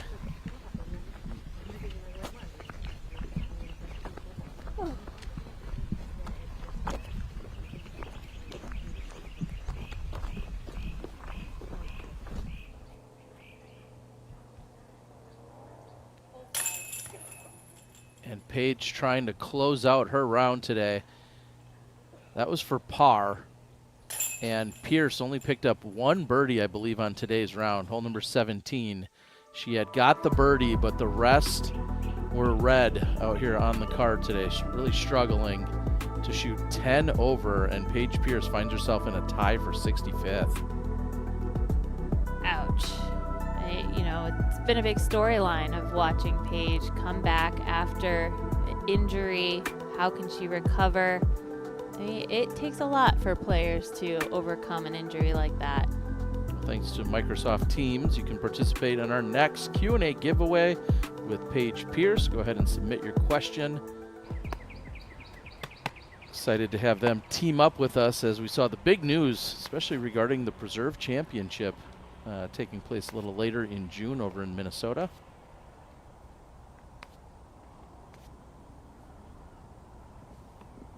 Hannah for birdie. Another cage hit on the birdie attempt. Very frustrating for Hannah.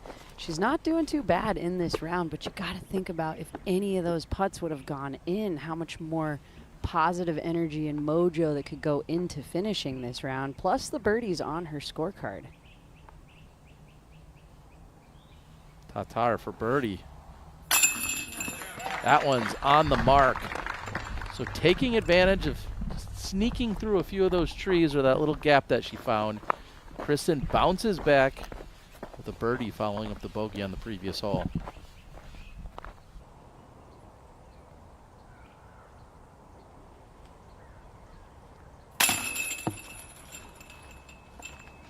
And it's just been a roller coaster in the short game for Haley King. The putting green has just been all over the place for her.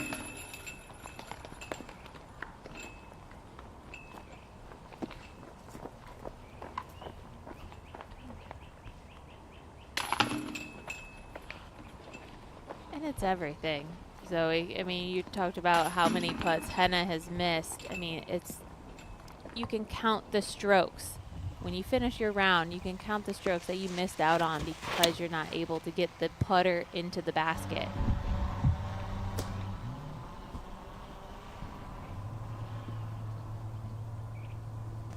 Up there in the open for Evelina. This tee shot, you have several choices. When you look on the course map, you got the left-hand route, you got the right-hand route, and they even give you this option down the middle. I'm not sure we're going to see too many drives attempt that tunnel shot through the middle. Although Missy Gannon heard you again all the way from the course in the booth and gave it a try. I had the same feelings, Val. Standing on this tee shot, again, distinct right side hyzer or forehand or lefty gap. The middle is so much more narrow, but if you are to peer it, will get you so much further up the fairway. Wow. Right away. Missy steps up, nearly puring it. She just needed some height, but an amazing drive would land to this position here. And as this fairway finishes off, it turns to the left. You want to stay on the right-hand side to allow enough space for that backhand hyzer to work and get the distance so that you can reach the pin. Anything that finishes off early, you'll be stuck behind the trees on the left, and it's very tight and technical on the right-hand side if you find that kind of tree bunker. Yeah, Missy.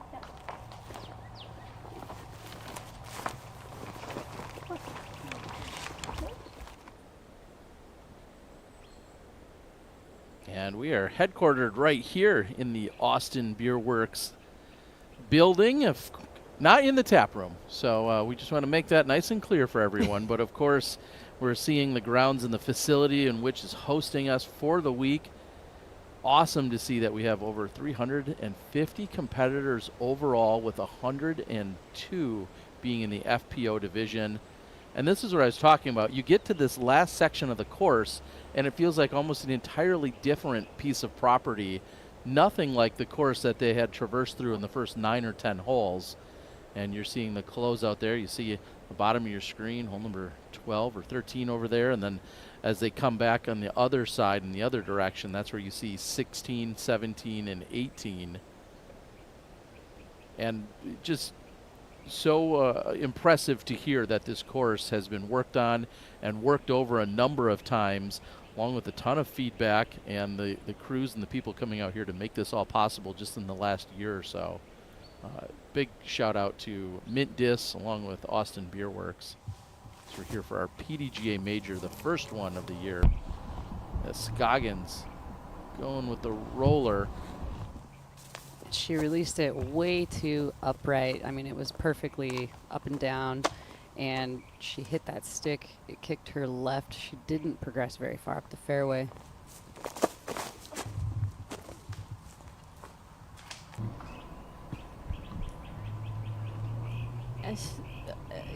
Crazy to see Evelina going with that, such a sharp forehand angle. I agree with that, Val, especially with her strength being so dominant in working any angle with the backhand. She's got the power to throw any disc on any angle, and for a chop drastic forehand, I'm quite surprised. Yeah, and thinking about the position she was in, she wasn't too far off of ideal. She could have just had a nice skip backhand shot to get around the corner. I'm wondering if Nate down there on the ground has any insight as to why Evelina might have thrown that shot.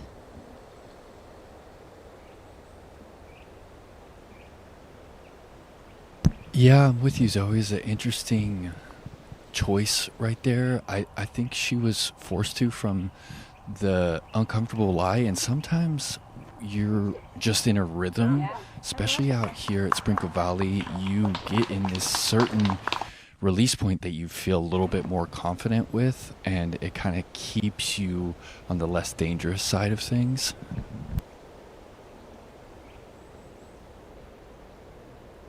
And that's an excellent point. Either way, she does hit the tree, and it kicks her to an open place. She's deep in circle two, but could potentially convert. Opposite, kind of. Yeah, because you threw pretty quick. Yeah. But I'm not really surprised that we're seeing a backup on 18, how difficult this hole is. Our current leader, 7 under, Valerie Mundahano. Sayananda in a tie for 5th. She's sitting at 3 back. Looks like they're going to be ready to go in a moment. See Valerie 2 under in the front 9, 5 under so far in the back. So the first shot here on 18, you need to make sure you're landing it inbounds. You have to throw over those railroad ties, which mark the entire inbounds area, and left side is the best setup for your second shot. Much better than that. And it's not really about distance on any one of these shots on 18. It's just about positioning yourself and playing so that you can ensure the shot lands safely. And that's absolutely right, Val. We were breaking this hole down after doing course notes last night and talking about how none of these shots really require a distance drive on this long and daunting hole 18. It's just about landing inbounds and making sure you've got a clear view of your next shot.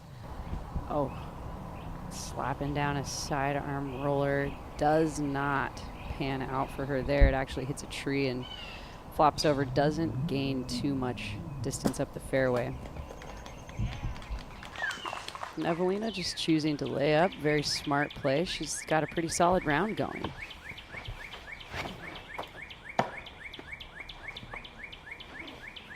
A frustrated Kristin on this tee pad, getting first available for that left gap.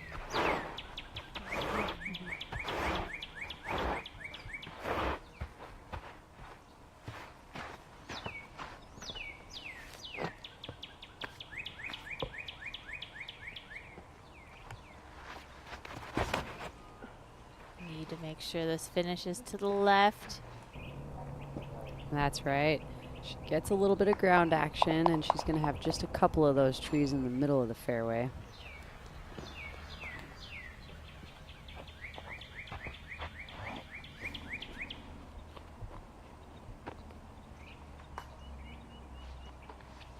King lining up the backhand. And going with the turnover left side. It is difficult to get to this landing zone. It's about 330 feet up there. Can't blame her for trying to work something over the left side. Yeah, but it just seems like a sidearm suits better for this left-hand route because the angle is so intense to finish to the right. But the disc really doing the work there for Kat Murch.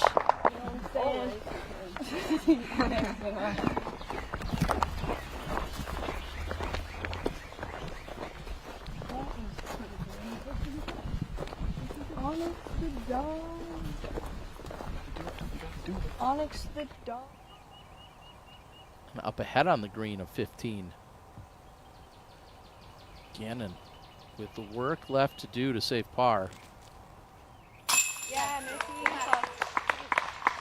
Man, look at it. She moved into the back nine. It was just an immediate stop in terms of all of her momentum, and even hole 10 being one of the easier holes on the course. And threatening to go back-to-back bogeys. She steps up to this putt, and you can hear the deep breath that she took before she attempted the putt. Great save.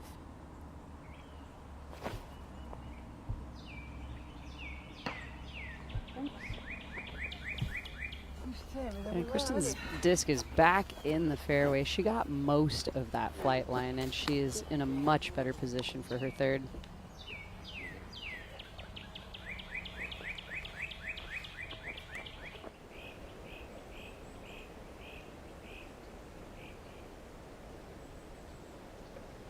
Head on over to flightfactorydisc.com. Pick up some merch. You can support some of your favorite pros out there on tour. Plenty of discs and other things all available. flightfactorydisc.com.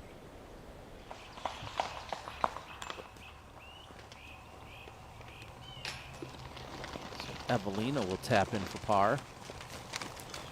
And she's in solo possession of fourth place at the moment.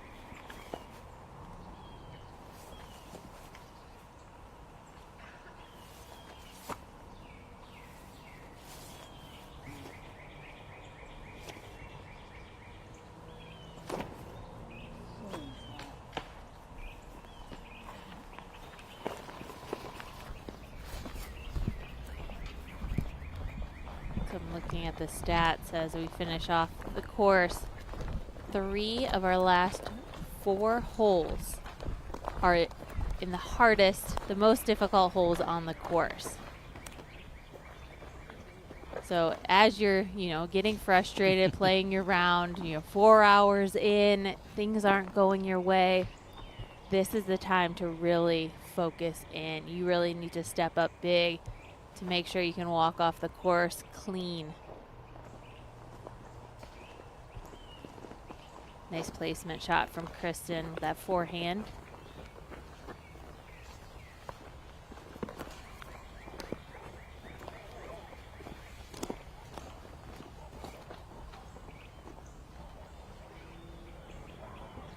This hasn't been the best day for Kristin.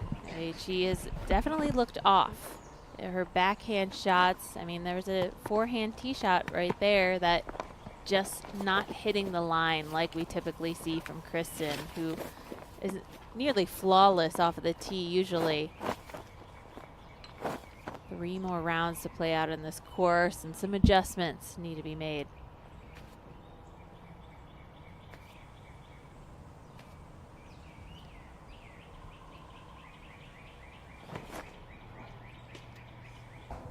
And a similar attempt to what we saw earlier from Evelina. She was out of position to throw her dominant backhand shot. She gave that quite a drastic angle, but she still has a view of the basket.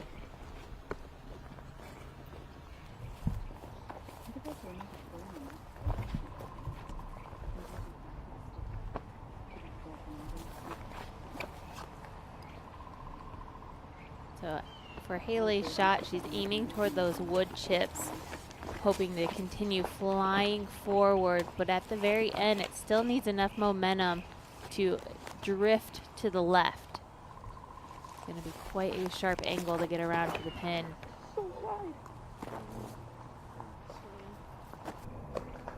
This up and over payoff just gets hung up on the trees.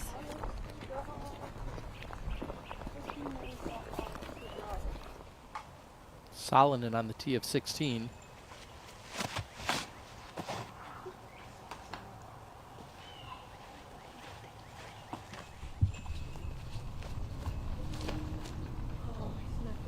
After a great tee shot, this is Val's second shot, and she's just keeping it on that left side. That's going to be an open look for her third. She'd love to get to the top of that hill or beyond is where she'll be trying to place her third shot.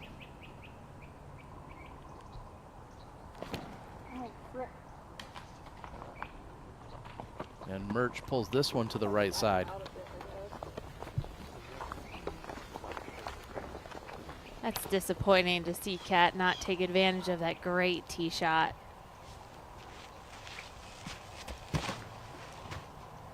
Hold it. Asking for the disc to hold, and it does. That was a very nice distance tee shot for Missy Gannon.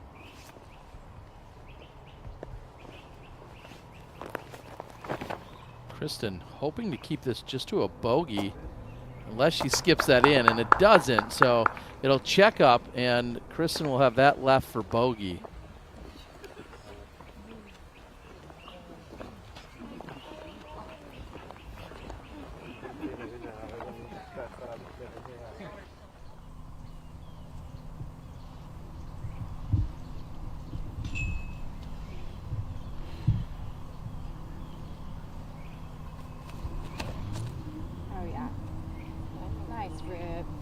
And you see Sai going the right-hand side of the fairway.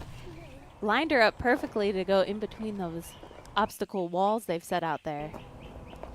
And Sai has some pretty elite level distance that looks effortless. It always goes just a little farther than what I think the disc is looking like it has inside of it. And she was way up there on her first shot. Evelina throwing her second after a disappointing first shot, and this is pulled over to the right. Yeah, screenshot. Enough space on that right side for her to still be in bounds, but that will not be good positioning. And you see the reaction that she had. Not often do you see Evelina misfire to that degree with a driver. Yeah, absolutely. She's so accurate, and they come out like a frozen rope holding a straight line. Progress I would consider as anything up and over the stairs and keep her right in the middle or throwing from them. She'll have about 160 to the pin from there. Maybe 170.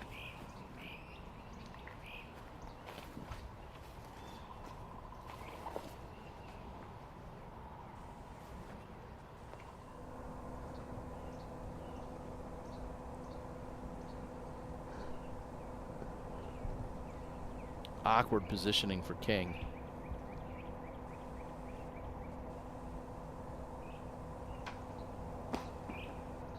Oh, and doesn't get much power behind that shot. She's still going to have a tester putt.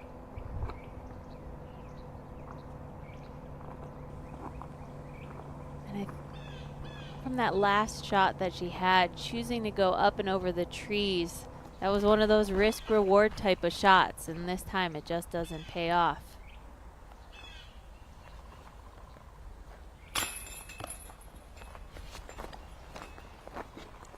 So King will pick up a double bogey.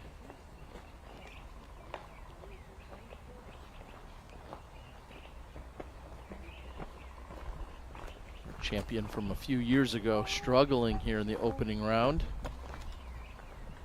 My mistake, madam.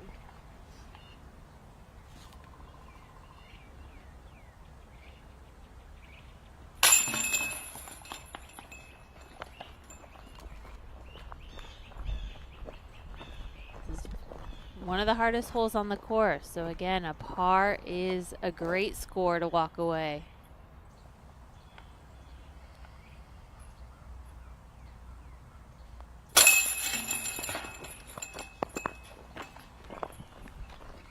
And knowing how the hole started off for Kristin, she should be pretty happy with a par. I was just thinking about that. With the single bogey, Kristin really played 2 great scramble shots there.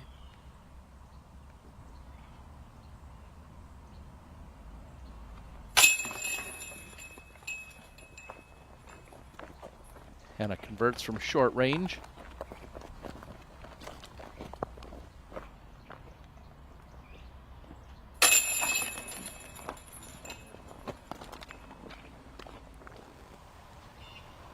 Again, that card lacking some energy, and understandably so. There's some significant struggles out there. So difficult.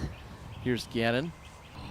This is her second on 16, trying to set herself up for a birdie. And that will be a long look, but one nonetheless.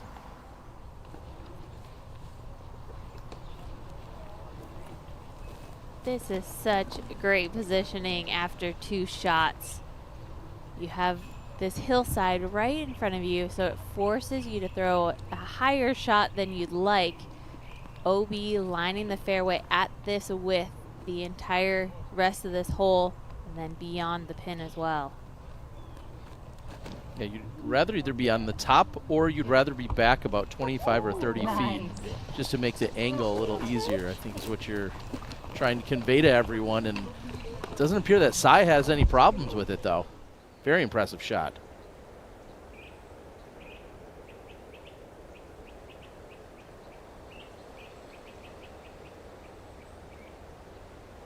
And you're seeing hole number 16 in the center top of your screen. And we're going to go a little lower for an angle. Let's take a look here, Zoe. Yeah, we've got 650 feet, par 4 on the 16th. Very narrow gap to get out. And the first time we actually see the OB is at about 125 feet, but this entire fairway is lined on both the right, left, and behind the basket.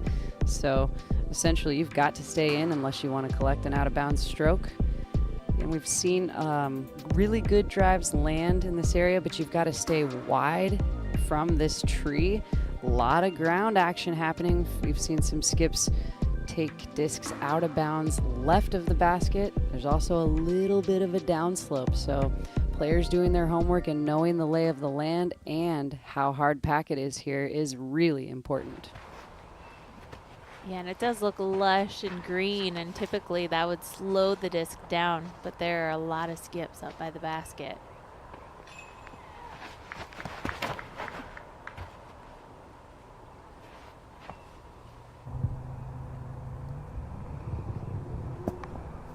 Fantastic.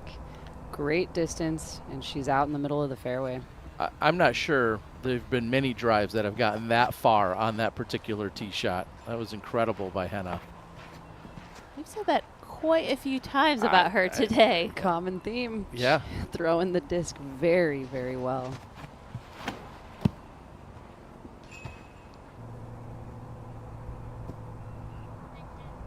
Plenty of room on the right-hand side. Cat Merch is safe.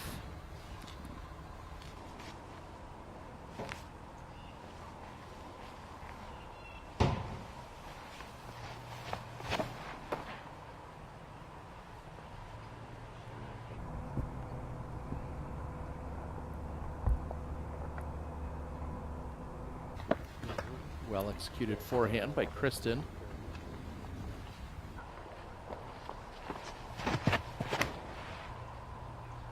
There is a lot of space to move the disc on this tee shot, but ideally you want to land on that right-hand side at Haley. Just prime spot. Wow. Yeah, probably similar distance to what we saw from Henna. maybe a few feet in front or behind, but going to be better positioning for sure. Okay, So I think, yeah, I think the red lines would probably dictate like. Yeah. Okay. Good check. I think I'm just gonna play break. Break. Self-governed. It's up to you. I really don't mind either. I just don't want to cut you if you feel like you were ready. No, not all. I'm right behind you. So good card communication happening here. A little bit of dissecting how exactly to mark and who's out. So a couple of different things being worked out by the card here.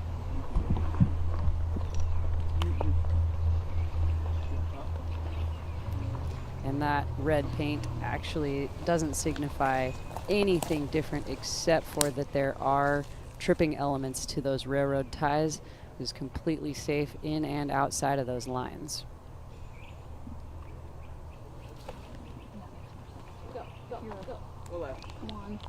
But Valerie is hoping that that disc went a little further left to stay in the actual inbounds lines on the 18th green.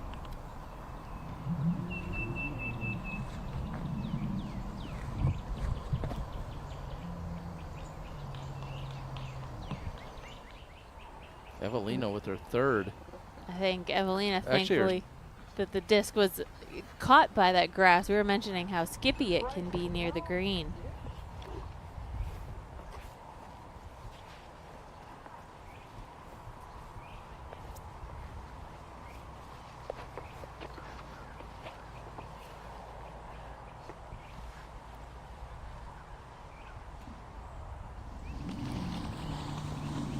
And Missy isn't going to go for the big putt. Instead, she's going to just pitch it up next to the basket. And being tied for second place at 6 down. Great decision by Missy. Evelina is able to cash in on that 18-footer.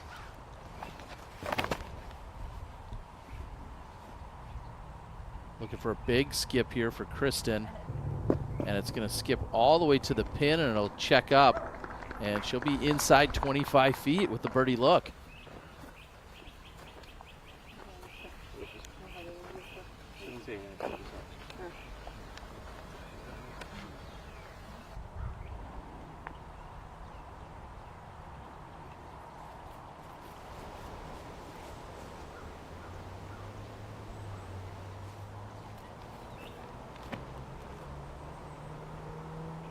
This is really a 2-drive hole, requiring accuracy on both shots.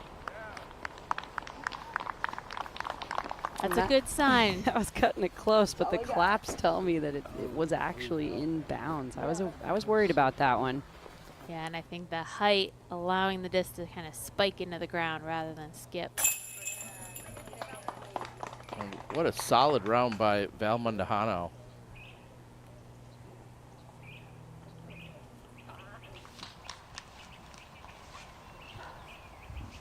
Head into the clubhouse as your outright leader. Gannon on the tee of 17. Just one stroke back of Valerie. And that needs to sit down, and it checks up. Plays off the left side embankment, and Missy Gannon on the green in one, looking for a birdie on hole number 17. This is really pinched off on the left. She's still going on the right side of that tree. Oh, and it landed out of bounds, but then ends up rolling inbounds. And she'll have a look from just about 40 feet. So we take another look at this one coming down, initially touching out of bounds. Or inbounds, I should say, then goes out and then comes back in. It was such a steep and sharp hyzer angle that she had to put that on.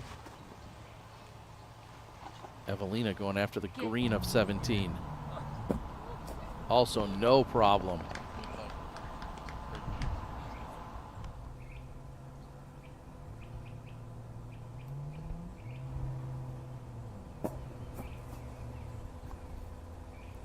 Ooh, and that stays safe. Those railroad ties can be very helpful to keep those discs in bounds.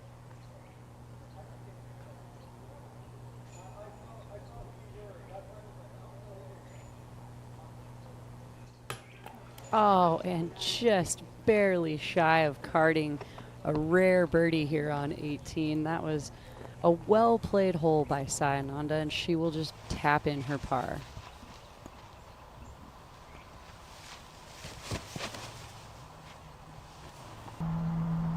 Scoggins skips up and over the tie, and she's in. Coming up just short, but gets the forward skip required. Oh, that was so close to that railroad tide. Wasn't sure if it was going to reject her, but that overstable disc gave her enough ground action. And Henna wants none of this, just like Missy Gannon. She's got a good round going and does not want to have any more trouble.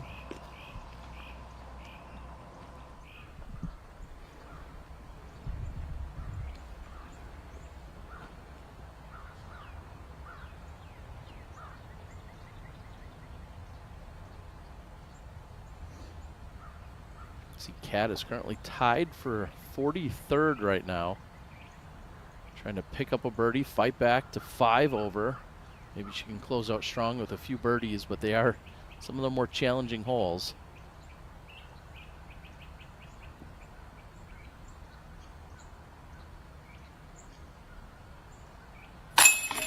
That one's on the mark. So Murch will move to 5 over. A little more energy back in the step and tone and demeanor there of Murch as we're watching her clear.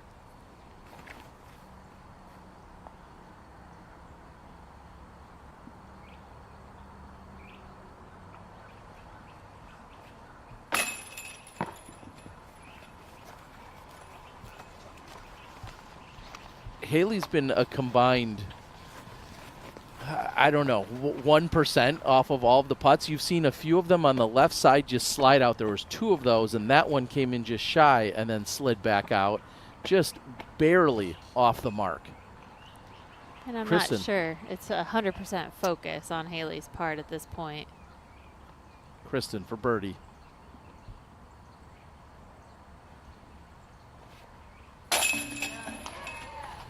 Plenty of chains, brings that one in.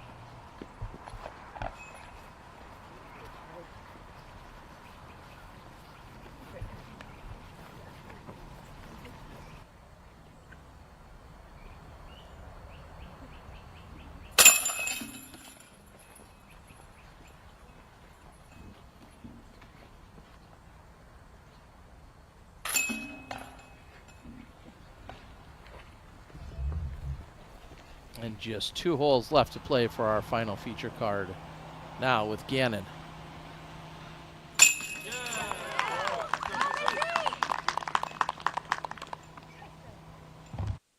And Missy converts from inside the island. That's going to push her to 7 under. And her first birdie on the back 9. And with that, she becomes our solo leader.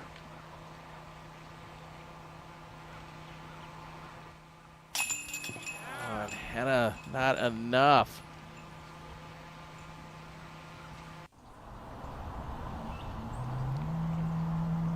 Excuse me, that was Evelina as we're watching the drive again. Had that landed 6 inches closer to the railroad tie, it would either connected with it or maybe hit it on the upslope and kept her from skipping in, but she just barely clears it, and she's left with this for birdie.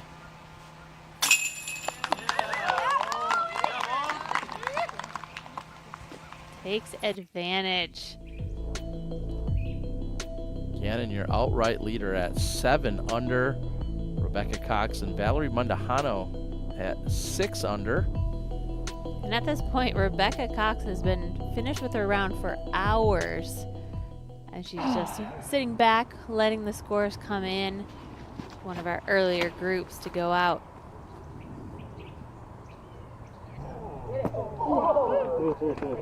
Hunting for the basket. Kat Murch, we heard her say it after the last putt, but after 16 holes, she feels like she has woke up and is playing disc golf. She's got 3 more rounds to scratch her way back up into the top 10.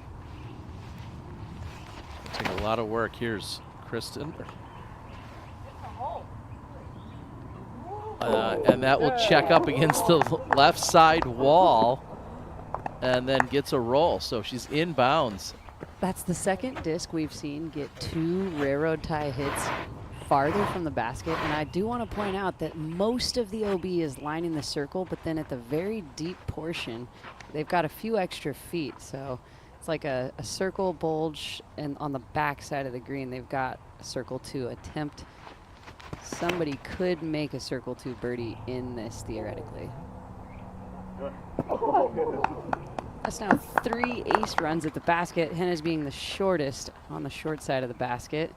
All of these shots having beautiful shot shape, slicing right through the chains in the air. Haley's hung it wide. Will she get some ground play? No, she hits the right side wall and keeps her out of bounds.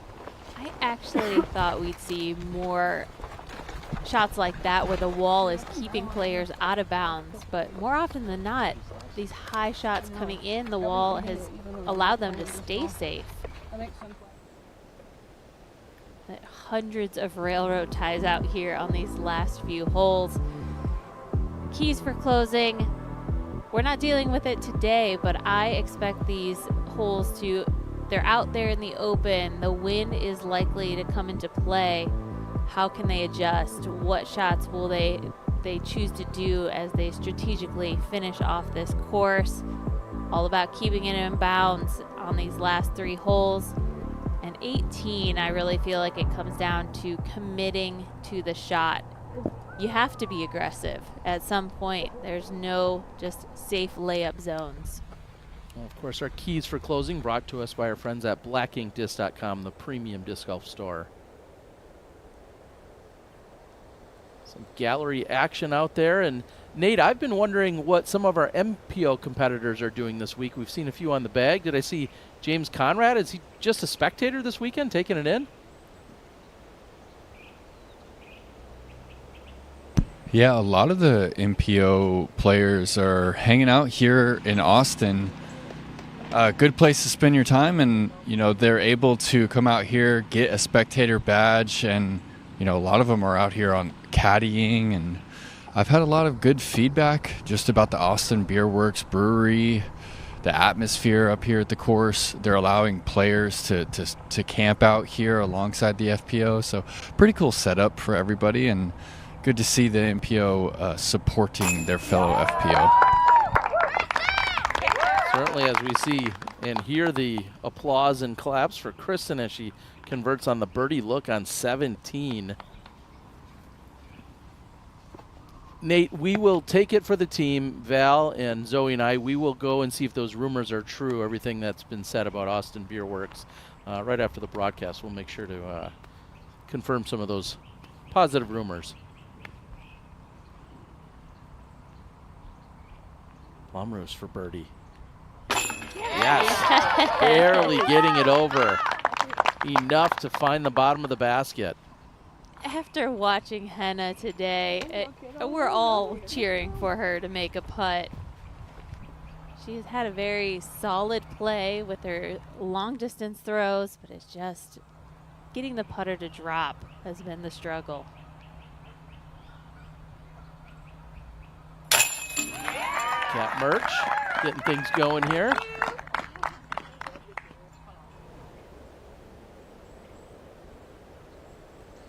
So with 3 birdies on the card, Haley is going to close out with the bogey and lose 2 to the rest of this card.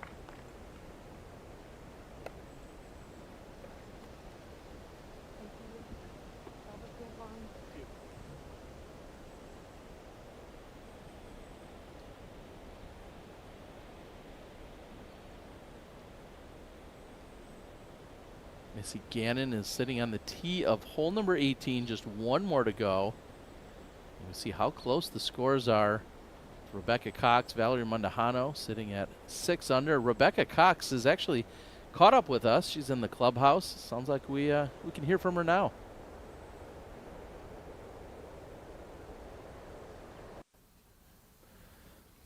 Rebecca Cox, the leader in the clubhouse at 6 under par after the first round. You're still standing there holding the towel in your hand. You're the first person we've gotten a chance to ask what are the conditions like out there. Well, for me, I started pretty early in the morning, so it wasn't too bad until the final 5 or 6 holes when we got out into the open and it started to rain a little harder. But it wasn't really too bad for me. A couple of bogeys early in your round. That's been common for a lot of players, especially on the difficult first hole. Talk about having to persevere through that rough spot, and then in your case, just excelling on that back nine. Is that just a scoreable stretch, or what was going on there? Well, the first 9 holes are definitely tighter than the back 9. So when I got those bogeys, I felt like there were just a lot more opportunities ahead of me, and just to keep my head down and keep trying to stay in the fairway. Now that you've got 18 holes under your belt at this relatively new course, you could not have had years of practice in the past here. What kind of adjustments will you try to make leading into tomorrow? Mostly just trying to replicate some of the shots that I had today, on top of just little adjustments. There were some drives that were not so good, some upshots that were off. I mean, it's really hard to, it's a course of placement shots, and it's kind of hard to do that when you're in the tight wooded area like that. So pretty much just trying to stay under par and keep those bogeys to a minimum. At one point not long ago, the leader in the clubhouse was 2 over par. You just pulled a 6 under par out of your back pocket. What is your assessment in terms of the hot round here? Will 6 under par remain a hot round throughout the weekend? Do you think players will push double digits under par by the end of the weekend? What do you think it's going to take? I think double digits are possible. I think if you can get under par in the first front 9 holes, I think a hot round would definitely beat 6 under for the weekend, but it would have to be a super clean round. Rebecca Cox leading the way in the early going of the United States Women's Disc Golf Championship.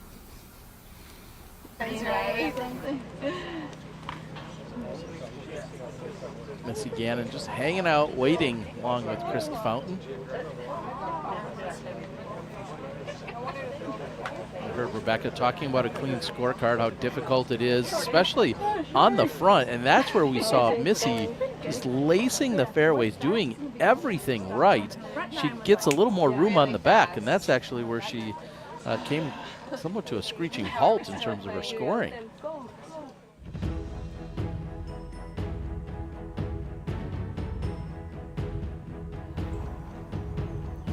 Started things off right with a long putt from circle 2. That immediately is going to put you in a good mood and get you going for the rest of the front 9 at least, as we're watching her flirt with that right side tree line on hole number 4. Hole number 3, she'd go out and tap that in actually for the birdie. And playing the flex out and around. Near bullseye hit, 17 taking advantage.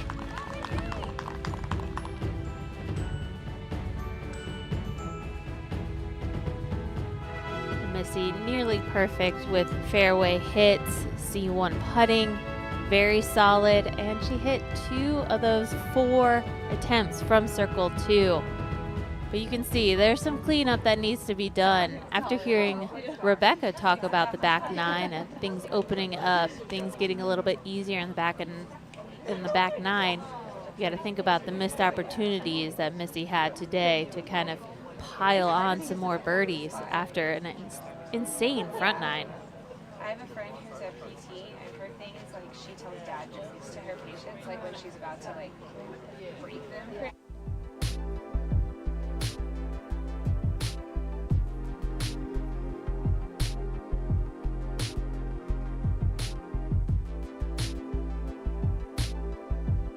And Valerie Mondahano also shot 6 under, and we caught up with her in the clubhouse as well. Let's hear from him now.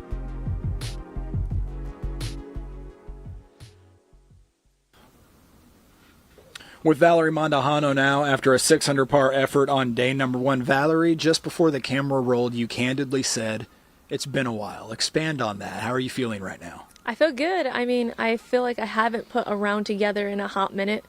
I think even before my injury, the finishing of 2022, I finished on a rough start. I don't even think I cashed that last event in, so it feels like it's been a year plus since I've actually gotten a legit interview for my score. It's a major. It's day one of a marathon. Did you have a sense during the course of the round how well you were doing in relation to the field, or was it a surprise to you as you came off of 18? The camera always gives it away. So when I saw the camera on 9, I was like, I am doing better than what I think. Any changes leading into tomorrow? Today you had to prepare for wet and varied conditions. Tomorrow, perhaps, at least a little bit more consistent as far as the conditions go, and certainly into the weekend. How does that change the game plan? It really doesn't, at least in my game plan. It just means I have to take out all the towels out of my bag. But yeah, it really doesn't change my game plan. Well, now you don't have to carry those towels. You, like many players this week, have a caddy at your disposal. What value is that caddy during the course, especially of a round like this, where it's raining, it's misty, then it's dry? How much does that help? I mean, it helps a ton. Like you said, it's a marathon, not a sprint. So I feel like even mentally, you could get drained in the practice days, and coming to day one, you're just mentally drained. But having a caddy, I feel like I was always able to check up if I was taking the right shot or the right call. And he kind of took a lot of that mental weight off of me. And he was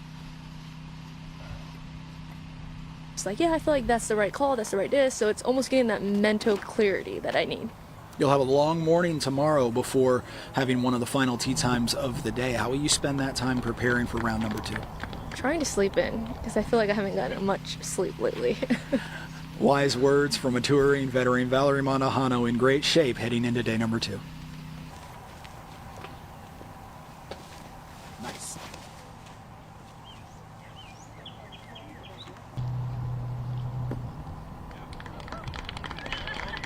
Left side of the fairway for Scoggins as well. While we were out there walking around, Zoe, we kind of determined that this left side of the fairway doesn't have the undulation that the right side does, which is exactly, I think, why we're seeing 3 for 3 in terms of drives going over there. Yes, it's wide open on the right, but it's the footing that they're dealing with, right? Yeah, that's absolutely right. If you're on that right-hand side, it's almost tricky. Like, you might want to take a standstill shot because of the undulation in the ground. It also could create a big skip or just stop a disc. So all of our players are really smartly headed to the left side of the fairway on this tee shot. Quite important to get yourself in good position. There is so much to study in the middle and second half of this really daunting final 18th hole. The tee shot itself is actually the easiest, and knowing about the ground, knowing where you want to be, knowing how far you can throw. We saw Sayananda get all the way up here close to these far railroad tides, playing it in the middle, which opened up a beautiful straight shot for her second throw. Gave her what we'd like to call an eagle attempt, although she couldn't even see it from the base of the stairs here. If you're up here, anywhere in this area, in 2 shots, you are in great shape. A third shot here, you would hope to be in position on the stairs or up top of the hill so that you could then see the basket. Because the fairway becomes so narrow right here, we'll be lining the entire fairway and not too far behind the basket. A lot of stuff to do and think about out here. Trying to close out on the par 5.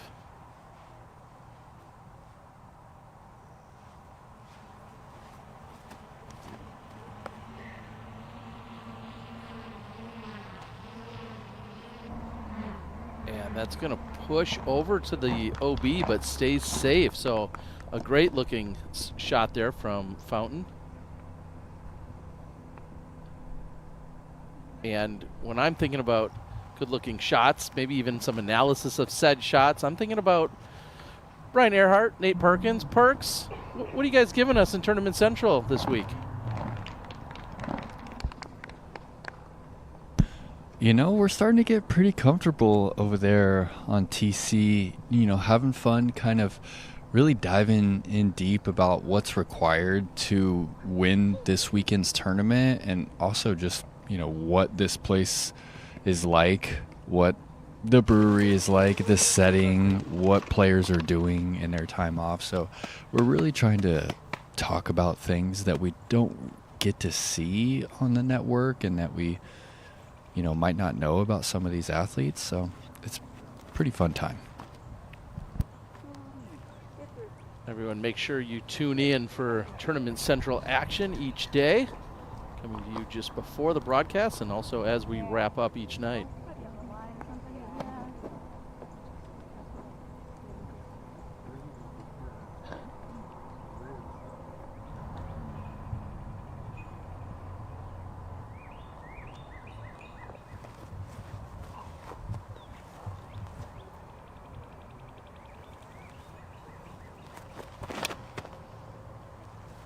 A very, very aggressive, powerful shot from Evelina. She keeps that height perfectly low underneath the tree canopy, and she's in the middle of the fairway.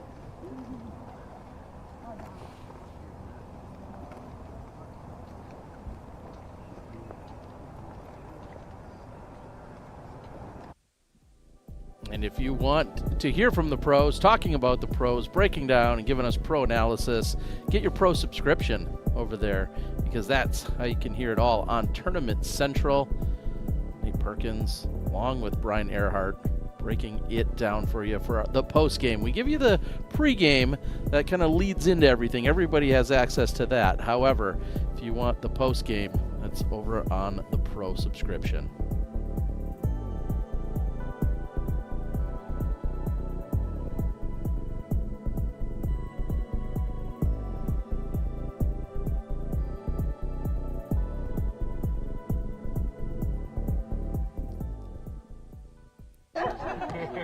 And some young spectators taking in the action out here, enjoying it all on the opening day of the USWDGC. And I'm going to take a quick moment. My daughter celebrates her 13th birthday today. So happy birthday to my daughter, who's not here in attendance, unfortunately. But my daughter Mackenzie celebrating her 13th. Future of the USWDGC. Right here on the course and celebrating birthdays. And really, I mean, these players are celebrities. These families that follow disc golf, the families that sit in their living room every weekend watching disc golf, to see them in person, to see them throwing shots on the local course that they play all the time. I mean, these are dreams coming true, I'm sure, for a lot of these young players out here spectating this weekend.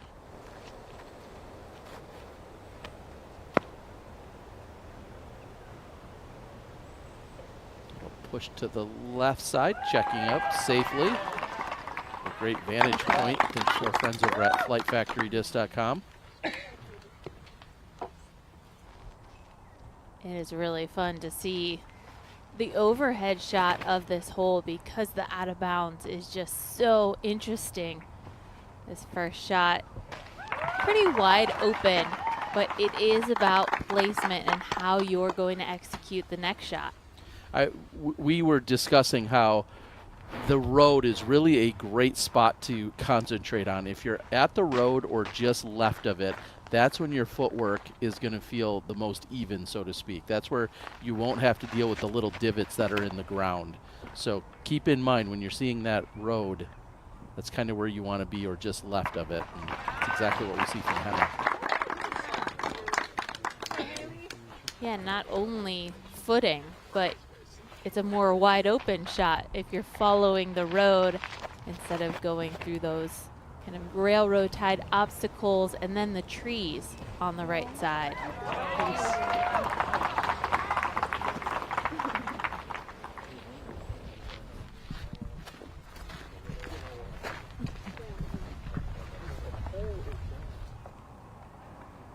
Pushing just about a 4-hour round is what I'm going to expect. I believe this group teed off right around 1:55 local time. By the time they clear out and get everything accounted for, it's going to be just shy of a 4-hour round for our competitors today.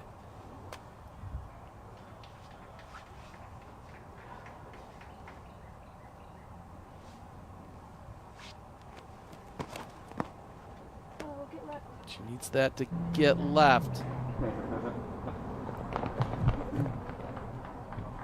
Didn't get an indicator. That certainly is going to challenge the OB on the right side. And now we are hearing green flag for Missy Gannon. So she is inbounds.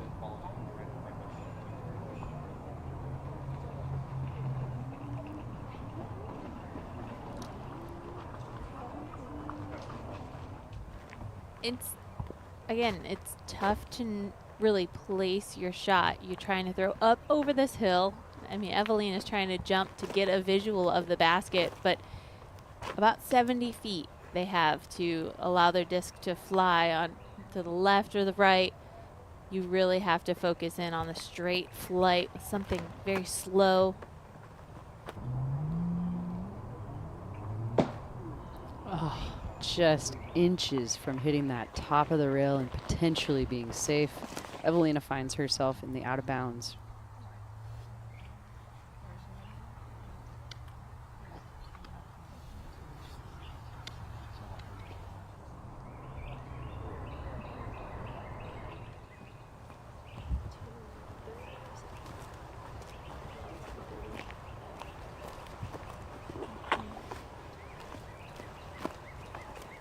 And then my keys for closing, commit was my third key, and I thought about this shot right here.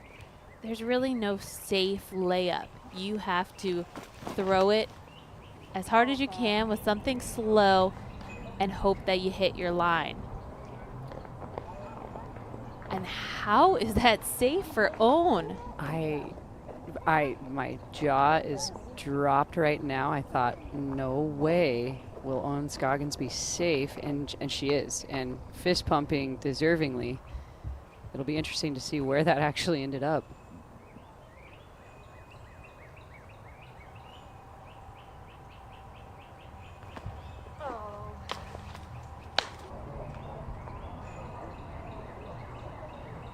Just like that, one would have thought maybe without seeing those flags that those results would be opposite, where Chrissy's disc hit up high and dropped, and Ohn's did some incredible things either way.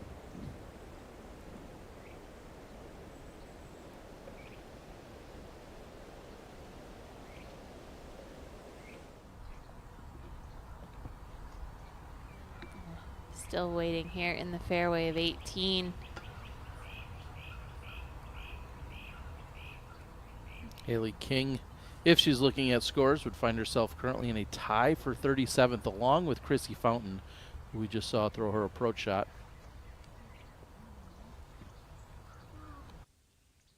Let's take a look at a few of her major storylines here today. Big Money Missy Gannon looking for her first major win. Kristin Tattar trying to make history again.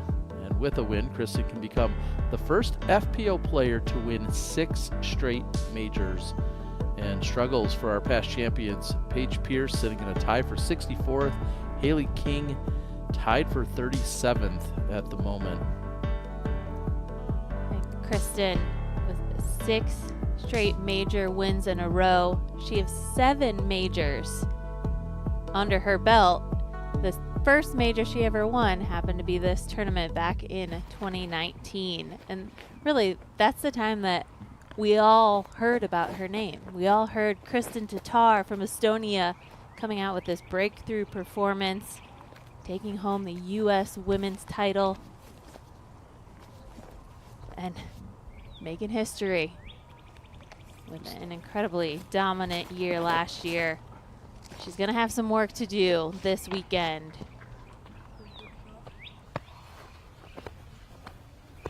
And one of the rare drives that wasn't on the mark is what we just saw from Henna.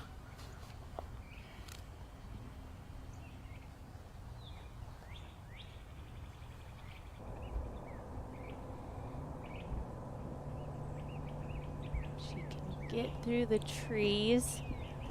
That's not bad. She's not completely through the trees, but she's in line with the stairs.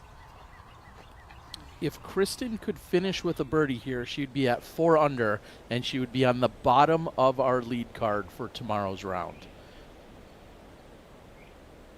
Currently seeing a pretty significant tie at 3 under par. That's with Evelina, who likely will be taking a bogey, along with Sayananda and Natalie Ryan. They're all at 3 under, which is where Kristin is. So if she can birdie, she will be taking sole possession of 4th place and be on the lead card.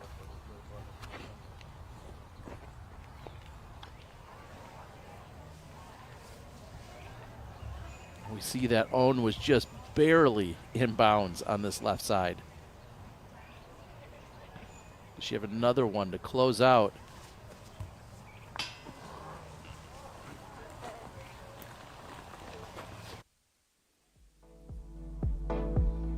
And Ohn, who had a very rough start right out of the gate on hole number 1, taking the double bogey. You notice all the time she bounces back, though. She took the double and then a birdie, 7, a bogey, and then a birdie. Saw her doing on 16 and 17 with the bounce back, but overall, Ohn off the mark today. And she had some insane par saves that we were able to catch on film. But to finish, now we see the score coming in 3 over for today. Not what we expected after seeing her performance last weekend. Murch with her second.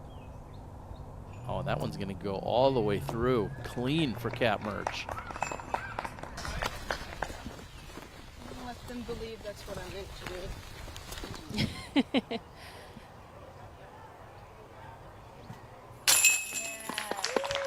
Evelina closes out with the par, even after the OB stroke. So Evelina guaranteed at least a spot on chase card.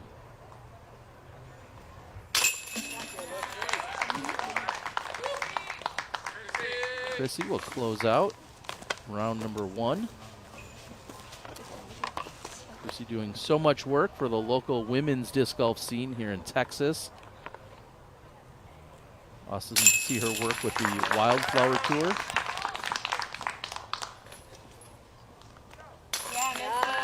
And Missy will be our leader after 1 round here at the first major of the 2024 season. Missy Gannon, who started the day 7 under through 9.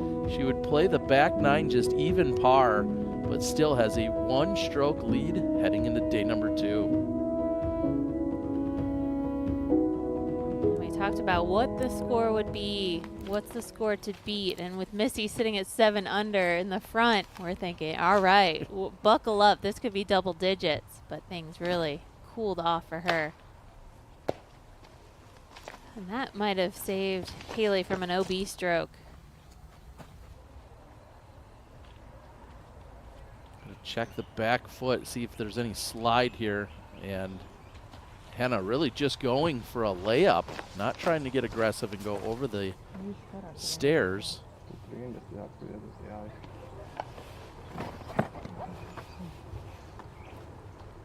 Big moment for Kristin, deciding just how aggressive she wants to be.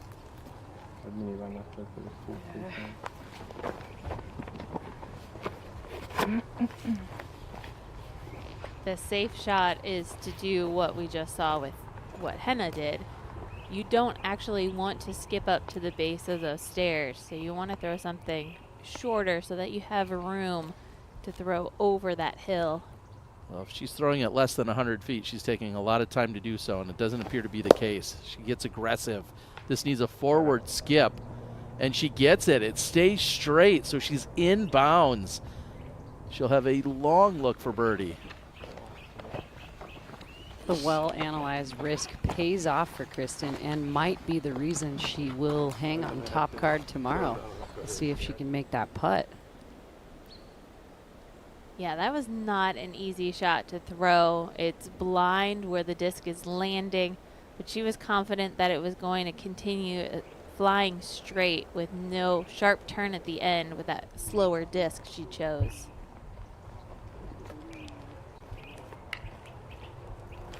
And I'm going to give another final shout out to Nate Perkins. Nate, anything you want to close us out with? Any parting shots here today before we let you go?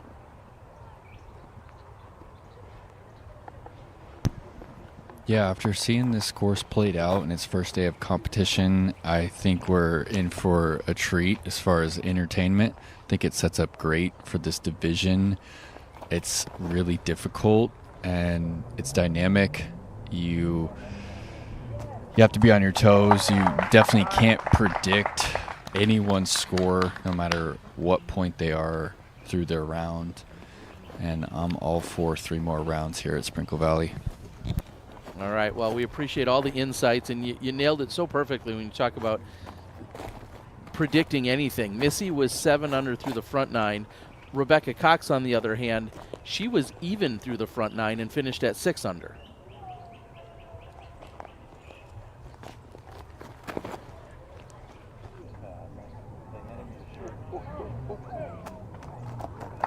Hannah flashes just to the right of the basket. My quick math tells me that if Kristin pars this, she remains at 3 under, but Sayananda would have the nod on the lead card, Sayananda having a lower PDGA number. So Kristin is to be on the lead card. She'll need to convert on the birdie luck.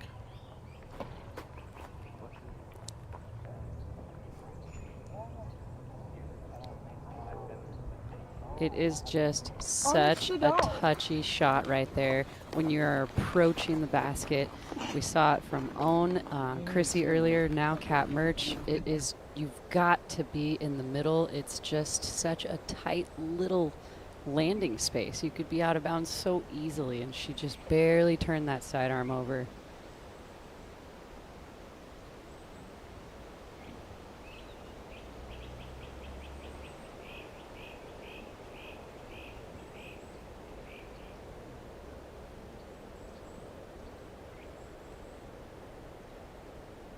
A big momentum putt coming up here for Kristin. If she wants to be on the top card tomorrow, this has to go in.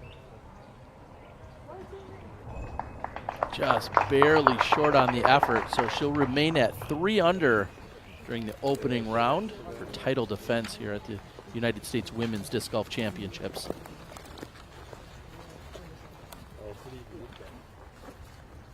And it wasn't a perfect day for Kristin. She had some errors off of her tee shots. She hit some amazing putts. And we look at her score at 3 under. She's not that far back after a lot of missed opportunities.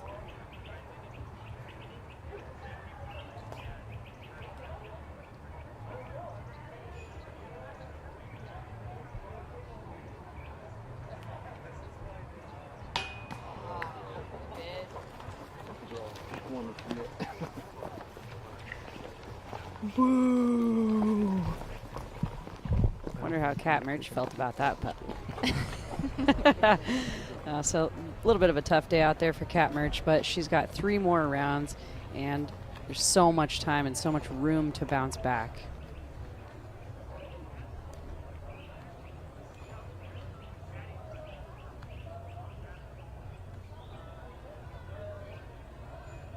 This is for Hannah to remain on the chase card tomorrow.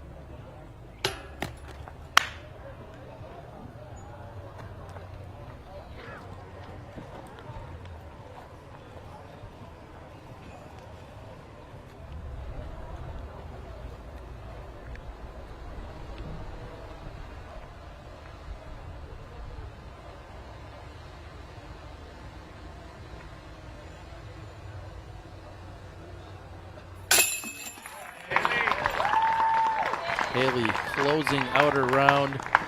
Certainly some struggles by our previous champion of this event.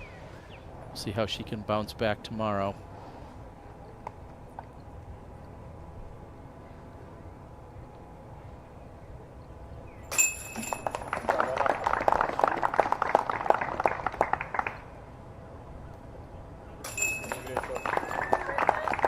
Kristin will finish at 3 under. Down the steps and across the bridge right down that direction, so.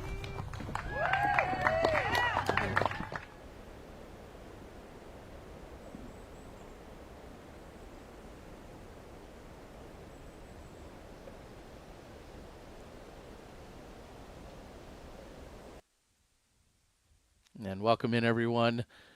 It's done. Just under 4 hours. We saw some sprinkles. We saw a number of holdups and backups out there. Initial impressions or first thoughts that you have, Val? The course is as difficult as it seemed it would be. You know, we saw Missy Gannon start shredding it in the front 9, but the challenges were in the back 9 for her, and then flip-flop for Rebecca Cox. So nobody came off this course going, man, that was a breeze. Let's do it again. I mean, I think everybody has a little something to work on, but I think it's a great start to show how difficult this course is. Any surprises for you? I mean, you and I walked this course yesterday, along with a local who knows it very intimately. Is there any surprises that you picked up from yesterday compared to how it played out today? Nope, not surprised at all, to be totally honest. This course is just difficult, like Val said. And what I think about is the FPO field is going on 5 straight weeks if they weren't included in All-Stars. These women had 2 days from the Austin event to get here and get prepared. They're tired, most likely. And it's how well are they taking care of themselves? How good is their mental state?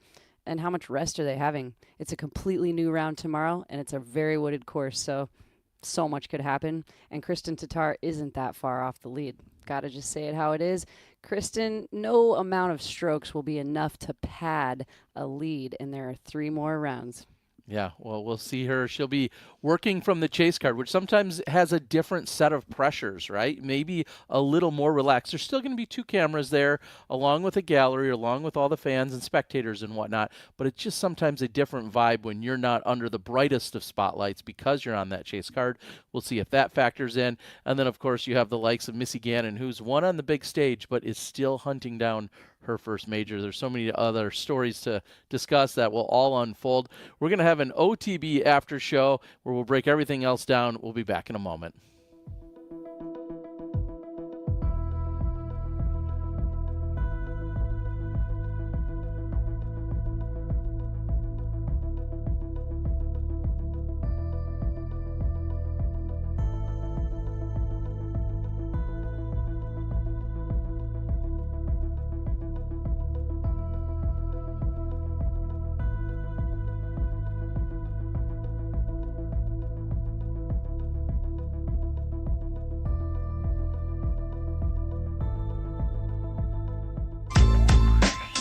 Pound's the best of the best.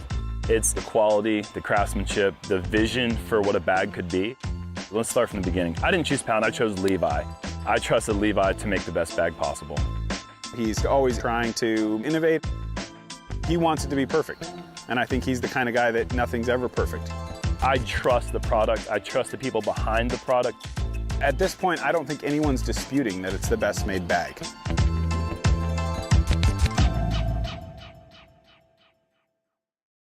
Hi everyone, I'm Des Redding, Hall of Famer. So excited with my new signature series disc, the GOAT. I use the GOAT for all sorts of shots. The big open field hyzers, with some Annie with that strong flex and reliable fade, or on those windy days when you need that confidence, dead level, it's gonna slay that headwind. The GOAT, get out and throw. What is the simplest way to improve your disc golf game? The answer, learn from the very best. Paul Ulibarri, Simon Lizotte, Ezra Aderhold, and Holland Hanley. They're not just players, they are your elite coaches guiding you every step of the way. The Power Disc Golf Academy is the premier online disc golf academy with over 150 on-demand lessons that are specifically designed to improve your skills right now. So what are you waiting for? Join today at powerdga.com. With 20 years of the educational disc golf experience, disc golf is now a mainstream activity in physical education across the nation. 150,000 lightweight golf discs, 267 permanent campus courses installed, and thousands of partner programs in all 50 states. As a 100% publicly funded charity, Edge Disc Golf couldn't do it without you. Please join our mission to reach and teach the next 3 million young disc golfers.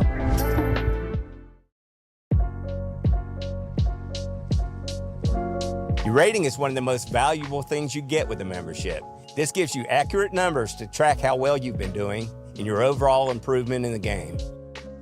You also get a member number when you register with the PDGA. Your PDGA number is a stamp for when you got involved in the sport. It's a badge of pride for players and a part of your disc golf identity. Get your number today. Visit pdga.com/join.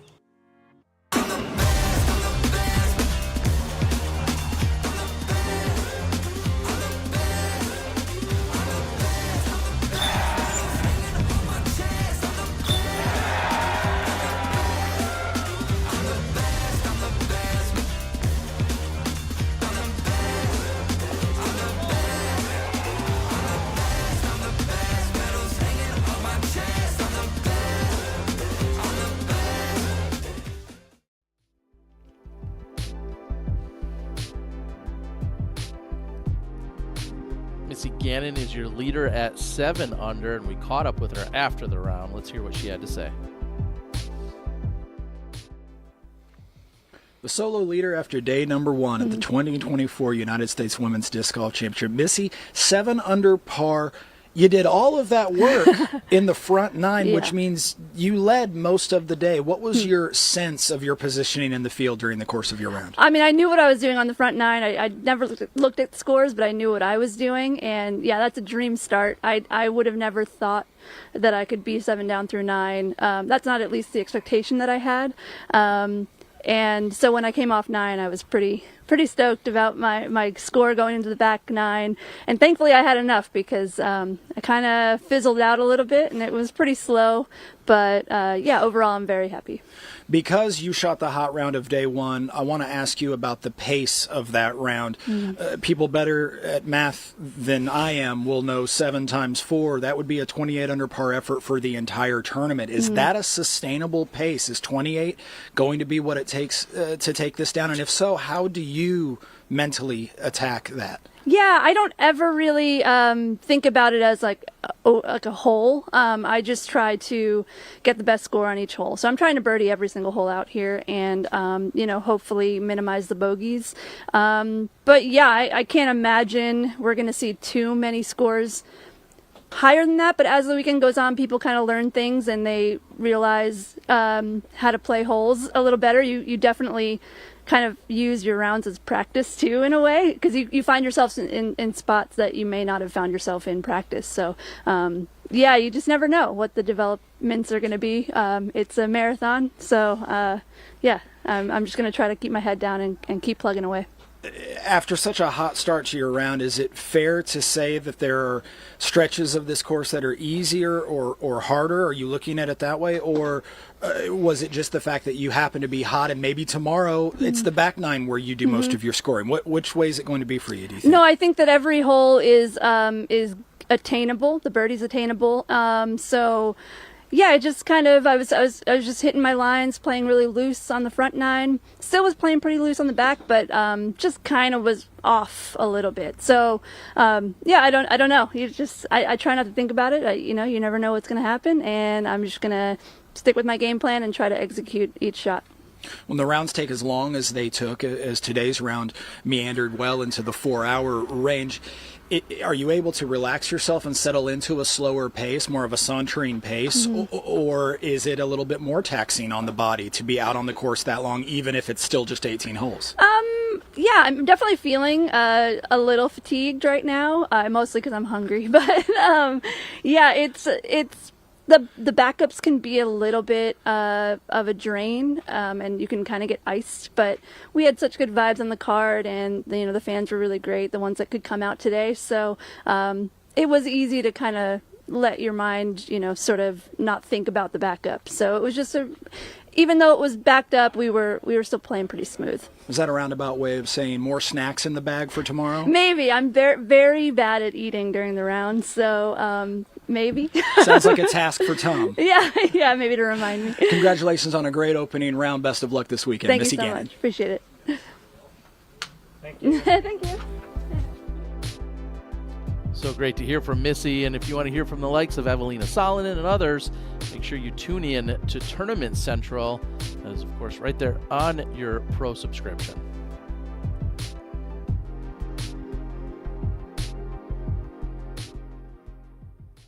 We saw that Missy Gannon was leading in so many of the categories. One of the numbers that jumped out at me, there were other women that would tying with her for first place in terms of the birdie rate. 8 birdies. There was 3 or 4 other women that got those 8 birdies. However, Missy obviously kept her mistakes to a minimum. I don't know if that's going to be ultimately what it is, but we're seeing at least 8 birdies can be collected by any one woman. And if you add up Rebecca's birdies versus what we saw with Missy, or you add the two together, I feel like they birdied 16 times. It was very impressive what they were doing out there. Anything that you saw from Missy's game, or any other thoughts that maybe she shared with us that we want to make note of for tomorrow?